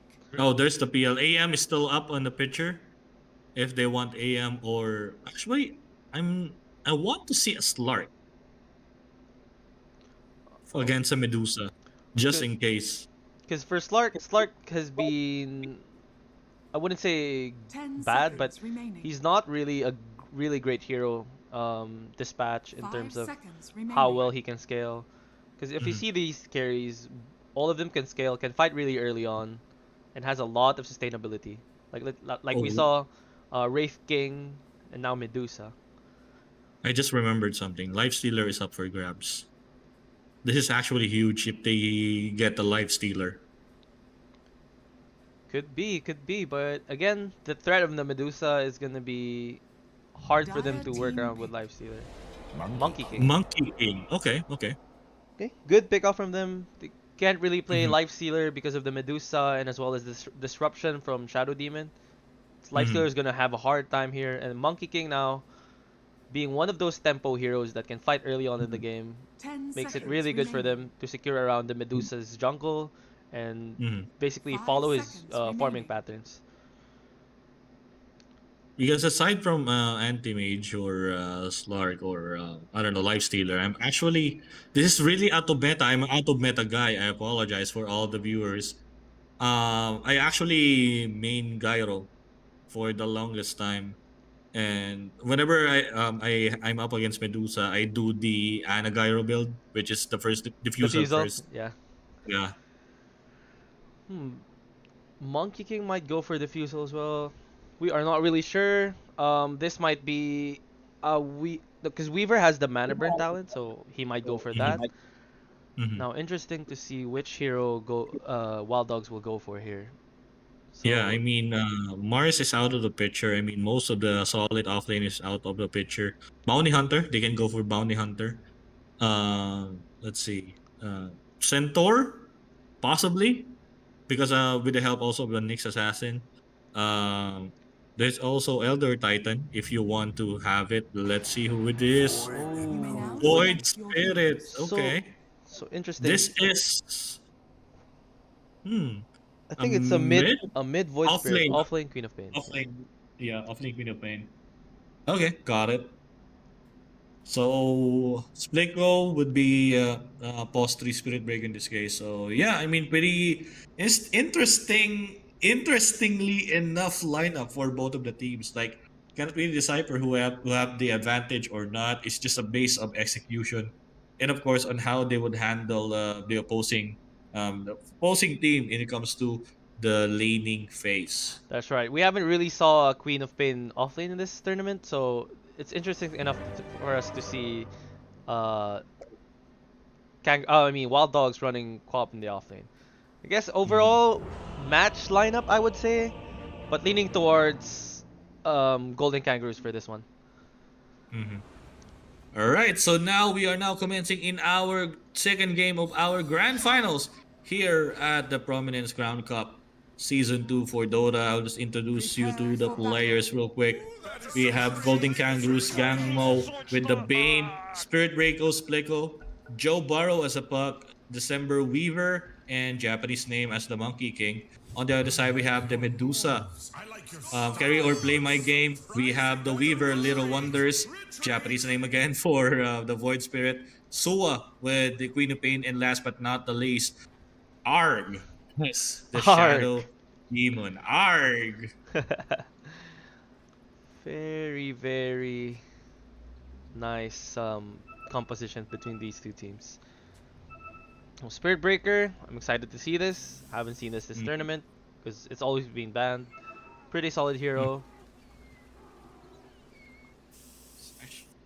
It's actually just actually spamming some Sumail. That's Sumail sprays. Wait, is this a male? It is, right? 30 seconds. It is Sumail. It's Sumail spray. Alright, so yeah. It's just checking out around the corner, and still the bounty. Whenever you get a bounty, you have a vision advantage. So hope for the best. Good luck for both of the teams. Are we seeing a game number 3, or again, Golden Kangaroos will close it up? I'm a bit biased, but I really want to see a game 3. I want more Dota. It's always good for more Dota. So good luck to both of these teams, and may the best one win. Something like that. YouTube don't copyright us. I know we copy the exact voice. Yeah, but no. Don't copyright us, please. Yes. And yeah, so still, Joe Burrow's Puck. I mean, I'm really looking forward for this one, and of course against a Void Spirit. I mean, this is actually it's actually a fair matchup. Very advantage goes to Puck actually, but Yeah. again, that burst of the Resonant Pulse can deal with the Puck. Yeah. And now early on to the game, as usual, December being the pesky insect as a Weaver, but still, if you're against an insect, use an insecticide, and that insecticide is the Shadow Poison for the counter harassment. Oop, he's just spamming Shadow Poison. It's gonna hurt once he gets enough stacks. Yeah. I mean, of course, with a Weaver, there's a Sentry Ward, so they can just. Oh wait, this is gonna hurt. This is 5 stacks already of Shadow Poison. This 6. might be a dead Weaver if it hits at least 8. Nope. He dodged the last one. He dodged the 7. Okay, he's a dead one. Oh. Okay, this is a dead one. Not yet. Okay. If That that, was hits close. an 8 stacks, it will be a dead Weaver. That is for sure. For real. Radiant's But curse still, has it been didn't stop now. He wants some more. You want some Shadow Poison. Okay, Spirit Breaker is coming to the rescue. And of course, December, Sokuchi is still down for the count. The charge is still on cooldown, and they don't want to really commit further. Really close kill, but got his value. Got the courier, managed to zone out both the Spirit Breaker and the Weaver. Oops. Alright, there's the boss just fixing into something. But yeah, I mean, there's no early kill yet. I mean, that's a really good harass by a Shadow Demon. Let Shadow Poison all the way. But again, not enough for it to kill the Weaver. Back into the game here.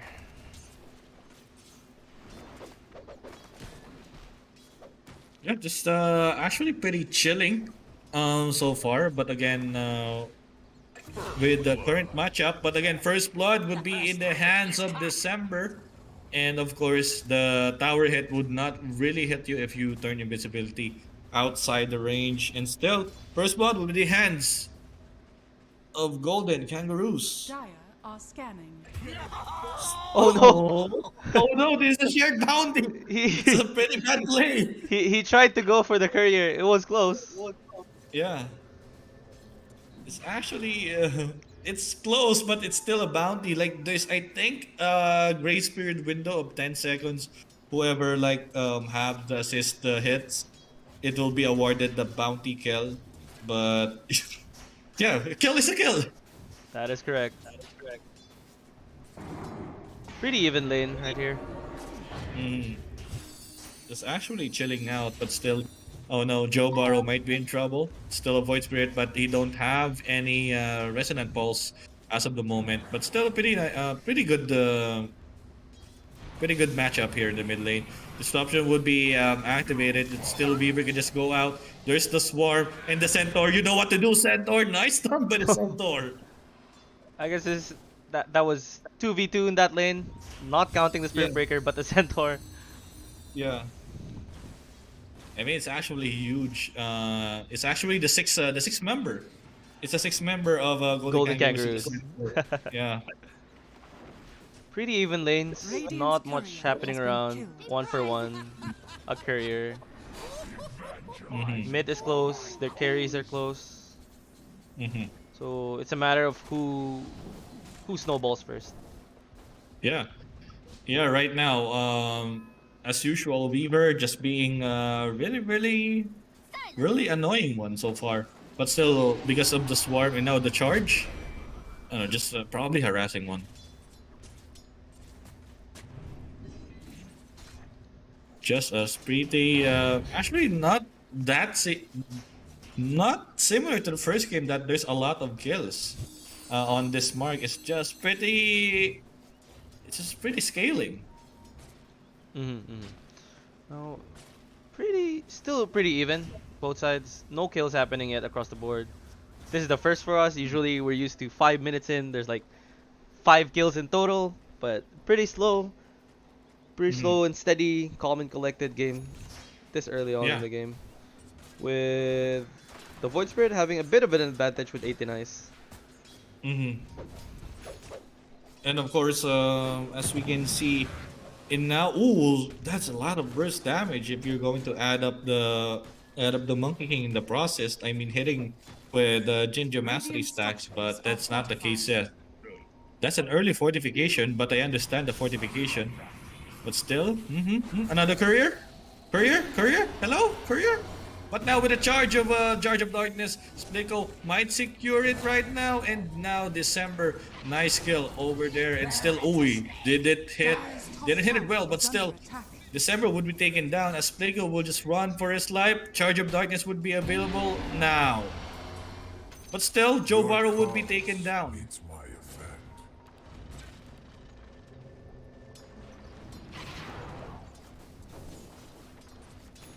Right, so just around the corner, Splico is not being stopped yet by Little Wonders. He wants some more, but Splico Charge of Darkness is just available, and just going to back away for now. Again, that Weaver being pesky as well as this Nyx Assassin being that pesky little instack. But we will see the full potential of this Nyx once he gets level 6. Dire's middle tower is under attack.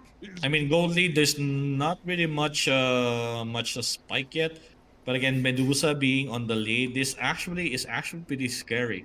Like Medusa right now inclining going into usual Manta style build, but again, in this case, how would Monkey King react to a possible show up of two of the boss ones? But right now, as we can see, Monkey King, where's the item?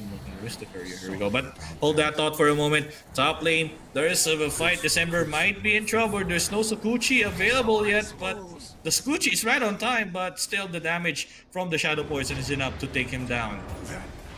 And speaking of which, on the other side, Monkey King being dove into the tower, and now with the help of the haste, and now nice TP in by Splico. There's a Charge of Darkness. Dissimulate didn't really stop the Spirit Break on going, but that Remnant will stop him. That kill slightly going in favor of Wild Dogs with that Void Spirit kill into the Monkey King. But so far, Medusa's been uncontested. Curious to see how long would this be, but Monkey King would probably play really early on, secure that advantage, secure those kills, like we see now. Oh no, here we go. Radiant's top tower I is mean, under there you attack. go, the team. There's the follow-up from the Queen of Pain. Just going into the fight as okay. And now the Queen of Pain will escape. Oh, the three-man Dream Coil. Is this actually the 25,000 peso Dream Coil? I mean, not enough. Joe Barrow will just bite more that he can chew, and he would be taken down. But Sua, there's a lot of them for the rest of the team. The follow-up from Golden Kangaroos that so far, that would be Splickle with the follow-up Nether Strike, and that would be 3 for 1 trade. Really good pick up there. Really good team fight coming in from the side of Golden Kangaroos. Monkey King being patient enough, not committing to the Medusa kill, backing Oh off. no, another Dredge of Darkness. You can just step out of there. Astral step. Still, just checking the fight recap. There's a lot of resources being utilized, but still, 3 kills ahead Dire's for top tower is under Golden attack. Kangaroos. I mean, on that team fight specifically. One viewer from our community said the name of who's the Japanese name? The name of the Void Spirit means Q. Cute? Q. Okay. It means 9. Dire's top cute. tower Okay. is under attack. So I thought cute. I know cute is kawaii. And the one that I use for cooking is kawali. So yes. close but not quiet. Anyway, so yeah. Around 10-minute mark, it's actually plans of diving this Bane. There's 3-man right now in the Radiant side jungle. I don't know what their current plan is. I mean, it's actually safe that they took out Medusa from the top lane, so we can just focus farm on the bot, because bot is actually kinda have the certain advantage. But again, going back to the team fight, Monkey King Radiant's bottom being tower is really under patient attack. enough to wait for his team to re-engage. It not only landed him a Medusa kill, but it landed him a kill on the Quap, as well as a Shadow Demon. So really nice engagement there. Radiant's bottom tower And is now under going attack. in, there go disruption, and once again, the Dream Coil. Now Joe Barrow really have a good idea, right? What's gonna happen? Nether Strike will hit the Medusa. Medusa don't really have that major damage, and now Fiend Split is activated, but the Sonic Wave would not really have that that idea for them, stopping the Queen of Pain for its tracks. Double kill from Joe Barrow. Probably make that 3 anytime soon. The Spirit Breaker with that charge, and now just going to blink out. Illusory Orb going in, and he was just gonna dodge. Okay, almost a team wipe there. Time and time again, this Spirit Breaker pick proved to be a problem for the side of Wild Dogs. Really strong hero all around. With that charge, with the bash, with the ult, securing those kills, securing those lockdowns, proved to be really enough for the side of Golden Kangaroos. Actually, I really like the Spirit Breaker pickup of the No Talisman. It's actually solving some mana problems. At the same time, the damage of the bashes is amplified to a certain level, so it's actually pretty decent now. But again, the problem would be here is the Medusa free farming and the stack of patience. And anytime soon, she can just go back and get the Manta style. But for now, Dragonlance is actually one of the best pick on the early get-go. He really needs that. She really needs that early stat item as well as the range. Now he's moving into a Manta and possibly a Skadi next, if I'm not mistaken. All right, so slowly but surely, I think December will build a rod. So a rod and a scepter. So I mean, the time lapse would be super helpful in terms of the Monkey King. But I think, oh no, this is a smoke. But they don't see Little Wonders around somewhere. At Vendetta is activated, but and they're just charging in. There's the Dream Coil, and of course with a follow-up from the Vendetta, a lot of damage has been initiated. Of course, the disruption to have Sua alive for now, as they will just pay for the other price. Right on time, there's the Void Spirit, and now Joe Barrow would be taken down. And of course, with the rest of the team, as they see here, there's the Monkey King around the corner, jumping into that one, and of course, with that Boundless Strike together with the Fiend's Grip, they would take down the Void Vendetta also. Again, quick and early kills, quick team fights here. Even though Nyx Assassin has the really has a great precision there, the damage of the puck, the damage of the Spirit Breaker is proving to be just enough for Golden Kangaroos. Radiant's bottom tower is under attack. Yeah, I mean, right now, Spirit Breaker will have the Shadow Blade anytime soon. So this would be a scarier charge after the Charge of Darkness. But whenever the Bulldoze is already up, this would be actually a nightmare to reckon with, because Bulldoze is actually a pretty nice skill of Spirit Breaker, negating as much crowd control as possible. Another one, they're planning to go in. There's a charge. Nether Strike is available. Monkey King, Boundless Strike anytime soon, but he didn't really commit on it yet. Wukong's Command. He will be stopping that Wukong's Command. There we go. Wukong's Command will be activated. There's no Boundless Strike yet. And now, there's the kill over to the Bane. Make that probably 3. He fell from it, and still that's a 3 kill. It's too deep for them for charging that Queen of Pain. Golden Kangaroos now really underestimating the damage of the Queen of Pain and the Void Spirit, and the mobility of them as well. Thinking that they would secure that Queen of Pain kill. Just really excellent, really excellent Dota coming in from Wild Dogs here. Yeah, I mean, they really underestimated it. But at the same time, Queen of Pain has a lot of potential to blink out, and of course, at the same time, get as much damage output as possible. There's a lot of burst damage together with the Void Spirit against Queen of Pain, together with the Void Spirit's Resonant Pulse and Dissimulate. They can really easily burst out someone if they needed to. But again, with a Spirit Breaker around the corner, they might hesitate on going into a major team fight unless otherwise they're really confident that they will take that one. I agree. Now, Medusa here is closing into that Manta style, just 1,000 gold away. Smoke up here. Here we go. I think this would be bad as they found the arc around the corner. And now with that Nightmare, there's the charge going into the Nyx Assassin. Nice spike carapace just for now, but the rod will stop him from his tracks. Jinjo Mastery max stat. But now, this actually is a good Stone Gaze. But again, will be knotted up. There's the charge. Nether Strike is not available anymore. There's the Primal Spring. Mischief combination with the Wukong's Command. There's no Wukong's Command available, but now there's the 2 kills. That would be a total of 4, almost a wipe out for the side of Golden Kangaroos, and the having the advantage. And the Manta just kept is just being delayed by the side of Golden Kangaroos here.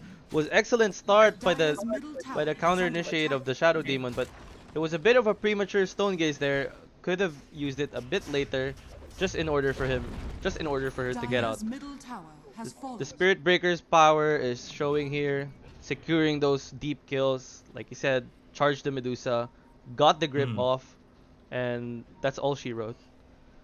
I mean, yeah, well, with that Medusa, I mean, it's actually a major problem. But again, Spirit Breaker, I think you already have Shadow Blade. SB having SB. SB having SB, and I believe the next item would be an Agony charge. Oh, they saw him with the, I think with the Sentry Ward. Yeah, it's a Sentry Ward in this side of the cliff. I mean, nice reaction over there by Q. Okay, I got her name right. Q. Yeah. 9. Oh, here we go. 9. Bottom tower is under attack. Actually, I don't know Japanese. I mean, I know Arabic. Okay, they have an idea. Medusa is just on the triangle. Vision. They have already the Vision. Dream Coil going all in against the Medusa. Of course, the Stone Gaze would be activated, but there's no follow-up damage. Disruption just to have a decent time for them to go into the fight. But again, now would be taken down. This is not the perfect opportunity for them. The Sonic Wave barely hit anybody in their path, but now Suwa might be in trouble. There's the silence, no way, nowhere to go, as still Joe Barrow being a big threat. And now, oh, it's not yet stopping with that Fiend's grip. They want more. They saw the Niche Assassin. I think they know that they were going. Oh, they saw it. I think they saw it, but nope, they will not go for it. Void Spirit getting out of position there. Bane securing that Fiend's grip and eventually the kill on the Void Spirit. That was really big coming in for Golden Kangaroos. The Medusa got caught by the charge and like we mentioned, the Diffusal Blade on Monkey King just removes that mana shield, removes the tankiness and sustainability. Oh no, another Medusa kill. Spirit Breaker just going into the fight, but the rod will not allow Niche Assassin to go around the corner. But now Queen of Pain is already in the picture. It will hit a Boundless Strike. This would be a game over for Suva. There's the Boundless Strike, but hitting the Niche Assassin is a really good idea for them. Gangmo will secure that one. That's a 2-man Dream Coil, and we might witness another 4-man wipe in this situation. And now Medusa will up for the fight. He plans to do the Stone Gaze, but there's no mana to do so. One more hit, Spico will secure that one. Joe Barrow, wrong guy to be used into. And now that's a team wipe. Oh my god. Things are looking really rough here now for Wild Dogs. Getting that early charge in, secures him the vision on the Medusa. Now, not killing the Monkey King, not quick enough. Should have been able to at least give them a fair chance, but Monkey King, a bit tanky for them. Got the heal of the Jingu, and eventually setting it up for a team fight. Medusa is just really having a hard time here trying to come back in this game. I mean, the Diffusal Blade for Monkey King actually a big thing. And remember that Wukong's command also benefits from Diffusal Blade, so it's actually a huge thing. Whenever he saw Medusa after the Boundless Strike, using the Wukong's command, so more mana can be burned. And yeah, again, Medusa should have got his Manta style. I mean, do you saw what happened? Like literally, Nyx just walking out of there. He's just walking out from the crime scene. He's just strolling after the Fiend's grip. That would be actually be big help just in case. That's correct. Now, Grovo secured for Medusa, but again, only getting. Oh, a nice one, nice tumble toy, but still time lapse will be initiated, and also the TP. Let's see if this would be stopped. Nope. And now still Golden Kangaroos having the 9k gold advantage. Well, Medusa still closing into that Skadi now. Got his Manta 20 minutes. I would say not the best timing, but really hopeful. Oh no, Joe Barrow with another kill on Shadow Demon. And now they will be forcing the top turret, the tier 2 top tower, I mean, for against the Wild Dogs in this case. They also need to be careful on the positioning, even though they're 4 over there. The rest of the teams is just farming in their jungle. And Spirit Breaker closing into what I see is a BKB. Queen of Pain has a vest. Oh no. Oh no, Spirit Breaker. Whenever you see a silhouette of someone, charge it immediately. Spirit Breaker. A game-changing one. No, Monkey King. Why there's a lot of pickups, I mean. No, Monkey King already has his BKB, so it's gonna be easier for him to move in and out of the fights. Even with the Void Spirit, even with the Purge, and even with the Queen of Pain ult. Yeah, and right now, as we can see, Manta style will be up anytime soon for Monkey King. I mean, this is actually a viable one if you're against a Medusa. Just burn as much mana as possible, and together with the Wukong's command, that's really benefit. Ethereal Blade for Buck. Okay, this is pretty interesting for the burst type. He just wants to burst down any hero in the map right now. Whoever he sees gets charged. Go Ethereal, just kill them immediately in order for them to move to the next step, which is the objective of pushing. Yeah, and now as we can see, just slowly and surely, Golden Kangaroos trying to close it up to the game for a 2-0. But again, as I actually anticipate, if the Medusa can really have, look at the Medusa's reserve items. It's Dragon Balls. He's going for a Scotty here for that tankiness, for that split shot modifier, just to be able to Mhm. slow whoever is Oh around no, her. I heard a rod, and now Queen of Pain, wrong place to invade, but now still, wait, Still they're going for chasing more. right now the next Sokuchi, and also Vendetta would be activated. That's super early for the one, but Little One is already activated his fate on that one, but Spirit Breaker going into that again, another rod activation, Boundless Strike, and the follow-up from December and Joe Barrow. That's almost a team wipe once again. Wow. Now Dire's middle Golden tower is Kangaroos under really, really, really pushing how strong their team composition is right now. Mm. We might see a bit of a fight here for Wild Dogs before, Dire's Golden middle Kangaroos tower takes over. has fallen. Medusa Mm-hmm. still has a chance to turn these things around if it goes later into the game without Scotty and possibly a BKB into the Daedalus. And who Mhm. knows, we Dire's might middle even see a tower is Rapier under this game. attack. Yeah, I mean, that's the last resort of a Medusa, like a rapier. But again, if you have a rapier but you don't have any proper like tankiness or sustain to possibly sustain the fight, it will be a wasted rapier for Medusa. They have vision. They have vision on the triangle, but Gangmo just dewarding it and just waiting for them to possibly have the lane for themselves. Now, buyback status here. Most of the Dire doesn't have Dire buyback except for scanning. this Medusa and Void Spirit. Mm-hmm. Another smoke Oh up. no, here we come. Radiant's middle Oh, okay, tower there's the is under vision. They attack. found it. And here goes the Void. Oh, The look at Void that. Spirit is nowhere to the pound, but there's a lot of damage to the next assassin. And yeah, with that being Dire's said, bottom pickoffs tower is under after attack. pickoffs after pickoffs. 13k gold lead. Dire's courier Oh no, the has been Medusa's killed. career got picked off. I think that's almost a Yeah. Scotty already. Yes, actually almost a Scotty. So they can just finishes up. I'm not sure if they're confident enough to go high ground, but they really want to push Dire's all lanes bottom together, tower is under attack. even with the Aegis. Let's see how Golden Kangaroos approaches their next minutes of the game. Mm-hmm. Okay. So right about now, just checking around.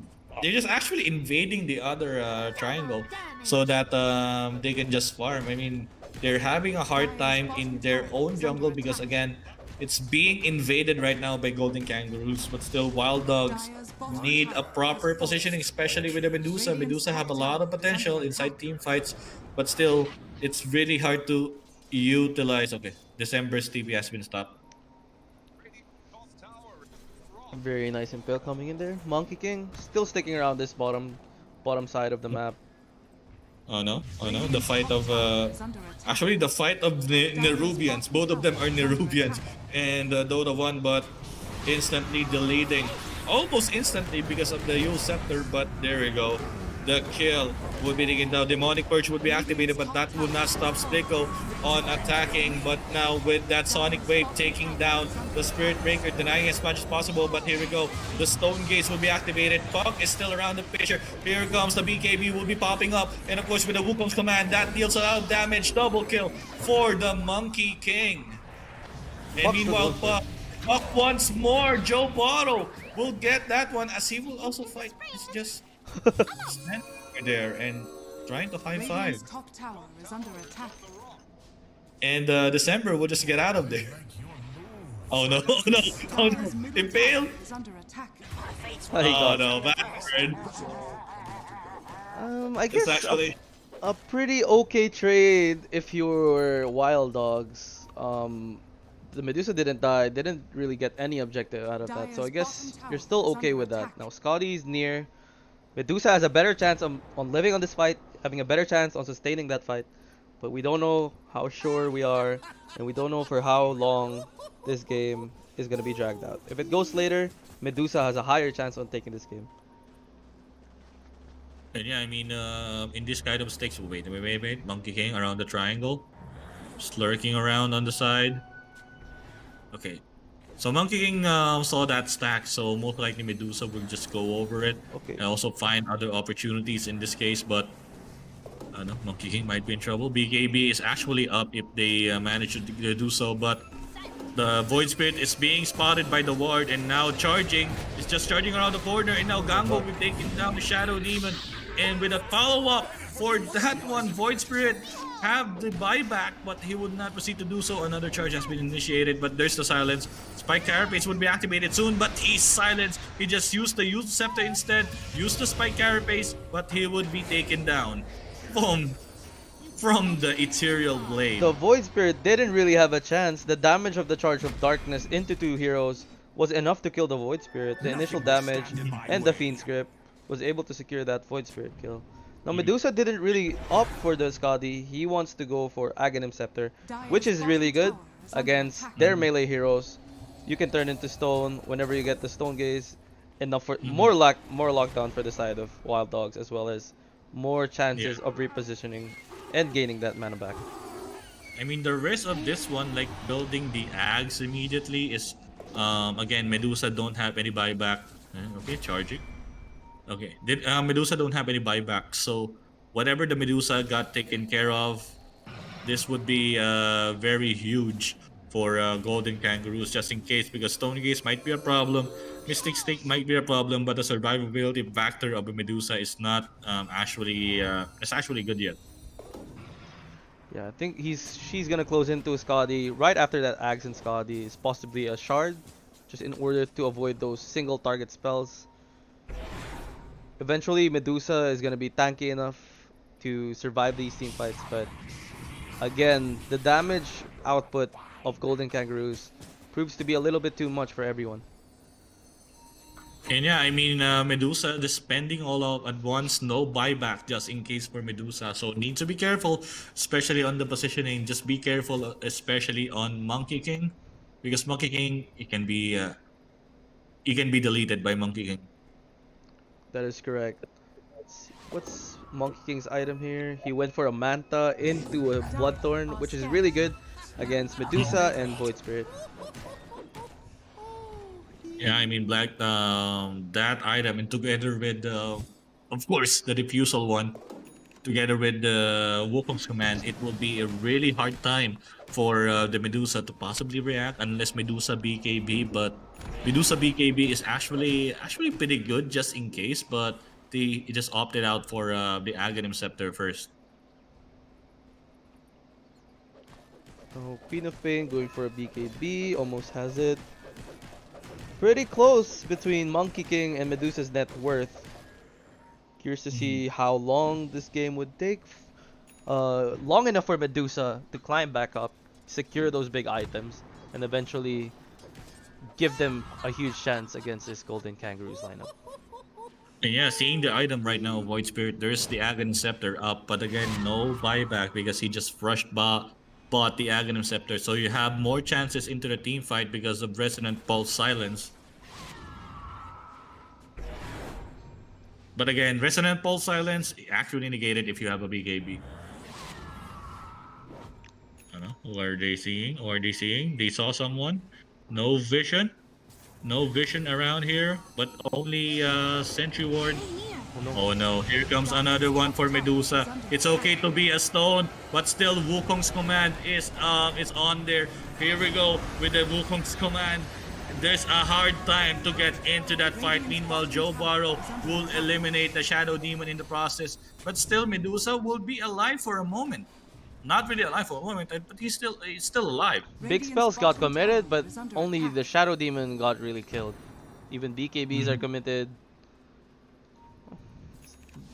This game is looking really close because of that Medusa Aghanim's pickup. But still, he needs to be careful, especially with the Monkey King. Already have the Orchid Malevolence, so whenever he probably see the Medusa, just silence to prevent the usage of Stone Gaze or the Mystic Snake. But I don't know, there's the possible charge, but I don't know if they will really commit into this one or just get the Roshan for good measure. Roshan is up. Medusa closing into the Skadi, and ooh, he's going for a Shadow Blade after. Yeah, Shadow Blade. Does But he? now Weaver, I'm actually eyeing for the Weaver. Aghanim Scepter is almost up for grabs for Weaver. So time lapse, you can just use it for anybody. But once again, Puck deleting Shadow Demon in the process, and of course Dream Coil will be activated. Here comes the rest of the team. Puck would be taken down unfortunately, but here comes the Monkey King. Wukong's command BKB would be available, but there's no damage coming from the Medusa. But now with that lifesteal from Jinju Mastery, that's a lot. And now with that Fiend Spirit, but from behind, Suwa and the Void Spirit is still wanted to fight, but Monkey King just lying in wait around the corner.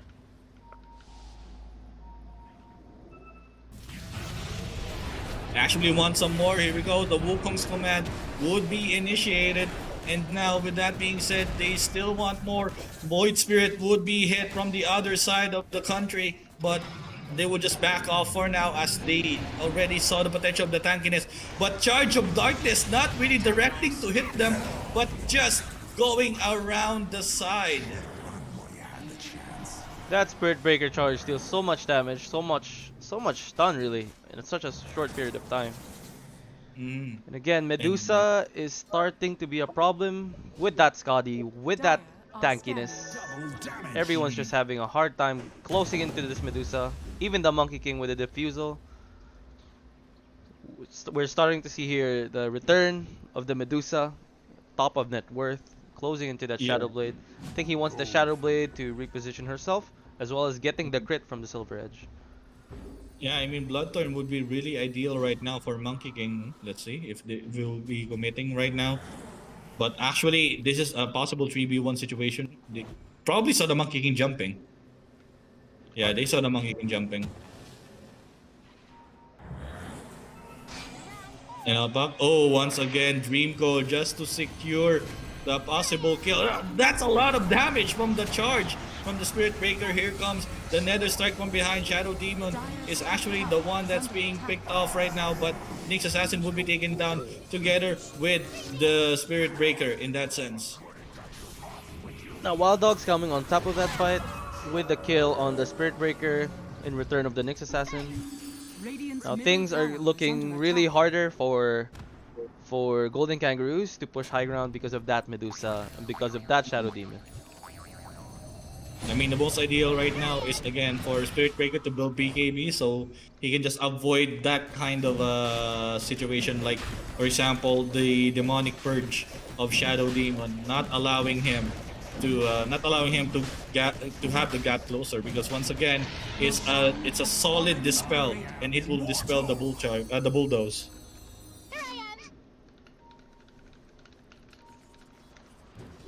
Then they secured the Aegis. Will they go high ground? Will they commit?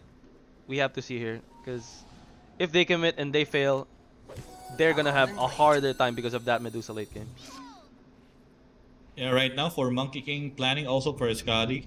So also more tankiness in our arsenal. But I think for me, if I were going to have a decent sustain, I would go for a Satanic. But again, Skadi is actually a good pick.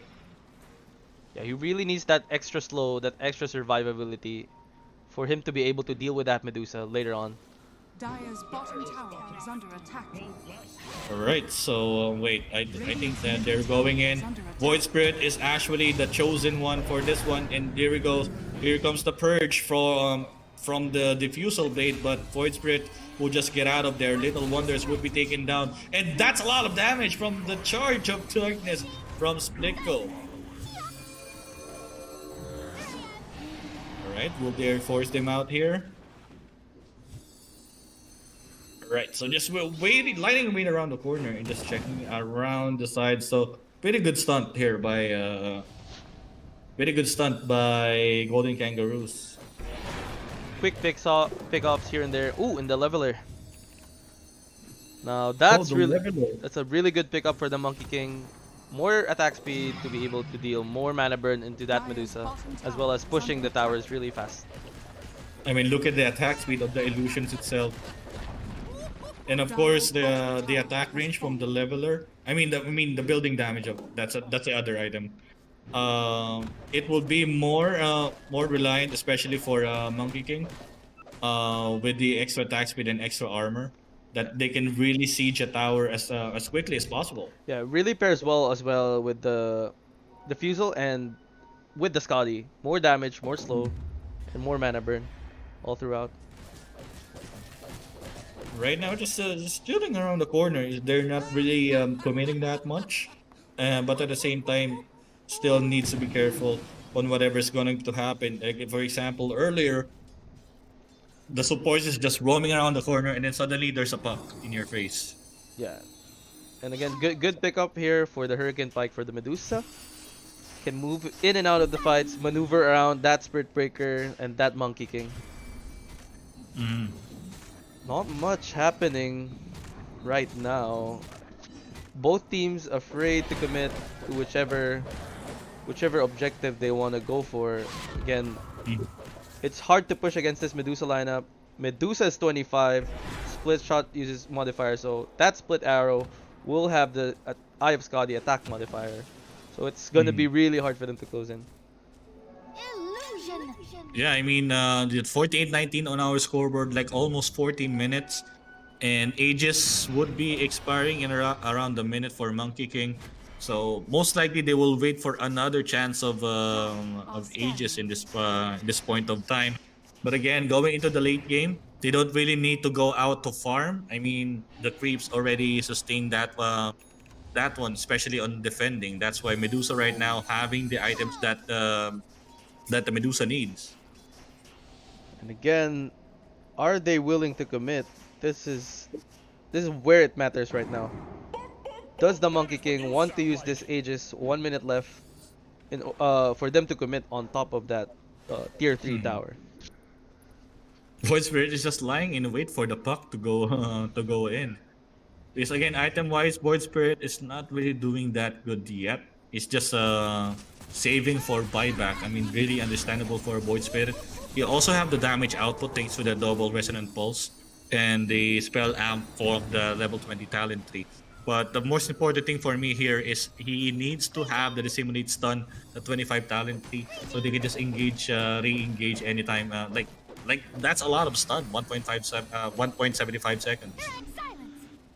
Oh, it's paused. Okay. Here's a- But again, this game is on Medusa's back to carry them. It's 4 Protect 1 at the moment. Will we see an extended game, an extended series? This is where it matters now. Will they commit to the Medusa? Will they commit to the push? Or are they going to crumble with Medusa getting bigger in the game? But yeah, just actually checking out here, like 29k gold lead and of course 97% win probability. But in this case, I think my probability will ship in because of the Medusa going into the late game. It's actually similar to the Raid King earlier, but the difference between the Raid King and the Medusa can really scale really hard into the late game, and having the Rapier anytime soon, probably dropping the Agony Scepter into the Blessing, would be a huge power spike for Medusa. And again, with that comparison as well, Medusa is a harder carry to deal with late game because the split arrow Obviously a troll. can deal so much damage across all of your 5 heroes if we get near, and as well as the slow. Like it's really hard to deal with this Medusa right now. Even if you engage on him, you have the cold-blooded passive for the Aghanim Shard, which allows Medusa to cast a single target Mystic Snake. So whoever casted a single target spell, like let's say the Bane, it counters the Bane Fiend's Grip. Once you use that Fiend's Grip on him, with the passive, is your Fiend's Grip is gonna get cancelled. So harder Yeah, ways. right now It's a harder. there's no more. Yeah, it's a harder time to deal with this Medusa right now at the moment. So yeah, that's really hard for Golden Kangaroos to commit right now. And right now, Queen of Pain is being spotted. Nether Strike. But Suwa? No, the bash. The consecutive bashes. Suwa would be taken down by Splitco's Charge Boy. 17%. And here we go. Who's the main target? Actually, it's actually the creeps only. But anytime soon, there we go. Once again, Monkey King seeing a target and deleting in the process. Oh no, whoever he chose. Okay, Void Spirit, that's a lot of damage from a charge. And of Oh course, no. the follow-up. This is actually a dead one. If the Tira Blade, of course, BKB will be popping up. It, of course, with the Illusory Orb just jumping out of there. Oh Dire's no. middle tower Okay. is under attack. So Medusa would be taking down the Bane and he wants to chase more on this one. But again, Splico going in, Nether Strike. That's a lot of damage for Nether Strike. But with a combination That's a of dieback. Material Blade coming in. But again, this is a really good fight indeed. Wukong's command will be activated. That's a lot of mana burn for the Medusa. And now there's no mana. Medusa would be taken down, but so far just buying time for the disruption. And again, that's not enough. Buyback's available for Medusa trying to jump in right now. December just going to time lapse out of there. Dire's bottom barracks are under attack. Again, the Spirit Breaker has a lot of value for Golden Kangaroos.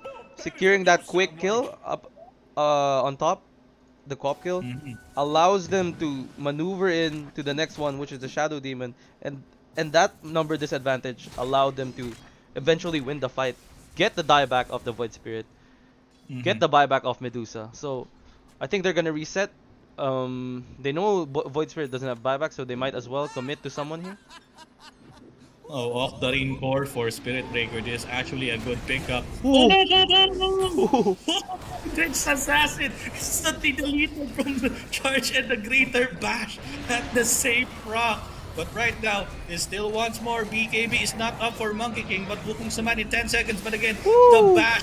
There's no more buyback. I think this is it. Medusa will be taken GG. down. And GG, congratulations to Golden Kangaroos, our champions for the Prominence Crown Cup Season 2 for Dota. Wow, again, excellent Dota from Golden Kangaroos from the start of this tournament till the end.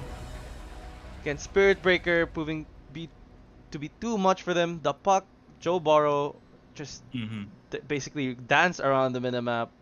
It was a really close game right until the end, but the power of the Spirit Breaker just goes to show you how good this hero really is. The Spirit Breaker, literally on that last that last charge, deleting the next assassin in like under a minute. That's really impressive. But again, I would like to have actually my MVP. MVP of actually the match would be for me Joe Barrow, but who really have the difference a lot is actually Gangmo. His presence all around the map, initiating with the Nightmare and of course the Fiend script, will get them a lot of racking a lot of kills in the early game. So again, Gangmo is my personal MVP, but again, the MVP of course is Joe. I would also like to give a quick shout out here to Splico. Excellent Spirit Breaker game. Excellent usage of the charge, especially getting those kills, securing those fights. And yeah, also shout out to Wild Dogs for giving us a good match, good series. It's a 2-0, but for me it's a really good series. It's close up until the end.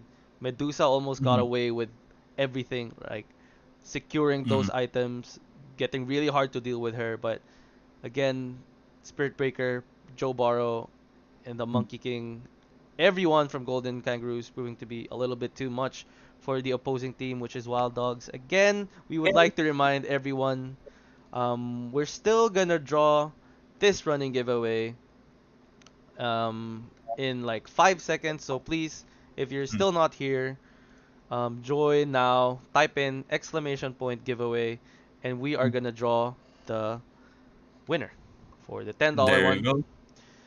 And thoughts on that game, thoughts on the series, thoughts on today, Kafer.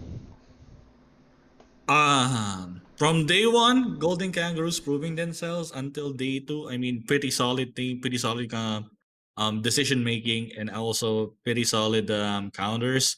I mean, the drafting wise, the way they maneuver, especially the two supports. But yeah, again, congratulations, Golden Kangaroos. That was a hell of a series. And again, Wild Dogs proving their point here. as our second place, and hopefully in season 3 I will be seeing the finalists rack up again. Also want to give a shout out to all the people involved, all the participants who joined this tournament. Thank you for giving an opportunity for us to host this tournament, and Mhm. also for the Apes Esports, Armor PH, everyone involved in this tournament. Thank you very much. Mhm. We just drew a giveaway. Congratulations to the last winner of the $10 giveaway.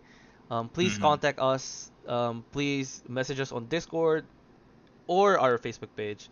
And again, we Mhm. will have the winners interview actually after this. So we will be taking a short break to gather the Mhm. winners, talk to the winners, give their thoughts on their tournament, give their All thoughts right. on all of those games. So quick break for Sure, us. man. So see you in a bit, guys.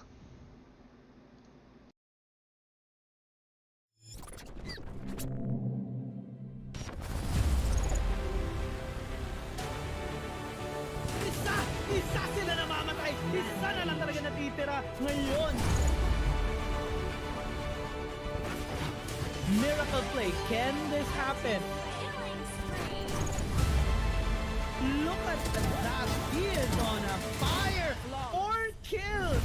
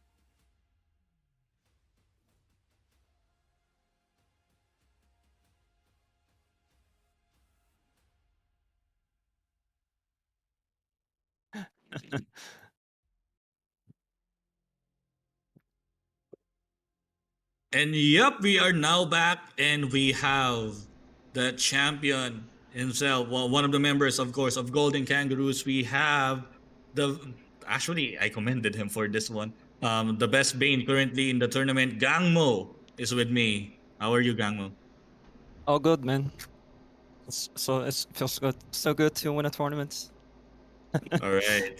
So I actually really commended the Bane. It's actually like the plays and all that one. Oh, But I really? have Oh. yeah. I really like it. Oh, sorry. But yeah, a few questions. We have just a few questions. This is an interview for you. Like, what did like in your games from the first day up until the second game? Like, what did you think lead you to win the grand finals, or let's say in the day one up until the day two? Mm, obviously, I think our players were the best, Mm, and I prepared a lot of drafts for this tournament, mm-hmm, and yeah, we're trying really hard, and also in the scream. So yeah, we're just a good team, so we mm-hmm. deserve a win. Like Okay. any specific game that you want to highlight? Oh, what's any specific game? Yeah, that you want to highlight. Like, Mm, what's the game that really you enjoyed the most?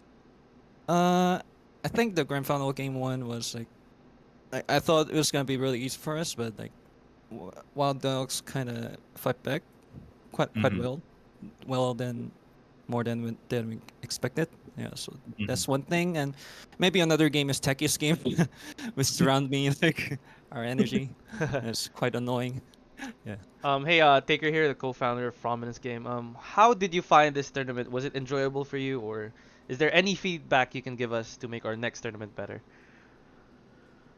No, I think it's I just got a message from the manager. Uh, I didn't know where this tournament was up. Mm-hmm. And for the tournament, I think it's really organized. I love how you guys manage the tournament. Yeah, I really love it.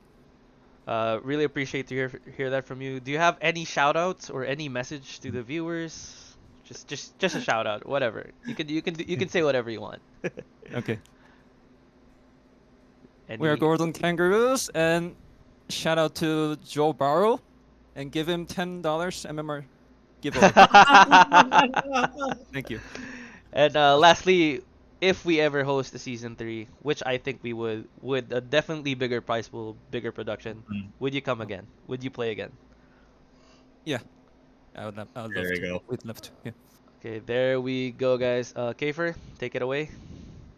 All right. So of course, congratulations, Gango, and of course your team. You all well deserve that victory, and actually, we hope to see you in the season 3 to defend your crown. And it has been it's had been a big pleasure to cast your games. It's really enjoyable. Yeah. So any last words, the co-founder of Prominence, before we close the show? I just want to shout out to our, of course, here our caster, Kafer, really did an awesome job from day one to day two. Pilaj as well. Yeah. Want to shout out Sunda Cross, Mm-hmm. from Team Cross here in our Prominence scholarship, Mm-hmm. for basically running this whole tournament with me, setting it up, setting the tournament up. Basically everyone involved in this tournament, my co-founders, Anjox, Stanley, huge shout out to Chase too for the production inputs and all of that. Want to give a huge shout out also to our scholars Mm-hmm. and also to our community moderators, Irumi, Yay Panda, and everyone else Mm-hmm. involved in this tournament. Again, um, we are still gonna run this whole Prominence Crown Cup. We still have Valorant, we still have Mobile Legends, we still have League of Legends in the books. I mean, coming into the books. But again, if anyone wants to join, details would be up. The next tournament will be Valorant. Details Mm-hmm. would be up for that this week, on our social media platforms. Again, any closing Mm-hmm. remarks for you, Kafer? Just quick shout out to all the viewers. Of course, thank you, Prominence, for having me. It's really good to be back in Dota for like almost 4 years of not casting Dota, and it's pretty good being back in my home game that I really started in my esports career. And again, guys, don't forget to follow the socials for any updates and upcoming tournaments. So in Facebook, in Twitter, in Instagram, in TikTok, and of course in YouTube. And again, shout outs to all my friends who just dropped by to the stream and watch some Dota gameplays. And yeah, I mean that's it. Also, shout out to my co-caster yesterday, Pelage. And again, congratulations for all the winners. Of course, and also for all the participants from day 1 up until day 2. Thank you so much for joining, and I hope we see you in the next season. Me too. I just want to give a huge shout out and a close shout out here for my friends James, Jello, and everyone else involved in this. Huge shout out to for the one supporting me, Sharon. Love you. Hope to see you soon. And then Mhm. to Stanley, HY, everyone else involved in this tournament, Yovi. On behalf of Prominence Games, to the viewers, thank you very much for tuning in and joining us. Again, this Mhm. is Taker and my co-caster. Of course, this is Kafer, and we will see you in the next season. Thank you for joining us, and stay safe.